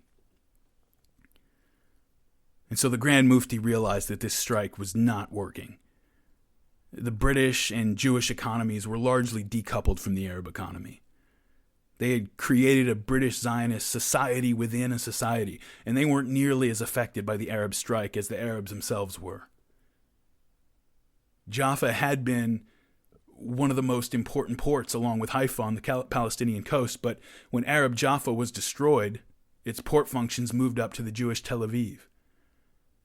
The Arabs were becoming more and more desperate, while the British and the Zionists had access to outside funding that insulated them from the strikes. The gangs of young people were getting harder and harder to control, and some began to denounce the big families again as collaborators and even as enemies of Islam. The Arab Higher Committee reached out to the High Commissioner again to try to negotiate an end to the strike, and with the help of the surrounding Arab countries and some of their ambassadors, some of who had contacts with the gangs fighting in the hills. The gangs in the West Bank area, the Jordanian government had some contacts with them. In the Galilee and up in the northern parts, the Lebanese and the Syrians had some contacts with them. And so with their help, Watch Hope was able to convince the Arabs to end the strike, while the British government would send a commission to investigate the crisis and figure out how to mediate the dispute.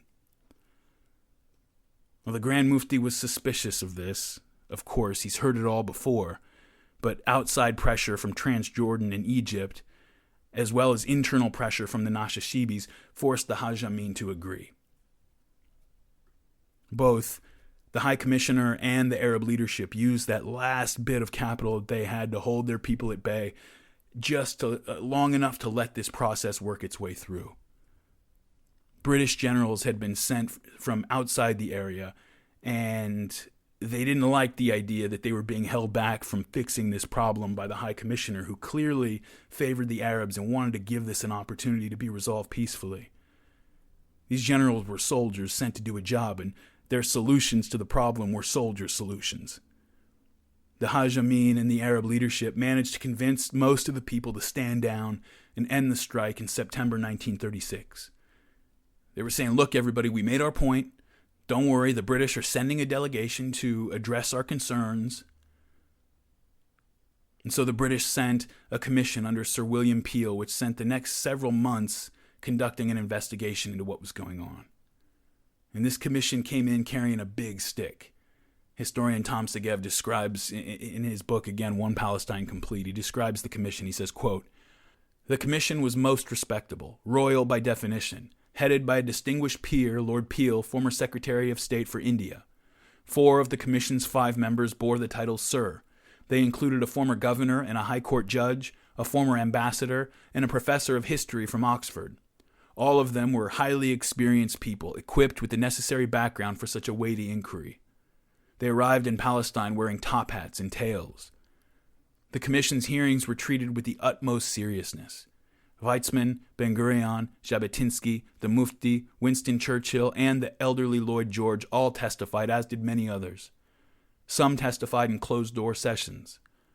Ben-Gurion told the commission that the Bible was the Jewish people's mandate. According to accepted Zionist practice, Ben-Gurion was careful not to use the term state." End quote.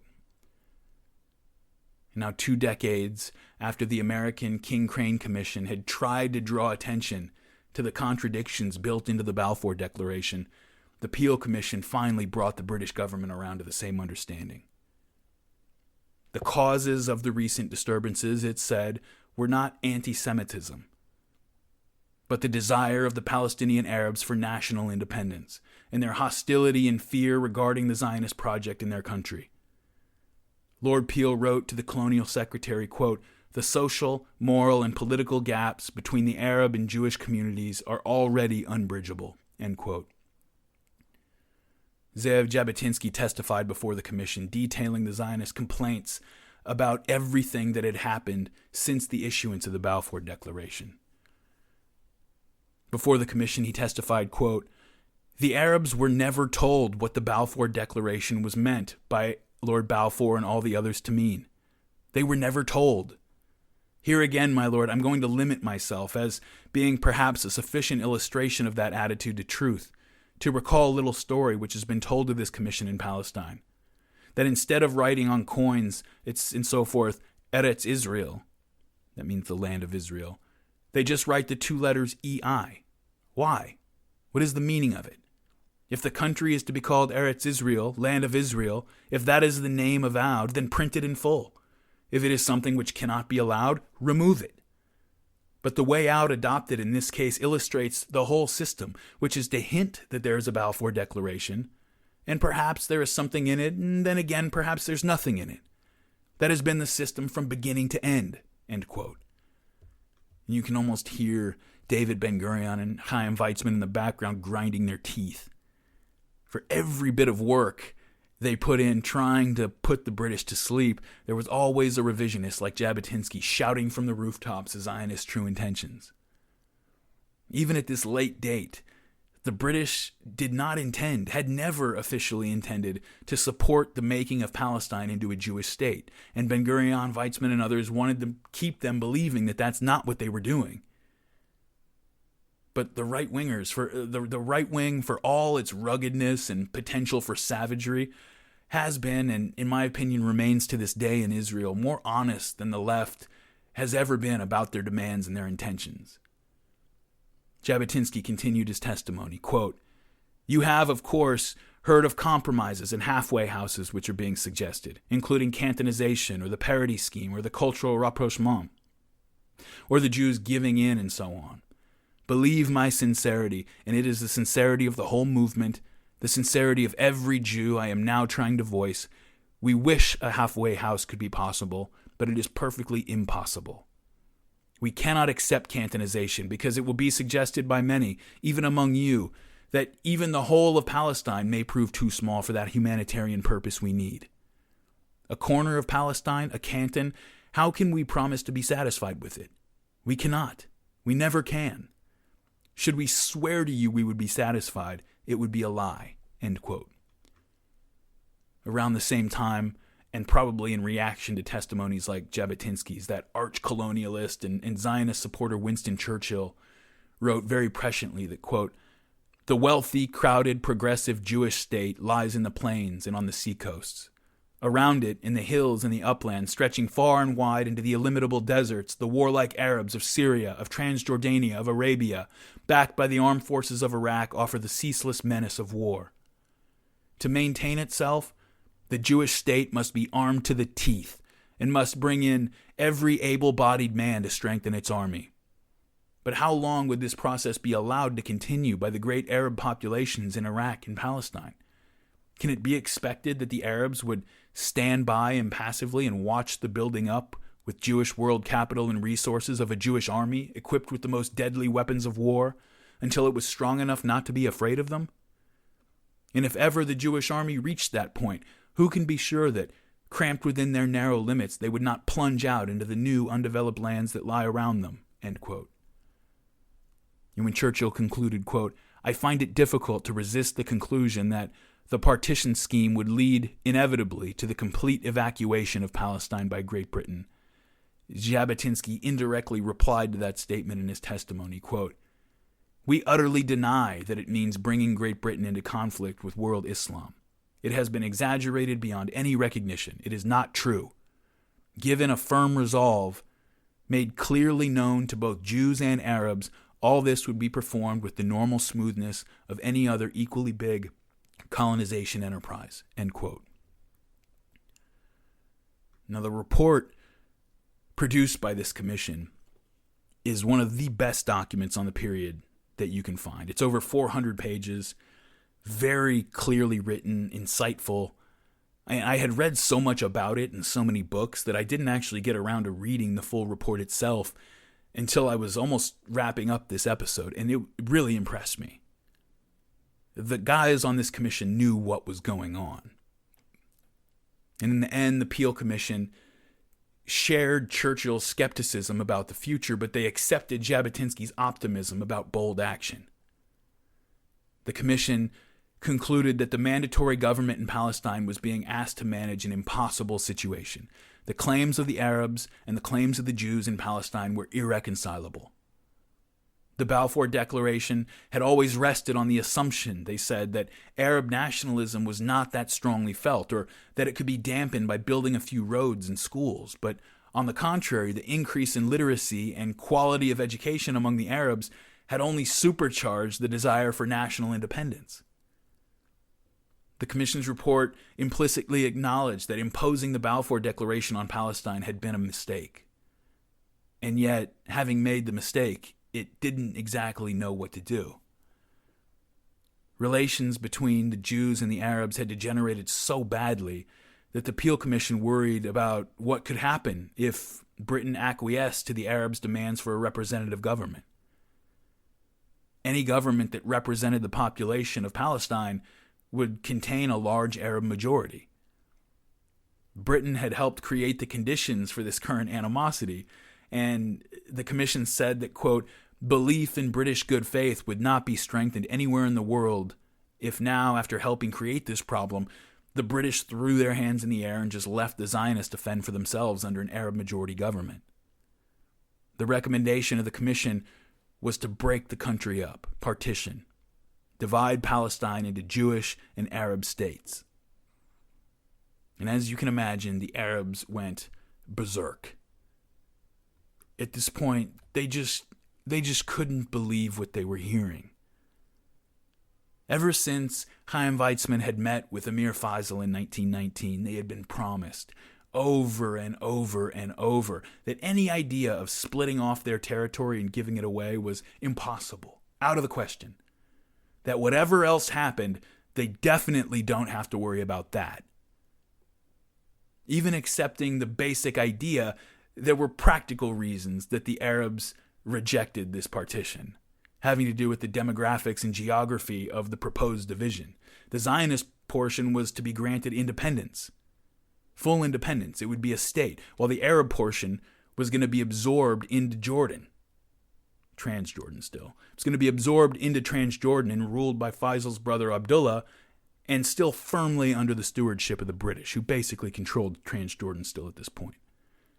Now, Abdullah loved the idea of partition and had always wanted to absorb the Arab lands west of the Jordan River. He had Rahim Nashashibi working on his behalf, trying to push this in Palestine. Twice during the 1920s, the Arabs had put forth plans that actually would have done this, but again, those were the days just after the destruction of the Arab kingdom of Syria had left the Arabs in Palestine with a very confused national identity.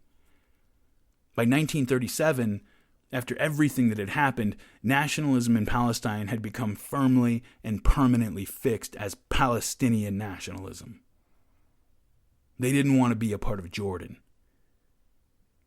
In addition to land partition, the commission reported that large transfers of populations would also have to be necessary in order to promote lasting peace.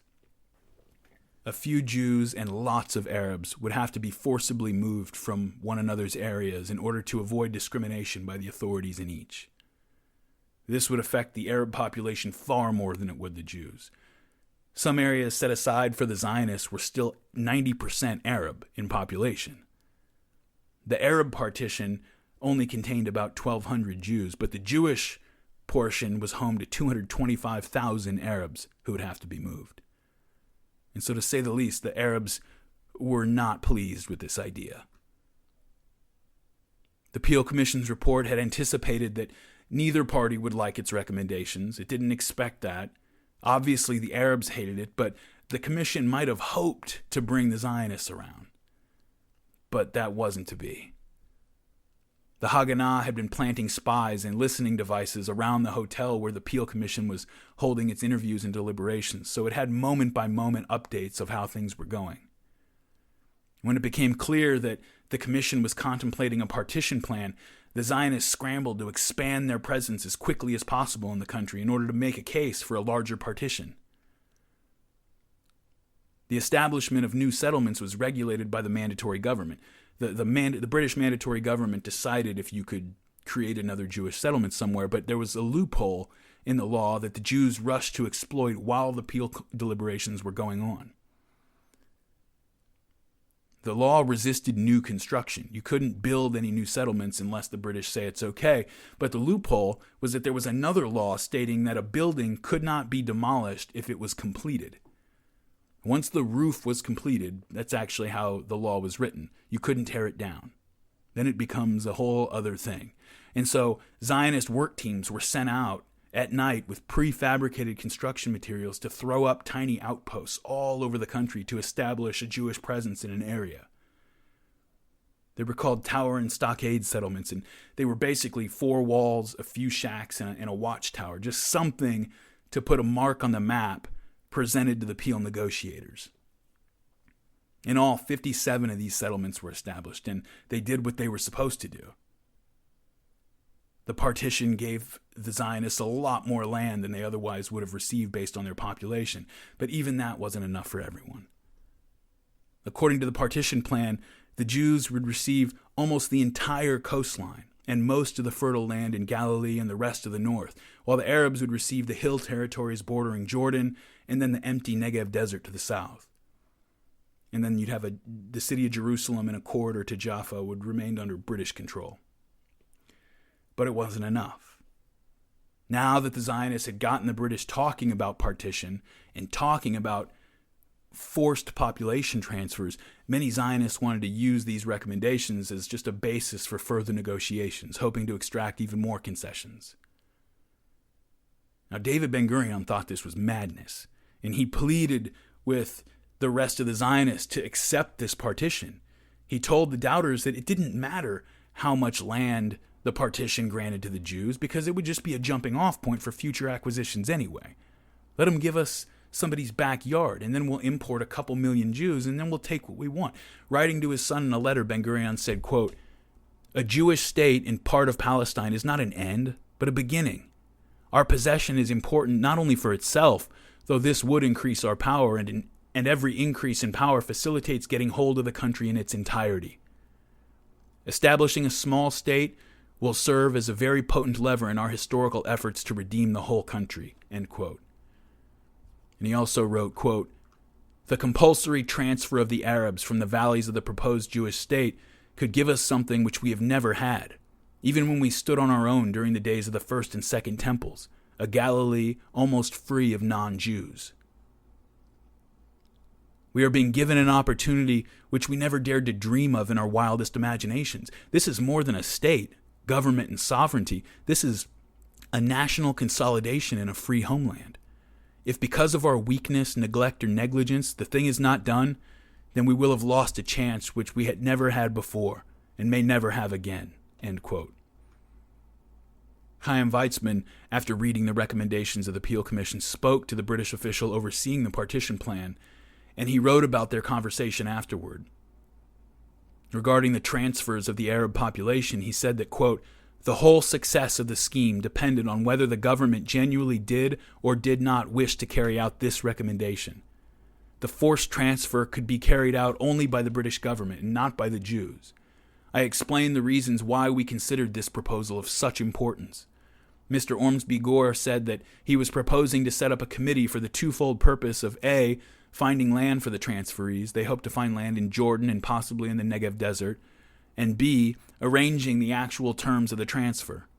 He mentioned the name of Sir John Campbell, who had much experience in connection with the transfers of population between Greece and Turkey, and who knew all about the matter," end quote. So now, in 1937, 20 years after the issuance of the Balfour Declaration, the British government and the Zionist leadership, from Weizmann to Ben-Gurion to Jabotinsky, are speaking plainly and openly about forcibly removing the Arab population from large parts of Palestine. The Arab leadership had been hoping that this commission would give them something to take back to their people, and they just couldn't believe this. Were the British seriously talking to them about forcibly transferring over 200,000 Arabs from their homes and their land to some other place? Why were they trying to give areas that are 90% Arab to the Jews anyway? And for that matter, why is anybody talking about giving any of our country over to a group of European Jews, most of whom got here in the last 5 years? What is happening? We welcomed the Jews at first. When they started flooding in and our attempts to create representative governments kept getting blocked, you said, don't worry. They're only looking for a place to live. When they started isolating themselves and proclaiming their intentions to take away our land, you told us that you would never allow that to happen. When they were discovered stockpiling weapons, you suggested we form a government that gave them half the power when they were only a third of the population. And we agreed. And now, after all your assurances and all our compromises, you're telling us that we have to give up a part of our country altogether? And the best parts? What are you talking about? And no, we don't care if the Germans or any other Europeans are being cruel to the Jews. We cared in 1918. We don't care anymore. This is not our problem. Why don't you go give up Scotland or Wales if it's so important to you? With the Arabs finding the Peel Partition so repugnant, you might think that every Zionist would be rushing to sign on the dotted line of the Commission's recommendations. If the Arabs hate it that much, the Zionists must love it, but that wasn't even true. Despite passionate pleas from Weizmann and Ben-Gurion, they were begging the Zionists to take this on. The Jewish Agency, who now was being influenced by an increasingly assertive and militant Zionist Organization of America, refused to accept the plan. But they did agree to consider future proposals if maybe the pot were sweetened. But there would be no time for future proposals. The plan had proposed to give the Jews most of the important land in the country and to transfer the Arabs to Jordan, and the Zionists had still refused.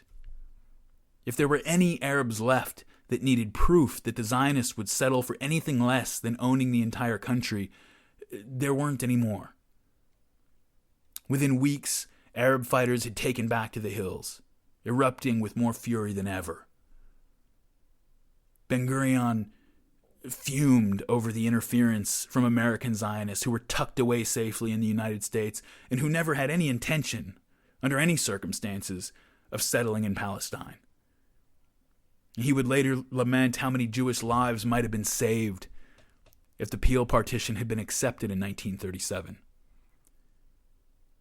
After the failure of the Peel Commission, there was no way to mistake for criminal violence what had clearly evolved into a rebellion, sporadic and disorganized as it was. These young Arabs lacked a leadership structure, and the rebels, well, the British called them rebels.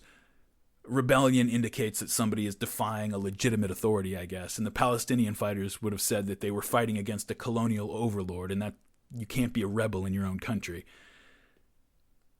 The great Palestinian historian George Antonius, writing a year after the Peel Commission, described how ineffective the Arabs' public relations efforts had been compared to those of the Zionists. And this deficiency led again and again to Britain and then later to the United States for them to pursue policies that could only lead the Arabs to conclude that the West was only ever in league with the Zionists to displace them. And if that was the case, then what use could further talk be?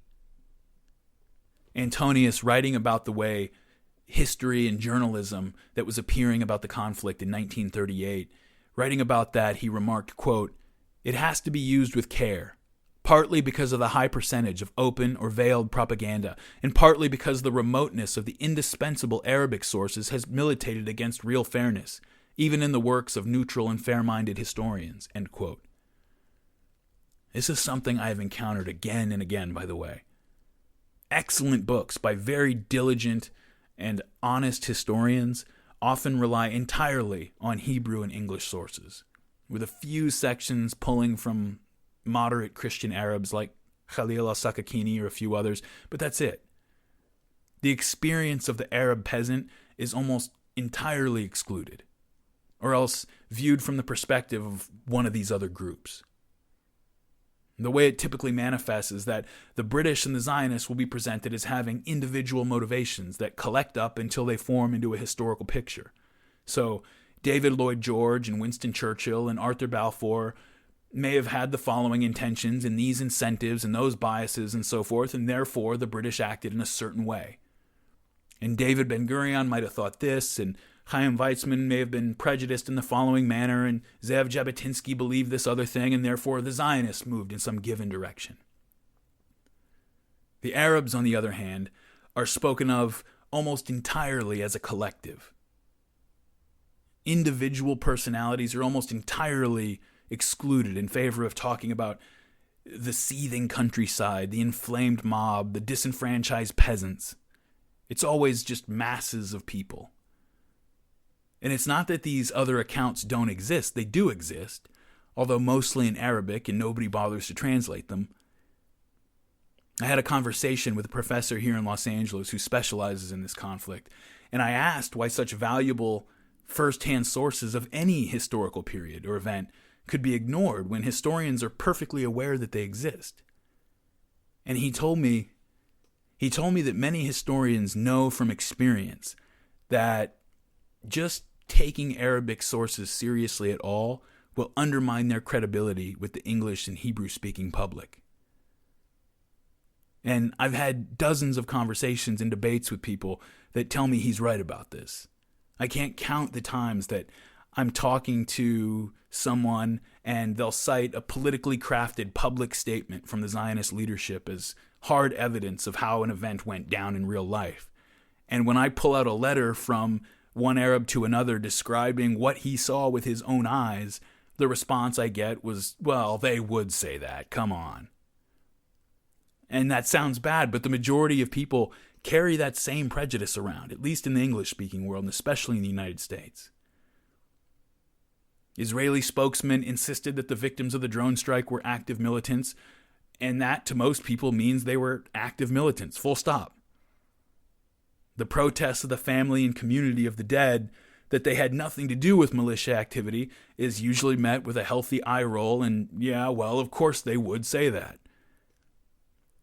I mean, even close reading can leave huge holes in our understanding, and I'm constantly reminding myself that no matter how many books or articles or papers I've read, or even how many people I speak to, my own understanding of an issue like this can only ever be an open-ended narrative. And my job is just to make sure that that narrative remains open-ended, instead of deciding that I know how it is, that I know whose fault it is and why it happened, and to avoid taking some ideological stand based on that closed, incomplete book. I was quoting Antonius. Let me go back to that. Quote, regarding sources on this conflict, he says, quote, "It has to be used with care, partly because of the high percentage of open or veiled propaganda, and partly because of the remoteness of the indispensable Arabic sources has militated against real fairness, even in the works of neutral and fair-minded historians. A similar inequality vitiates the stream of day-to-day information. Zionist propaganda is active, highly organized, and widespread. The world press, or at any rate the democracies of the West, is largely amenable to it. It commands many of the available channels for the dissemination of news, and more particularly those of the English-speaking world. Arab propaganda is, in comparison, primitive and infinitely less successful. The Arabs have little of the skill, polyglottic ubiquity, or financial resources which make Jewish propaganda so effective. The result is that for a score of years or so, the world has been looking at Palestine mainly through Zionist spectacles and has unconsciously acquired the habit of reasoning on Zionist premises." End quote. Now that could have been written in 2016, but it was written in 1938. A year after many young Arabs had finally decided to stop trying to make their case because there was nobody to make their case to. Their parents had believed that perhaps the British were basically well-intentioned, but that they were hamstrung by a Byzantine bureaucracy and by Zionist propaganda and influence and so forth, and that if they could just punch through all that and get their own message across to the British, that maybe things would change. But this new generation, and remember, in 1937, an Arab who was born when the Balfour Declaration was issued, he was 20 years old now. That's who we're talking about. People who have lived their entire lives with the tension and hostility we've been talking about in this story. Their first memories were the Nebi Musa and Jaffa riots, and they were 12 years old during the 1929 riots. These are young people who were born in the dirty shanty towns and whose lot in life when they came of age was to hope that a Zionist or British official would give them a job somewhere. All they've ever known from the time they were children is that there are foreigners here trying to take away our country. And just as the younger generation of Jews resented the feudal appeasement and endless negotiations that had already cost their parents so much, these younger Arabs were finished with trying to talk to their conquerors, trying to talk their conquerors out of their conquest. The Arab fighters were organized along the lines that Qassam had left behind in small, independent cells without an organized, centralized command structure. In September 1937, a British district commissioner was killed by a cell in Galilee. Now High Commissioner Wauchope, who was under tremendous pressure to get this situation under control, ordered the Arab Higher Committee disbanded and issued mass arrest orders to the rest of the Palestinian leadership. Having given up on working with the British, the Grand Mufti escaped to Lebanon and began to help conduct the rebellion from there. The heads of all the other notable families on the committee were exiled to an internment camp on the tiny island of Seychelles in the Indian Ocean.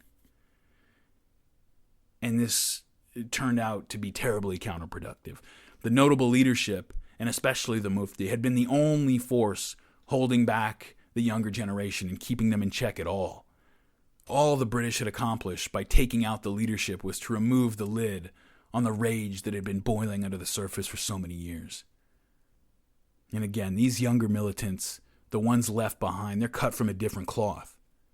Dispossession, eviction, poverty, violence, hopelessness, and desperation, these were not deviations from normalcy for them. These were the fundamental conditions of the only world that they'd ever known.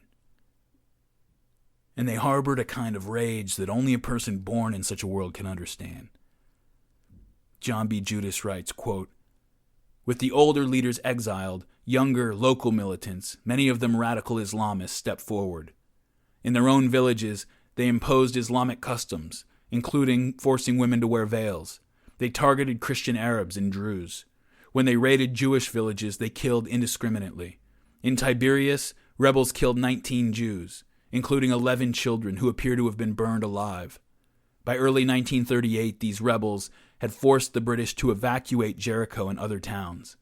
The British military commander in Palestine wrote that, quote, "The situation was such that civil administration of the country was to all practical purposes non-existent," end quote.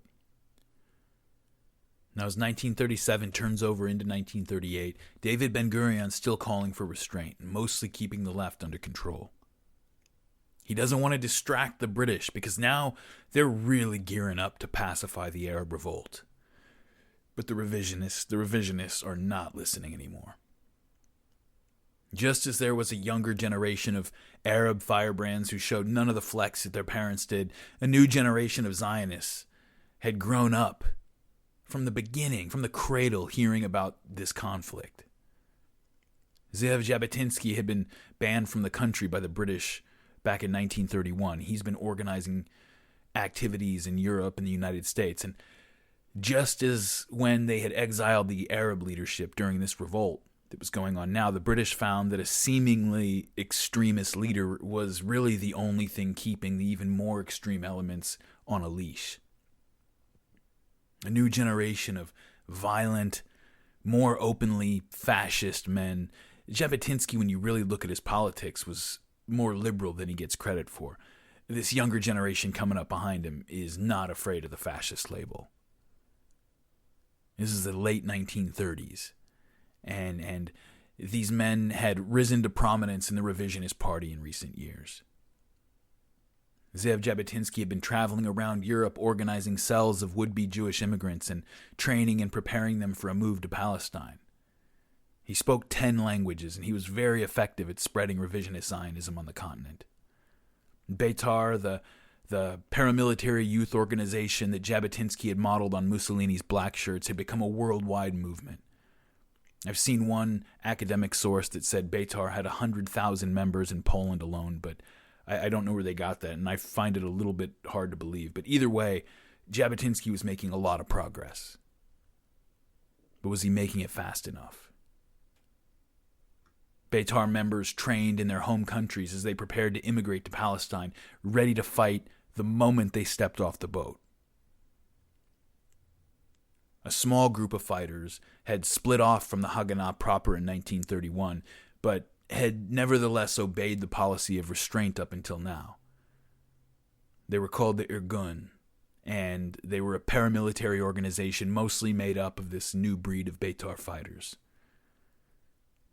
New breed men like the future Israeli Prime Ministers Yitzhak Shamir and Menachem Begin. Menachem Begin was an archetype of this uncompromising new breed. He was born to a well-off merchant family, and he grew up in Poland. But his father was an early Zionist who, when Theodor Herzl died in 1904, he took an axe and broke into a local synagogue to hold a secret memorial service with some friends in the middle of the night. Now, his father was a Marxist Zionist in the mold of Joseph Trumpeldor, but Menachem Begin himself took up with Beitar after hearing Jabotinsky deliver one of his trademark speeches. Begin was only 16 when he joined the movement, and he very quickly rose to prominence. When he was 23, he was put in charge of the Beitar in Czechoslovakia, and when he moved back to Poland, he was given a job organizing the movement there and delivering lectures and speeches around the country. He would travel all around the country, recruiting members and giving speeches in gymnasiums and synagogues and even on street corners, anywhere he could get a few Jews with a little bit of fire in their bellies to listen to him. As he traveled around organizing and giving speeches, he would sleep on park benches and eat whatever people gave him. Begin idolized Zeev Jabotinsky, but at a Beitar conference in 1938, he openly defied him regarding the policy of restraint. They argued in front of the audience, and Jabotinsky was using practical arguments about the effectiveness of it and the pointlessness of engaging directly with the Arabs or the British in large-scale military operations. But Begin was more a man of the times, and he ignored Jabotinsky's practical arguments to make romantic, emotional pleas to the assembled Zionists. In the end, Begin won out, and the Beitar oath was altered to change a line from "I will raise my arm only in defense" to "I will raise my arm only in defense and in the conquest of my homeland." Menachem Begin explicitly laid out a strategy that's common to all non-state rebels everywhere. The Zionists should attack and humiliate the British through methods of terror and ambush, force them to respond violently, and then stand back as more Zionists are alienated and they come rushing into the arms of the revisionists. And we would say, sure, the Haganah might be able to protect you as you sit behind your walls in your settlements and wait for the storm to come, but who's going to get your revenge? Not Ben-Gurion, not the Haganah, not the labor Zionist. You need someone who isn't afraid to go out beyond our walls and hit back. You need us. Begin also calculated that forcing the British to overreact would attract worldwide media attention, and that then the Zionists would be able to work their magic on that front to bring international pressure to bear on the British to get the hell out. In the meantime, they were not going to wait for the Arabs to attack. No. They were going to go out and they were going to attack the Arabs. They would attack them in their homes and in their markets. They would attack the British in their barracks and on the roads. And those outside the country would pour all of their energies into overwhelming British immigration checks and infrastructure in Palestine and smuggling in as many Jewish fighters as they possibly could. Begin was one of those revisionists who were still out of the country organizing immigration efforts and training people, and he began working with other revisionist leaders around the continent, as well as with the Polish government, which is actually a very interesting story. They were very happy to see their Jews off somewhere out of their own country, and so they were actually facilitating illegal immigration into Palestine, helping the revisionists do it. And so the Irgun renounces Ben-Gurion's policy of restraint and begins to attack Arab civilians. Their goal was not just to retaliate, but to instill such fear in the Arab population that they would just wish for peace and quiet. The Irgun and other revisionists began a campaign of terror against the Arabs, executing dozens of attacks against civilian targets after the Peel Commission had failed. Irgun gunmen fired into the windows of houses and into crowds on the streets. They threw hand grenades and fire bombs into windows. Improvised explosives and hand grenades were thrown into markets and buses. In just a few weeks in July 1938, the Irgun murdered dozens of Arab civilians. On July 5th alone, 7 Arabs were killed in a coordinated attack by gunmen in Tel Aviv. 3 more were killed by a bomb planted on a bus in Jerusalem, and another Arab was ambushed and beaten to death. The very next day, an Irgun bomb placed in Haifa in a produce market killed 18 Jews and 5 Arabs and wounded another 60, mostly shopping women and children. On July 8th, 4 more Arabs were killed in a Jerusalem bombing. July 16th, a bomb was thrown into another Jerusalem marketplace, killing 10. July 25th, a massive bomb was planted in the Haifa market, a big landmine. 43 more Arabs were killed. Ben-Gurion and the labor Zionists had long used the revisionists kind of as their pit bulls, where they could kind of stand back and denounce their violence, but then call on them when they needed somebody to get dirty. But now the pit bulls were off the leash. Jabotinsky's still back in Poland trying to organize defense units to protect Jews from the multiplying pogroms and persecutions that are taking place in Eastern Europe. He's screaming at the top of his lungs that the Jews in Europe are living on the edge of a volcano. And he's screaming to the Zionist leadership in Palestine, there's no more time. We got to do something now. Something is happening in Europe, and you're not here, but it's different. It's not like the other times. We've got to get everyone the fuck out of here. In March 1938, Hitler had annexed Austria, and Austrian Jews came under attack by their former neighbors the next day. Pogroms were raging in Poland and Romania and most of the rest of Eastern Europe. And so at the urging of the United States, a conference was held in France to discuss possible options regarding what to do with Jewish people who wanted to flee. Remember, all the Western countries after the First World War, for the most part, had shut down their immigration. Even the United States locked it down in 1924. So all this has been going on, and the Jews have nowhere to go.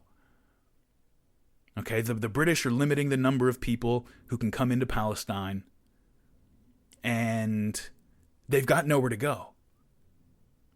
And so this conference, called the Evian Conference, held in 1938, led by the United States and Great Britain and France, and a lot of these other countries are going to get together, 30-something countries, and decide what to do with these Jews. How are we going to, look, if we all get together, you take a few, we take a few, we can get the Jews of Germany out of here. There's not that many of them. It's only a few 100,000. And so Hitler hears about it. He sends word to the conference that if these other nations wanted to take his Jews off his hands, he was fine with that. He would even help facilitate their immigration. He said, quote, "I can only hope and expect that the other world, which has such deep sympathy for these criminals, will at least be generous enough to convert this sympathy into practical aid. We, on our part, are ready to put all these criminals at the disposal of these countries. For all I care, even on luxury ships," end quote. But not Britain, not the United States, not anybody was willing to expand their meager quota for Jewish refugees. The association of the Jews with communism was not confined to the fevered mind of Adolf Hitler, and the U.S. and Britain were wary of letting radical Jewish revolutionaries slip in among the refugees. And so, relieved of any pressure from the two great powers, none of the other nations was willing to help either. And Hitler he mocked the pretensions of these participating nations. He mocked them for, quote, "oozing sympathy for the poor, tormented people, but remaining hard and obdurate when it comes to helping them," end quote.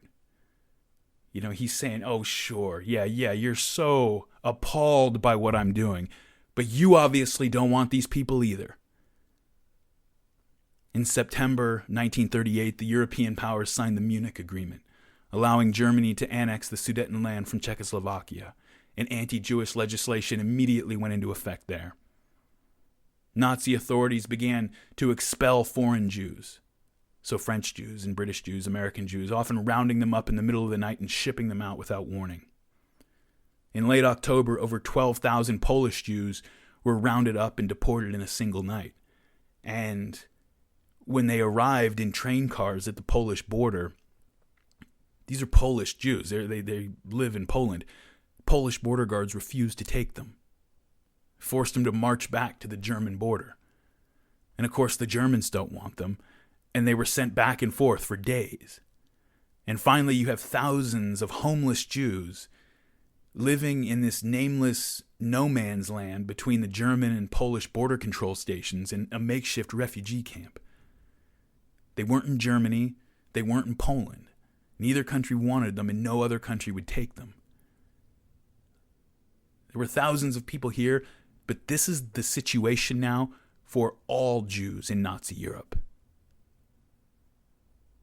After a relative of one of the Polish Jewish refugees, in revenge, shot a German diplomat at the French embassy, Nazi officials used that opportunity to officially strip Jews in Germany of their remaining rights and organized a nationwide pogrom against them.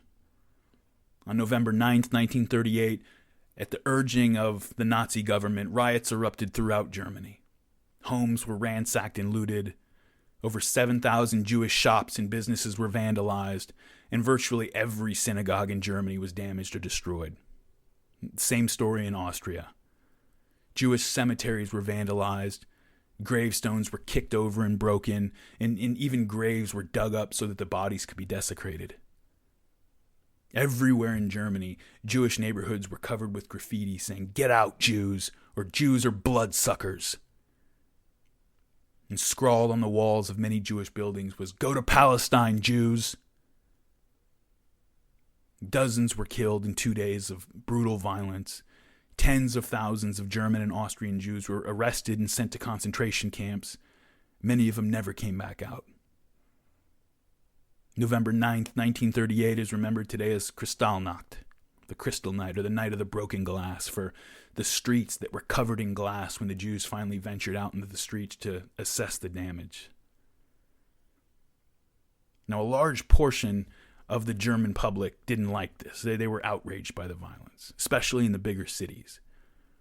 Kristallnacht was a first major test of how the German people would react to this kind of violence, and Hitler's government discovered that many were not prepared to accept this. Many SS and SA units openly defied their orders and refused to participate, and many Nazi party members helped hide or defend Jews during the pogrom. The U.S. ambassador to Germany actually reported back to Washington, quote, "In view of this being a totalitarian state, a surprising characteristic of the situation here is the intensity and scope among German citizens of condemnation of the recent happenings against Jews," end quote. And again, this is in Berlin and some of the bigger cities. The Nazis had overstepped their bounds. They moved too quickly. And so Hitler told his lieutenants that a permanent solution to this problem was necessary. In a meeting with other members of the Nazi leadership on November 12th, one of Hitler's men, Hermann Göring, informed the rest, quote, "I have received a letter written on the Führer's orders requesting that the Jewish question be now, once and for all, coordinated and solved one way or another. I should not want to leave any doubt, gentlemen, as to the aim of today's meeting. We have not come together merely to talk again, but to make decisions. And I implore competent agencies to take all measures for the elimination of the Jew from the German economy and to submit them to me," end quote. Now, many Palestinian leaders, it's not that they were insensitive to the plight of the Jews in Germany, but given that much larger and richer countries, even the country who was imposing this on them, had refused to take in a single refugee at the Evian conference, they rejected the idea that this should just be their problem alone to deal with. George Antonius, the Palestinian Arab historian we quoted earlier, he wrote in 1938, quote, "The treatment meted out to Jews in Germany and other European countries is a disgrace to its authors and to modern civilization. But posterity will not exonerate any country that fails to bear its proper share of the sacrifices needed to alleviate Jewish suffering and distress. To place the brunt of the burden upon Arab Palestine is a miserable evasion of the duty that lies upon the whole of the civilized world. It is also morally outrageous. No code of morals can justify the persecution of one people in an attempt to relieve the persecution of another. The cure for the eviction of Jews from Germany is not to be sought in the eviction of Arabs from their homeland.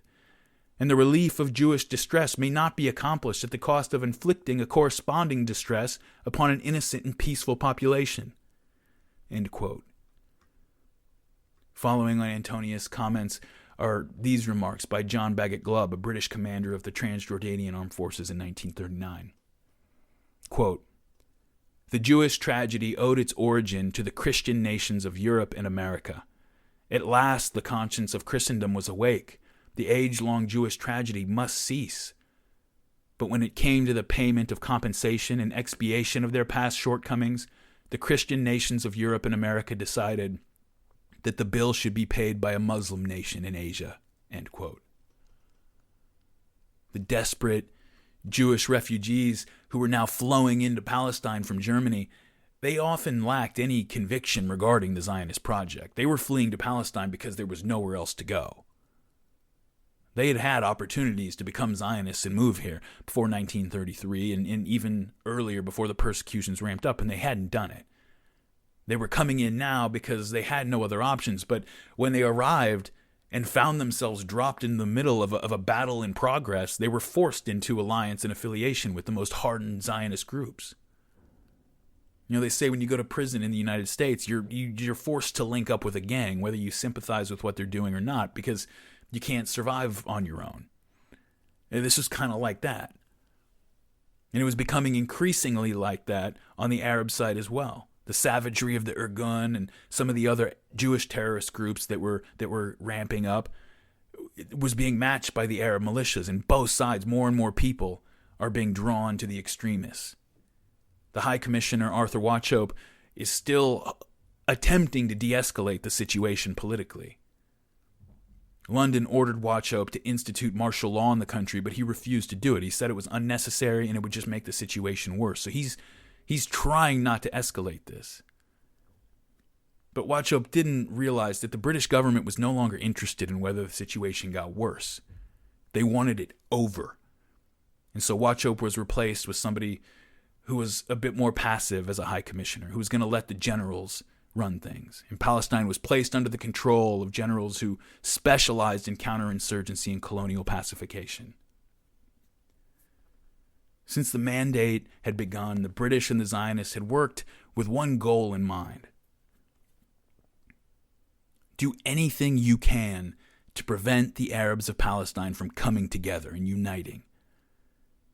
They worked to keep the leadership at each other's throats, and that wasn't hard. The leadership made that pretty simple. They funded Islamic fundamentalist groups to marginalize the Arab Christians and the secular nationalists. They used carrots and sticks at the right times and humiliated the local elite sometimes and flattered them at other times to undermine their credibility.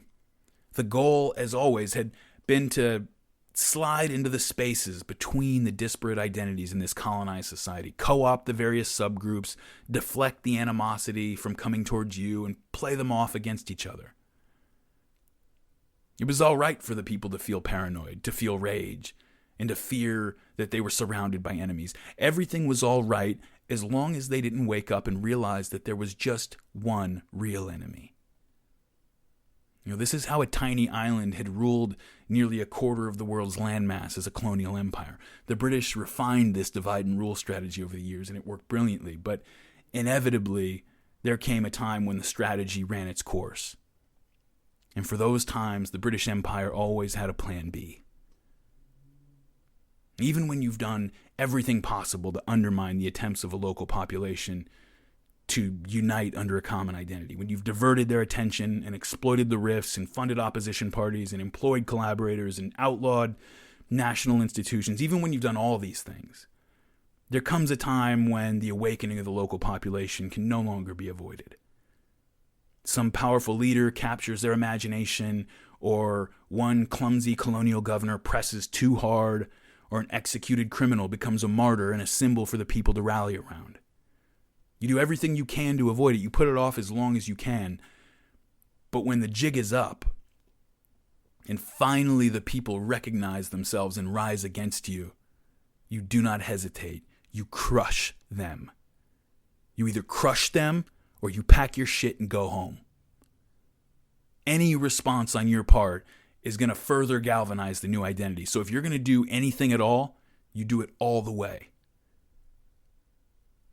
Now, for a time, the British had actually lost control of the northwestern hills and some of the other areas of Palestine, and up to 25,000 troops and 4 Royal Air Force bomber squadrons were brought in to put down the rebellion. This was the largest concentration of troops that the British had anywhere in the world at this point, and this right on the eve of World War II. They were taking this very seriously. It's always a little bit strange to me when you're about to do something completely awful, and yet because you're such sticklers for procedure and decorum, you find it necessary to legally justify what you're about to do. You know, although there were international agreements pertaining to treatment of the enemy, the British placed the Arabs outside the purview of those agreements by classifying their resistance as an internal insurrection. An internal insurrection is not an international concern, but a matter for internal British law. And so that logical leap having been taken, the next leap was as simple as using British law to declare an emergency situation and enact several martial law type statutes that would give the military authorities the power to basically do whatever they wanted. According to the law, quote, the existence of an armed insurrection would justify the use of any degree of force necessary to effectively meet and cope with the insurrection, end quote. That's pretty open-ended. He went on to say that collective punishments and reprisals that would, quote, inflict suffering on innocent individuals were indispensable as a last resort, end quote. That's what the law said. But as in too many counterinsurgency campaigns throughout history, it wasn't long before the last resort became the first resort. Now, collective punishment may not be moral, but it's a natural strategy and an effective one in counterinsurgency. Often, a contumacious opponent who might risk his own safety to resist you is more sensitive about bringing pain upon others.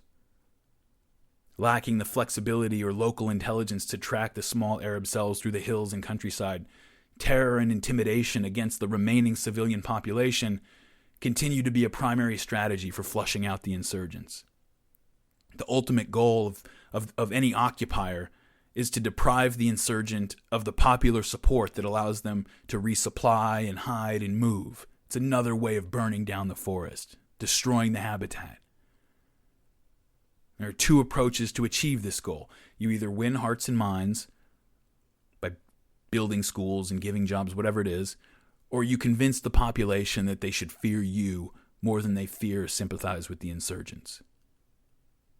If insurgents attack a British convoy and the British respond not by chasing the attackers up into the hills, but by making a left turn to level the nearest village, how many times does this have to happen before the villages that are left standing start to give up the insurgents? How long does it take before the villagers actually begin to blame the insurgents as much as they blame the British? This is the real goal of an occupying force. When a captive population begins to blame the elements of internal resistance for bringing the occupiers' wrath down upon them. You see it in the modern-day conflict between Israel and Palestine. When the Israeli military levels whole neighborhoods after Hamas fires off a few Qassam-2 rockets into the southern desert, hardline Israeli asks, "Why are you making us hurt you?" And there are significant elements on the Palestinian side who look at the militants, their own militants, as the real cause of their suffering. When that's the way you're thinking, that is what defeat looks like. Now, heading into 1939, the British haven't reduced Palestine to defeat just yet, but they're working on it. Psychological dominance and initiative are the keys to gaining compliance from a population that outnumbers your soldiers. In the German concentration camps, prisoners would often be forced to do things that were designed less to break the body than to break the will. They would be required to perform pointless, repetitive tasks like digging a hole all day only to be told to fill it up in the evening. And they would be forced to do this over and over. And the camps had 1,000 meaningless little rules, like being mustered each morning so that their uniforms could be inspected for good order or missing pieces. This isn't a Nazi concentration camp that this is happening. And violation of these rules was unavoidable over time, because it's not like the prisoners are being allowed to take care of themselves. And so each violation would result in individual or collective punishments. Now, the Nazis didn't care whether their prisoners' uniforms were missing buttons. Even if the rules were followed, punishments would often come randomly. The point was to establish your dominance, to slowly but surely force the prisoner to dehumanize himself and recognize the utter futility of resistance. And if somebody did resist, you wanted the prisoner to hate that person for bringing you down on him. And so when there were reports of rebel activities in a region of Palestine, the British would very rarely waste their time chasing the militants up into the hills. Instead, as one British soldier reported, they would take a turn to a nearby village, whatever was closest, to, quote, knock the place about. And it's very alien to a chap like you or me to go in and break the chair and kick cupboards in, what with all the oil in it and then to mix the oil in with the bedclothes and break all the windows and everything, you don't feel like doing it. And I remember the adjutant coming in and saying, "You are not doing your stuff. They're perfectly intact, all those houses you've just searched. This is what you've got to do." And then he picked up a helve and sort of burst everything. I said, "Right, okay." So I got a hold of the other soldiers and said, "This is what you got to do." And I don't think they liked it much, but once they'd started on it, you couldn't stop them. You've never seen such devastation, end quote. Often, houses would be chosen at random for demolition. Sometimes they were blown up, with villagers often made to set the explosives to destroy their own homes. Other times they were forced to tear down their own homes manually, board by board, brick by brick. Any villagers who resisted or tried to escape were shot or beaten. When the destruction was complete, the British would present the village with a bill charging them for the soldiers' time and equipment. And they would even charge them for the explosives used to destroy their own homes. Now, the British don't need the money. It's not about that. It's about power. It's about dominance. Of course, the villagers couldn't pay the bill, and their homes and goods had all been destroyed, right down to their last change of clothes. And the majority of their livestock and crops had been carried off. So when they couldn't pay, they were often thrown into prison, or else the villagers were pressed into forced labor to pay off their quote-unquote debt. Rahib al-Nashashibi, long accused of collaborating with the British and the Zionists, he pledged his family to their cause when the British turned up the heat. Wanted nothing to do with what was going on in Palestine. He had allied himself, as I mentioned before, with King Abdullah of Transjordan, who supported the partition because he wanted to annex the west bank of the Jordan River. Nashashibi reached out to the Jewish agency, offering his services and promising to agree to whatever they proposed.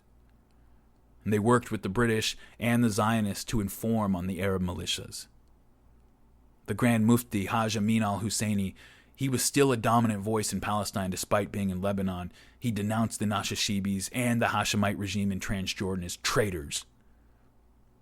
Very often, when the British had selected a village to receive the treatment, once the place had been smashed up and the people separated out into wire cages, the men would be marched in front of an informant, an Arab informant of the Nashashibis, who would be hidden under a hood or behind a screen so that the informant could indicate who should be imprisoned and who should be executed. Sometimes the British took the strategy of making the Palestinians do their dirty work very literally. Historian Matthew Hughes, in a paper on British counterinsurgency tactics during the Palestinian uprising, mentions a creative mine countermeasure system that the British employed. And before I read this quote, for any other Britannically challenged Americans out there, when he refers to the bonnet of a lorry, he's talking about the top of a vehicle. He writes, quote, "It was common British Army practice to make the local Arabs ride with military convoys to prevent mine attacks. Often soldiers carried them or tied them to the bonnets of lorries or put the hostages on small flatbeds on the front of our trains, all to prevent mining attacks. The naughty boys who we had in the cages in these camps were put in vehicles in front of the convoy for the deterrent effect, as one British officer put it. The army told the Arabs that they would shoot any of them who tried to run away.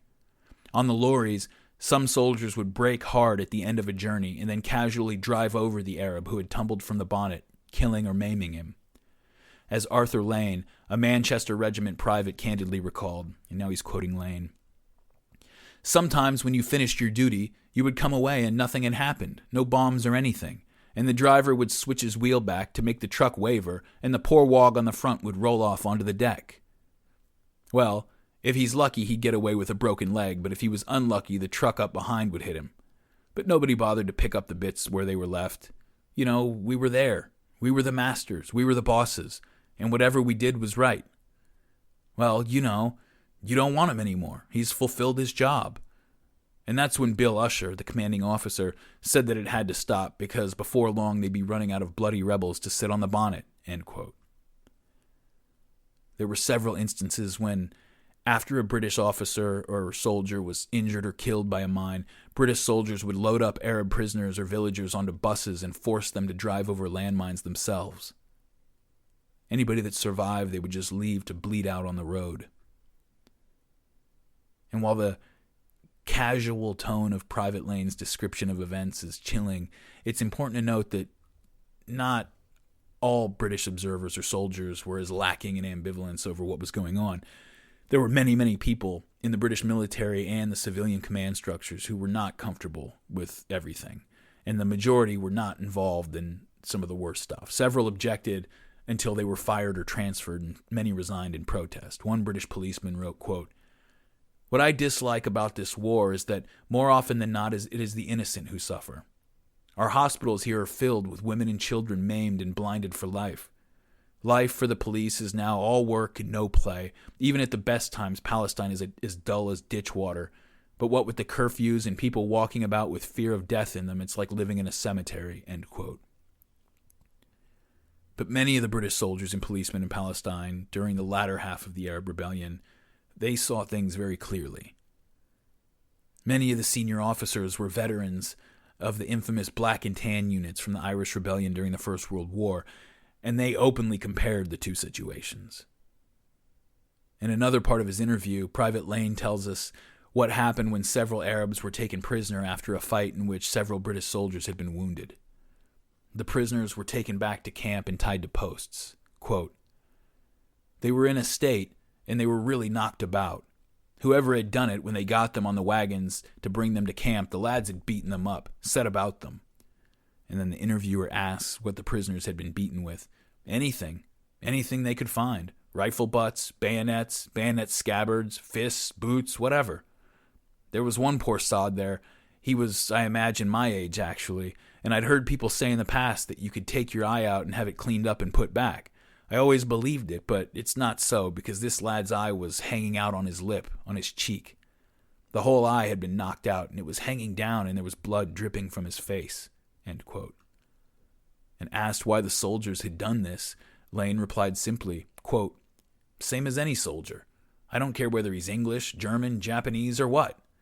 Lane's giving this interview a little bit later, after having experienced the other side as a Japanese POW during the Second World War, so he's been on the other end of this. He continues, quote, "But it's even today. There's a beast in every man. I don't care who he is. You can say the biggest queen or queer that you come across, but there's a beast in him somewhere. And in a situation like that, it comes out," end quote. You take men like Private Lane and send them around the world with orders to snuff out and put down a rebellion by people who, by and large, have the support of the local population, you get what you get. Every country that ever thinks about invading another country needs to keep that in mind.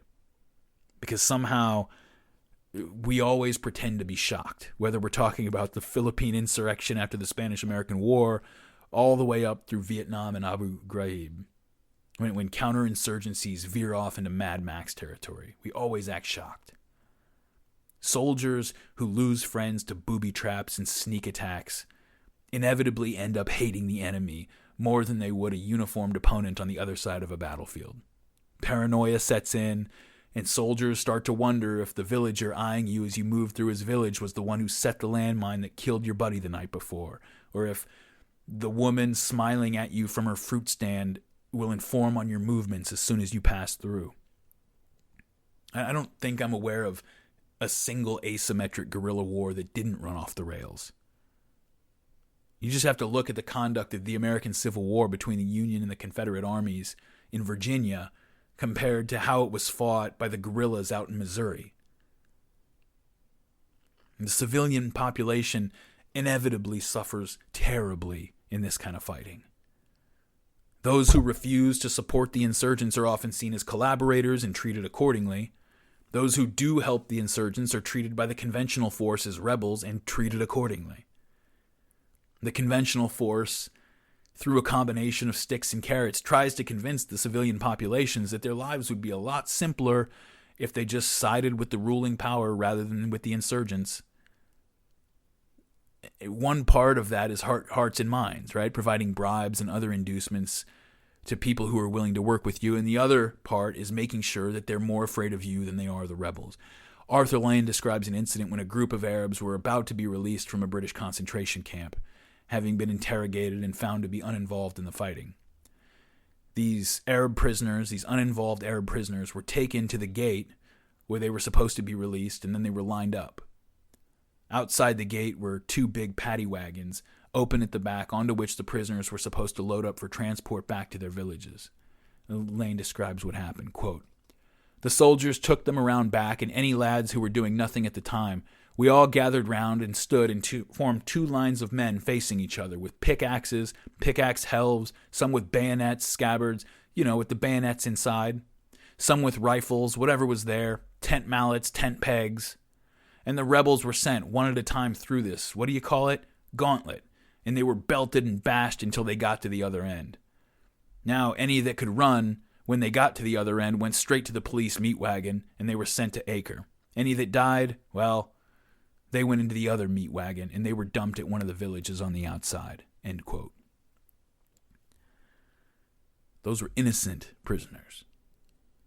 Very often, angry soldiers don't even bother taking prisoners. In a letter to his parents back home, British policeman Sidney Burr wrote, quote, "At one time, the Ulster and West Kent units caught about 60 of them in a valley, and as they walked out with their arms up, mowed them down with machine guns.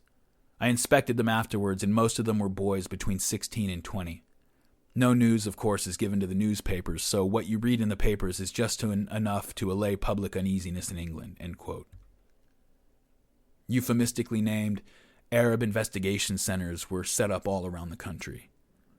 These were facilities set up for what we today euphemistically call enhanced interrogation, although, again, it was often just about terror and establishing psychological dominance. It was about those things more than it was about gaining any useful information. Many British military and civilian officials complained that the torture centers were useless for interrogation and that they were counterproductive overall. The majority of the brutality came during the village operations and street patrols committed by British soldiers in a not necessarily sanctioned but not necessarily discouraged kind of way. But terror and torture was also official policy, sanctioned by certain circumstances by the British Colonial Office. Historian Matthew Hughes describes another incident, again after a landmine inflicted casualties on a British unit. Impossible to know who had planted the mine. British soldiers made their way to the nearest village. Quote, "On the morning of 7 September, soldiers came up to El Bassa. They shot 4 people in the streets, in cafes, and in the homes of the village, after which the soldiers searched and looted the village, before gathering and beating the inhabitants with sticks and rifle butts. The British then took 100 villagers to a nearby military base, Camp No. 1, where the British commander selected 4 men, who were tortured in front of the rest of the group. The 4 men were undressed and made to kneel barefoot on cacti and thorns, specially prepared for the occasion. 8 soldiers then told off the 4 men, and 2 per Arab detainee set about beating them without pity in front of the group. Pieces of flesh flew from their bodies, and the victims fainted, after which an army doctor came and checked their pulses. The army then took the group of villagers to another base, Camp No. 2, while soldiers destroyed the village of El Bassa." End quote. There are many accounts of Arabs being beaten into paralysis or death, of being left in cages in the sun without food or water to die of dehydration or exposure, of prisoners being beaten with chains and wet ropes, of men being held down so that their teeth could be smashed out with hammers, of prisoners having their feet dipped in boiling oil. Arab complaints to the British authorities were dismissed out of hand, but the list of complaints that they filed include countless beatings, claims of prisoners having needles used on them, although I haven't been able to find anything that tells me exactly what that means. I'm not sure I want to know. Prisoners were thrown to dogs. Dobermans were actually imported from South Africa for use in Palestine. And to remind us again of the psychological aspect to all of this, there are accounts of Arabs being forced to hold heavy stones and being beaten if they dropped them. You want to get the people to blame themselves for what you're doing to them. Guards would use bayonets to enforce sleep deprivation, and there are accounts of prisoners having bells tied around their necks and forced to dance. And now if in your mind you're seeing images of the American guards at Abu Ghraib putting leashes and dog collars on Iraqi prisoners and forcing them to crawl around, you're probably onto something. And don't think that the people in Iraq did not remember what the British did when they heard about Abu Ghraib. It's all disconnected to us. It's not to them. The Anglican Church actually had a mission in Palestine, and they were a constant thorn in the side of the British Army and the police during this insurgency. They filed various petitions, and in them they spoke of prisoners jumping to their deaths from high windows to avoid further torture. The Anglican Church wrote about testicles being tied off with cords until they came off, beatings being delivered with boards which had nails protruding, wire being tied and tightened around the toes, hair being torn from faces and beards, fingernails and toenails being torn out using special instruments, brands and hot skewers being used on prisoners, boiling oil being poured over them, electric shocks, water being forced by funnel into prisoners' stomachs, and various types of sodomy. A British doctor, Elliot Forster, was assigned to Palestine, and he was horrified at what he was witnessing. He wrote in his diary, quote, "The British could probably teach Hitler something he didn't know about running concentration camps," end quote. Arabs who were loyal to or paid by the Nashashibis were sent out into the towns and countryside to identify and report on possible militants. Nashashibi peace bands, as they were called by the people employing them, were partially funded by the Jewish Agency. Remember, the leadership of the Palestinians is gone. The entire leadership class has been picked up and exiled. These are the peasants. These are young, destitute peasants who are facing the full wrath of the British Empire, the Jewish Agency, and even certain families of their own people who are funded by the Jordanian government. The primary purpose of the Nashashibi peace bands was to target and eliminate other Arabs hostile to the Nashashibi clan, especially those who were loyal to the Grand Mufti, Haj Amin. And the Grand Mufti seems almost to have gone mad by this point, witnessing all this from exile. He declared the Nashashibis and anyone who collaborated with the British or the Zionists enemies of Islam, and he called for holy war against the British and the Jews. But day by day, the British, the Zionists, and the Nashashibi collaborators were sapping the remaining ability of the Palestinian Arabs to resist. Although the Zionist Irgun and other militias were blowing up markets and buses in Arab neighborhoods, the majority of the Zionists in Palestine were still under Ben-Gurion's control and obeyed his command to be patient, to sit back and let the British do their work without complicating things. And his patience was rewarded.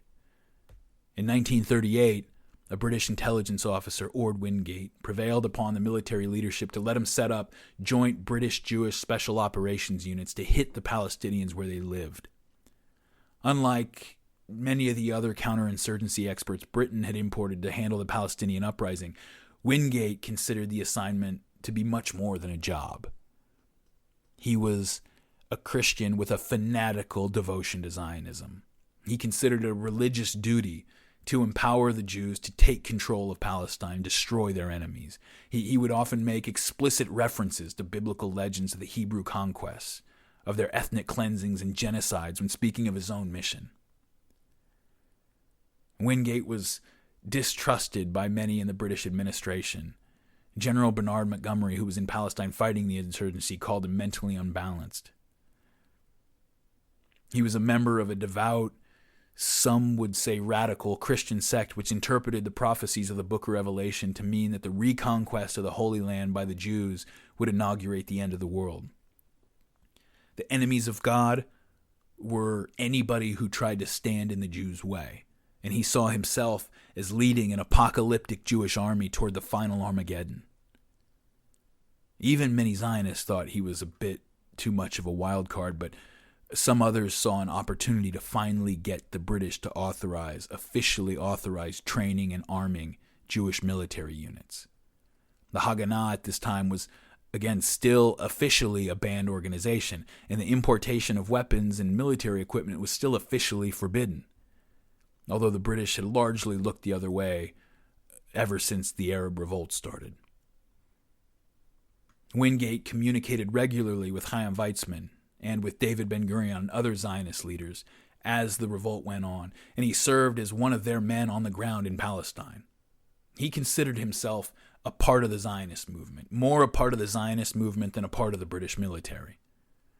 Moshe Chertok, whom we quoted in an earlier episode, one of Ben-Gurion's right-hand man, described him as, quote, a man devoured by a kind of inner fire, addicted to a single idea that had captured his imagination, end quote. Wingate's Special Night Squads, as they were called, pulled most of its British soldiers from the Royal Ulster and Royal West Kent regiments, the same units Private Lane was talking about gunning down 60 people a moment ago. The Jewish soldiers in the units were drawn from the Haganah, and most of these would go on to become the leadership of the Zionist and later Israeli military forces. The Zionist leadership considered the Special Night Squads to be an extension of the Haganah, calling it Plutog Haesh, Unit of Fire, and the Jewish agency fronted the majority of the costs for the Special Night Squads. So these are officially British military units, but they're operating basically on orders from Ben-Gurion, and they're being funded by the Jewish agency. The agency supplemented the soldiers' salaries. They funded a training course for them. They gave bonuses to the company commanders when they did certain things. It paid for provisions, vehicles, and horses. It constructed barracks and stables. The Jewish agency is doing all this. And they spoke freely of the units as being in their service. The Special Night Squads were organized into 10-man teams and given zones of responsibility and an absolutely free hand to suppress and deter hostile activities. The teams used Arab collaborators in long-distance patrols to launch surprise attacks on suspected insurgents. Subunits would surprise Arab villages in the night, paying what the team would call friendly visits to impress upon them the idea that aiding the insurgents would be a bad idea. Even in the context of the ongoing nightmare in Palestine at this time, the Special Night Squads got a reputation for such outrageous cruelty.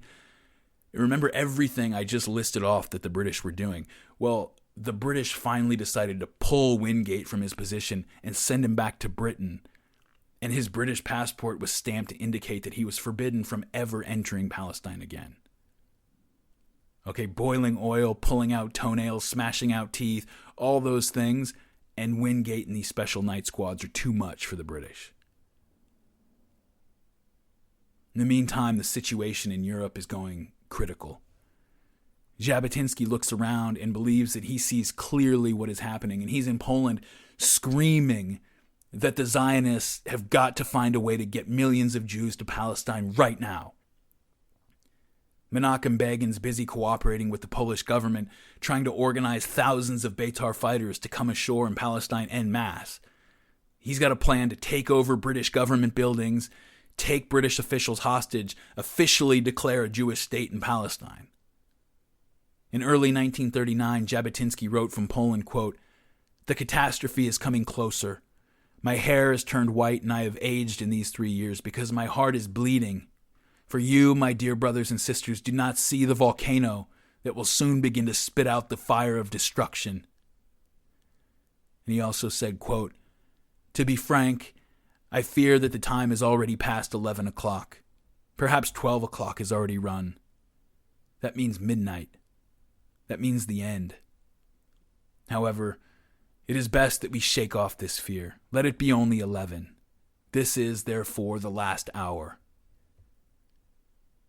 As the summer of 1939 approached, the Arab revolt in Palestine had begun to fizzle out.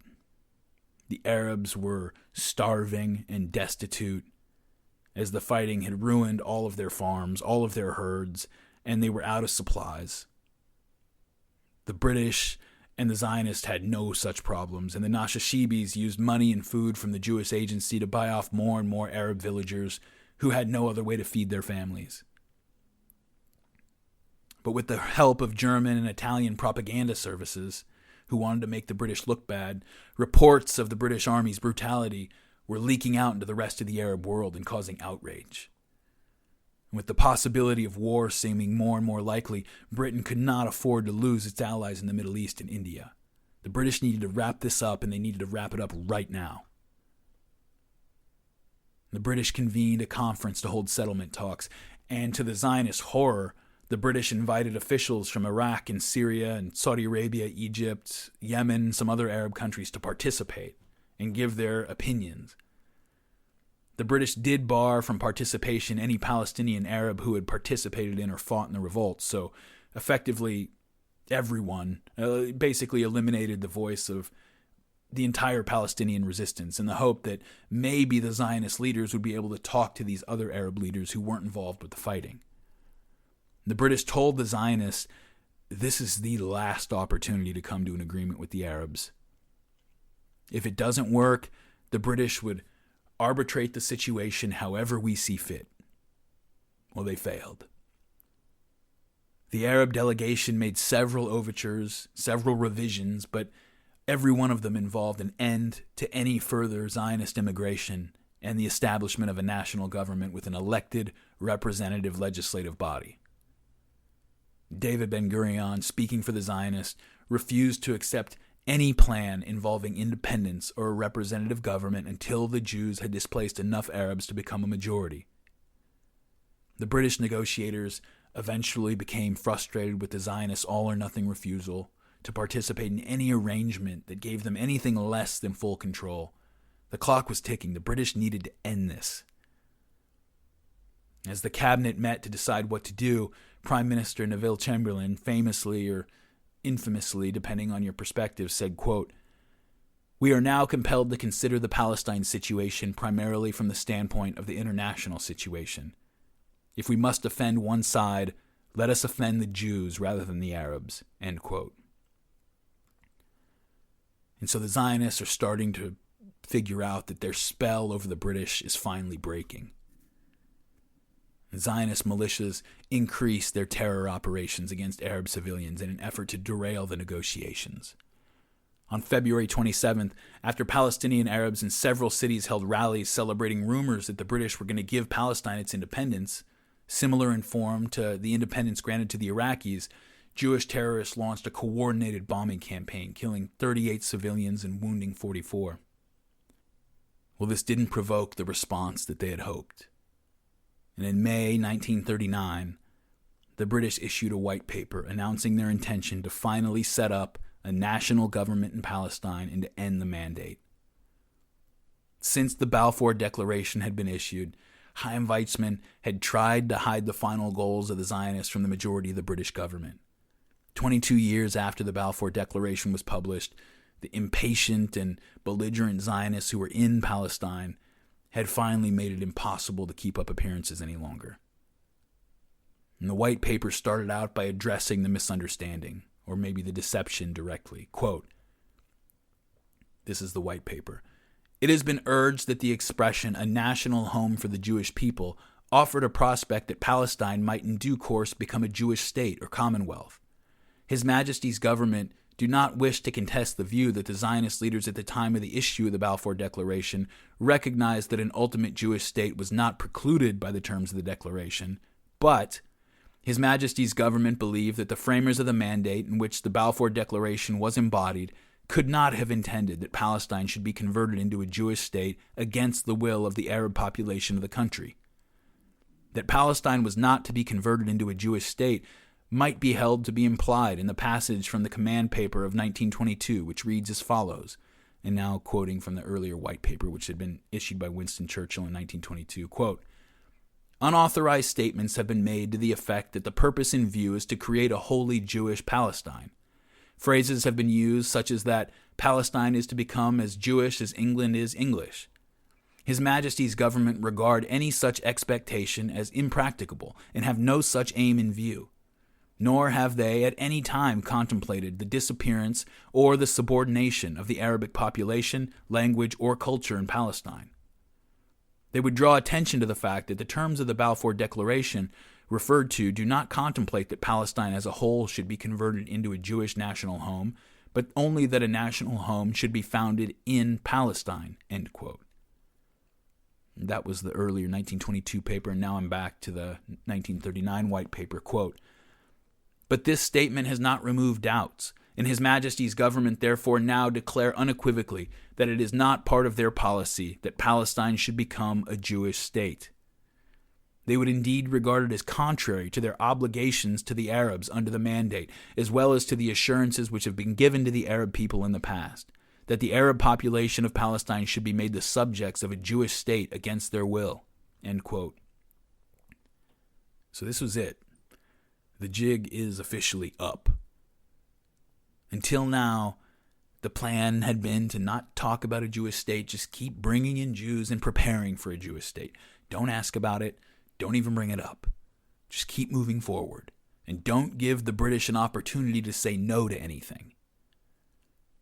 The majority of the British government had never supported setting up a Jewish state. But the project moved forward as long as the Palestine question remained a marginal issue handled by a few well-compensated interest parties, while the rest of the government was off worrying about Germany or the Soviet Union and other bigger fish. Well, the international situation had finally made the rest of the British government take notice of Palestine because they couldn't lose the rest of the Arab world. And the British were saying no. The white paper stated that the government considered the terms of the Balfour Declaration fulfilled. We did our job. 500,000 Jews have immigrated to Palestine under the British supervision, but the British have never offered and never intended to give the whole country over to Jewish rule or to import every single Jewish person on the planet to displace the native Arabs. That was not the agreement. All plans for partition were dropped in the 1939 White Paper, and an independent binational state would be established, in which both Jews and Arabs would participate in a representative government. Jewish immigration would be restricted to just 15,000 per year for 5 years, and 75,000 more total under special permission. Further transfers of land to the Jewish Agency or the Jewish National Fund would be restricted in most of the country. The British administration would now operate with orders to establish an independent Palestine within 10 years, at which point the mandate would officially end. And so, when the Zionists get their hands on the white paper, they go insane. They denounce it as illegal, claiming that it violates the commitments made in the Balfour Declaration, but this goes nowhere. The Balfour Declaration was never a legal document. It was just a letter from one British diplomat expressing the general intentions of the government. Almost any Zionist history you actually read, even today, still describes the decision by the British to create a representative government in ethnic terms, which, given the state of the conflict at the time, I understand, but the way historian Martin Gilbert writes it in his History of the State of Israel is typical of the way it's presented. Quote, majority rule would be instituted after the 1939 White Paper. That is to say, the Arab majority would be given legislative powers, end quote. Well, yeah, Marty, that's what democracy is. This is why democracy only works after a shared national identity has been established at every level of society. If groups within the nation do not identify with one another, at least more than they identify with anyone outside the country, then loyal opposition becomes impossible. Instead of politics being a process where you seek a consensus that is legitimate to everybody, even if they happen to disagree, the process is considered legitimate, politics instead becomes a game of just pure majority rule. And since the First World War, the Jews had been welcome to participate in a representative government, but they had used their influence over the British to block the formation of any government that didn't place them in complete control. But now their time was up. David Ben-Gurion called the 1939 White Paper, quote, the greatest betrayal perpetrated by the government of a civilized people in our generation, end quote. And several Zionist leaders began calling for outright war against the British government. A special unit within the Haganah was commissioned to commence sabotage and terrorist attacks against the British. Ben-Gurion's rage was primarily directed at the British, not the Arabs. Regarding the Arabs, Ben-Gurion told a friend, quote, were I an Arab, I would rise up against an immigration policy likely in the future to hand the country and all its Arab inhabitants over to Jewish rule. What Arab cannot do his maths and understand that immigration at the rate of 60,000 per year means a Jewish state in all of Palestine, end quote. So he's angry at the British for thwarting their plans. He understands where the Arabs are coming from, at least to a degree. Now, it's easy, almost 8 decades later, to look back and think that the Zionists are being a little bit ungrateful toward the British. None of this would have been remotely possible if the British had not made it possible. The British had earned the hatred of a large part of the Arab world to help the Zionists get this project off the ground. Everything the Zionists had, the British had given to them. The British didn't see the white paper as a betrayal at all. The British had always, from the beginning, maintained that they never intended to deliver the whole country to the Zionists. They'd been perfectly clear about it, except perhaps behind the scenes. And now the Zionists were just outraged to learn that they had meant what they had been saying all along. But again, I try to put myself in their position. They are desperate and trapped, and they have nowhere else to go. Okay, remember, I've said this a couple times, but the Jews are not going to Palestine as one out of their many options in 1939. All of the major powers have strict limitation on Jewish immigration.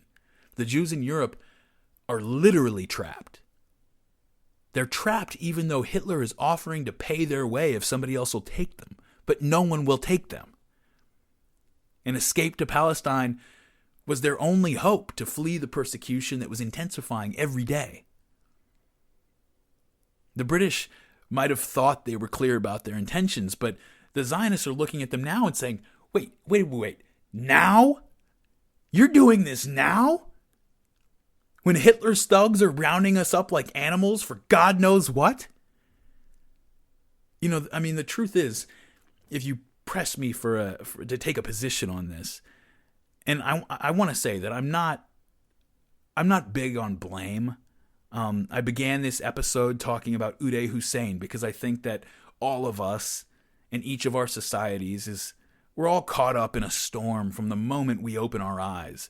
And every nightmarish thing we do to one another, it makes some kind of sense from inside the head of the person doing it. But if you press me about it, I have to say that the Arabs have a right to resist the colonization of their country. Okay? Even when the Nazi persecution ramped up, Arabs had a right to defend their homes. But it's much harder for me to forgive my own country and all the other so enlightened nations of the West who could have, if they wanted to, saved every single Jew in Germany with relatively little trouble to themselves, but who made the decision not to do it.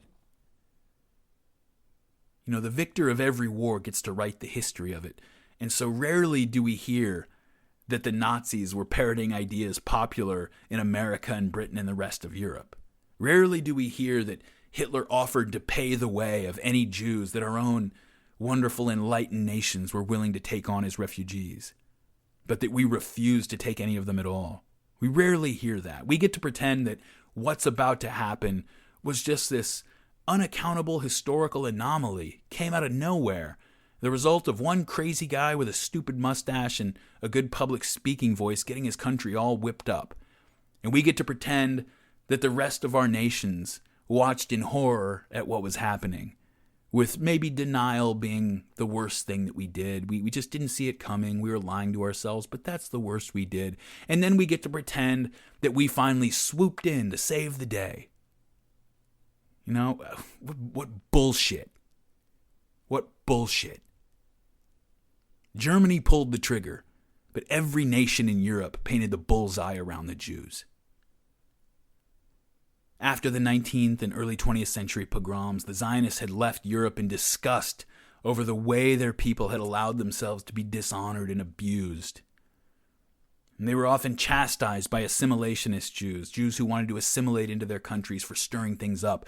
But the Zionists just kept doing their work, confident that the Jewish people would eventually understand what they were doing.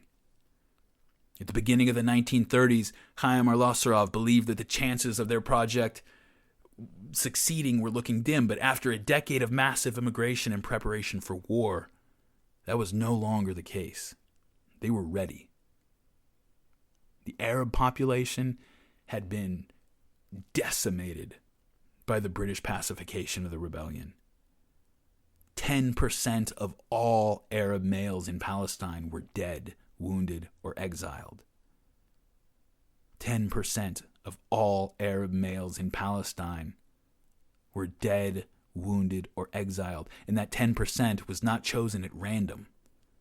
The British had lopped the head off the Arab population, eliminating every person who exhibited any leadership qualities at all, or any tendency or ability to resist at all. The Grand Mufti and his supporters were exiled. Any prominent Arab who wasn't willing to be an open collaborator was gone. Anyone who knew how to hold a weapon or give a speech or organize a demonstration was gone. The Zionists, on the other hand, were now well-trained, well-organized, and armed to the teeth. Between 1937 and 1940, Menachem Begin and the rest of the Beitar revisionists in Europe would import 18,000 Zionists, almost all young men trained and ready to fight. After the Arab revolt was over, David Ben-Gurion remarked to a friend that there was now nothing the Arabs could do to interrupt the Zionist plans. All that remained was to get the British to drop the white paper or else drive them out, so that the rest of the Jews in Europe could migrate to build their majority in the future Jewish state. But just as the Zionists came into the fullness of their strength, the clock ticked midnight. 3 months after the issuance of the white paper, Adolf Hitler moved against Poland, bringing almost 3 million Jews under his power. Instead of using their new strength to create a majority in Palestine out of Europe's Jews, in 6 years the Zionists would pick through the rubble and find that there weren't enough European Jews left. The news of Hitler's invasion broke while the 21st Zionist Congress was in session in Geneva. Arthur Ruppin was there, and he said that the announcement exploded like a bomb over those assembled. In his final words to the Congress, on the last night, the evening of August 24th, 1939, Chaim Weizmann told the delegates, quote, "If, as I hope, we are spared in life and our work continues, who knows? Perhaps a new light will shine upon us from the thick black gloom. The remnant shall work on, live on, until the dawn of better days. Towards that dawn I greet you. May we meet again in peace." End quote. With tears in his eyes, weeping, Chaim Weizmann embraced his colleagues on the platform, and as he descended from the dais and made his way through the crowds out of the hall, every eye was full of tears. Every heart was already full of mourning, and hundreds of hands reached out for Dr. Weizmann as he went out into the darkness.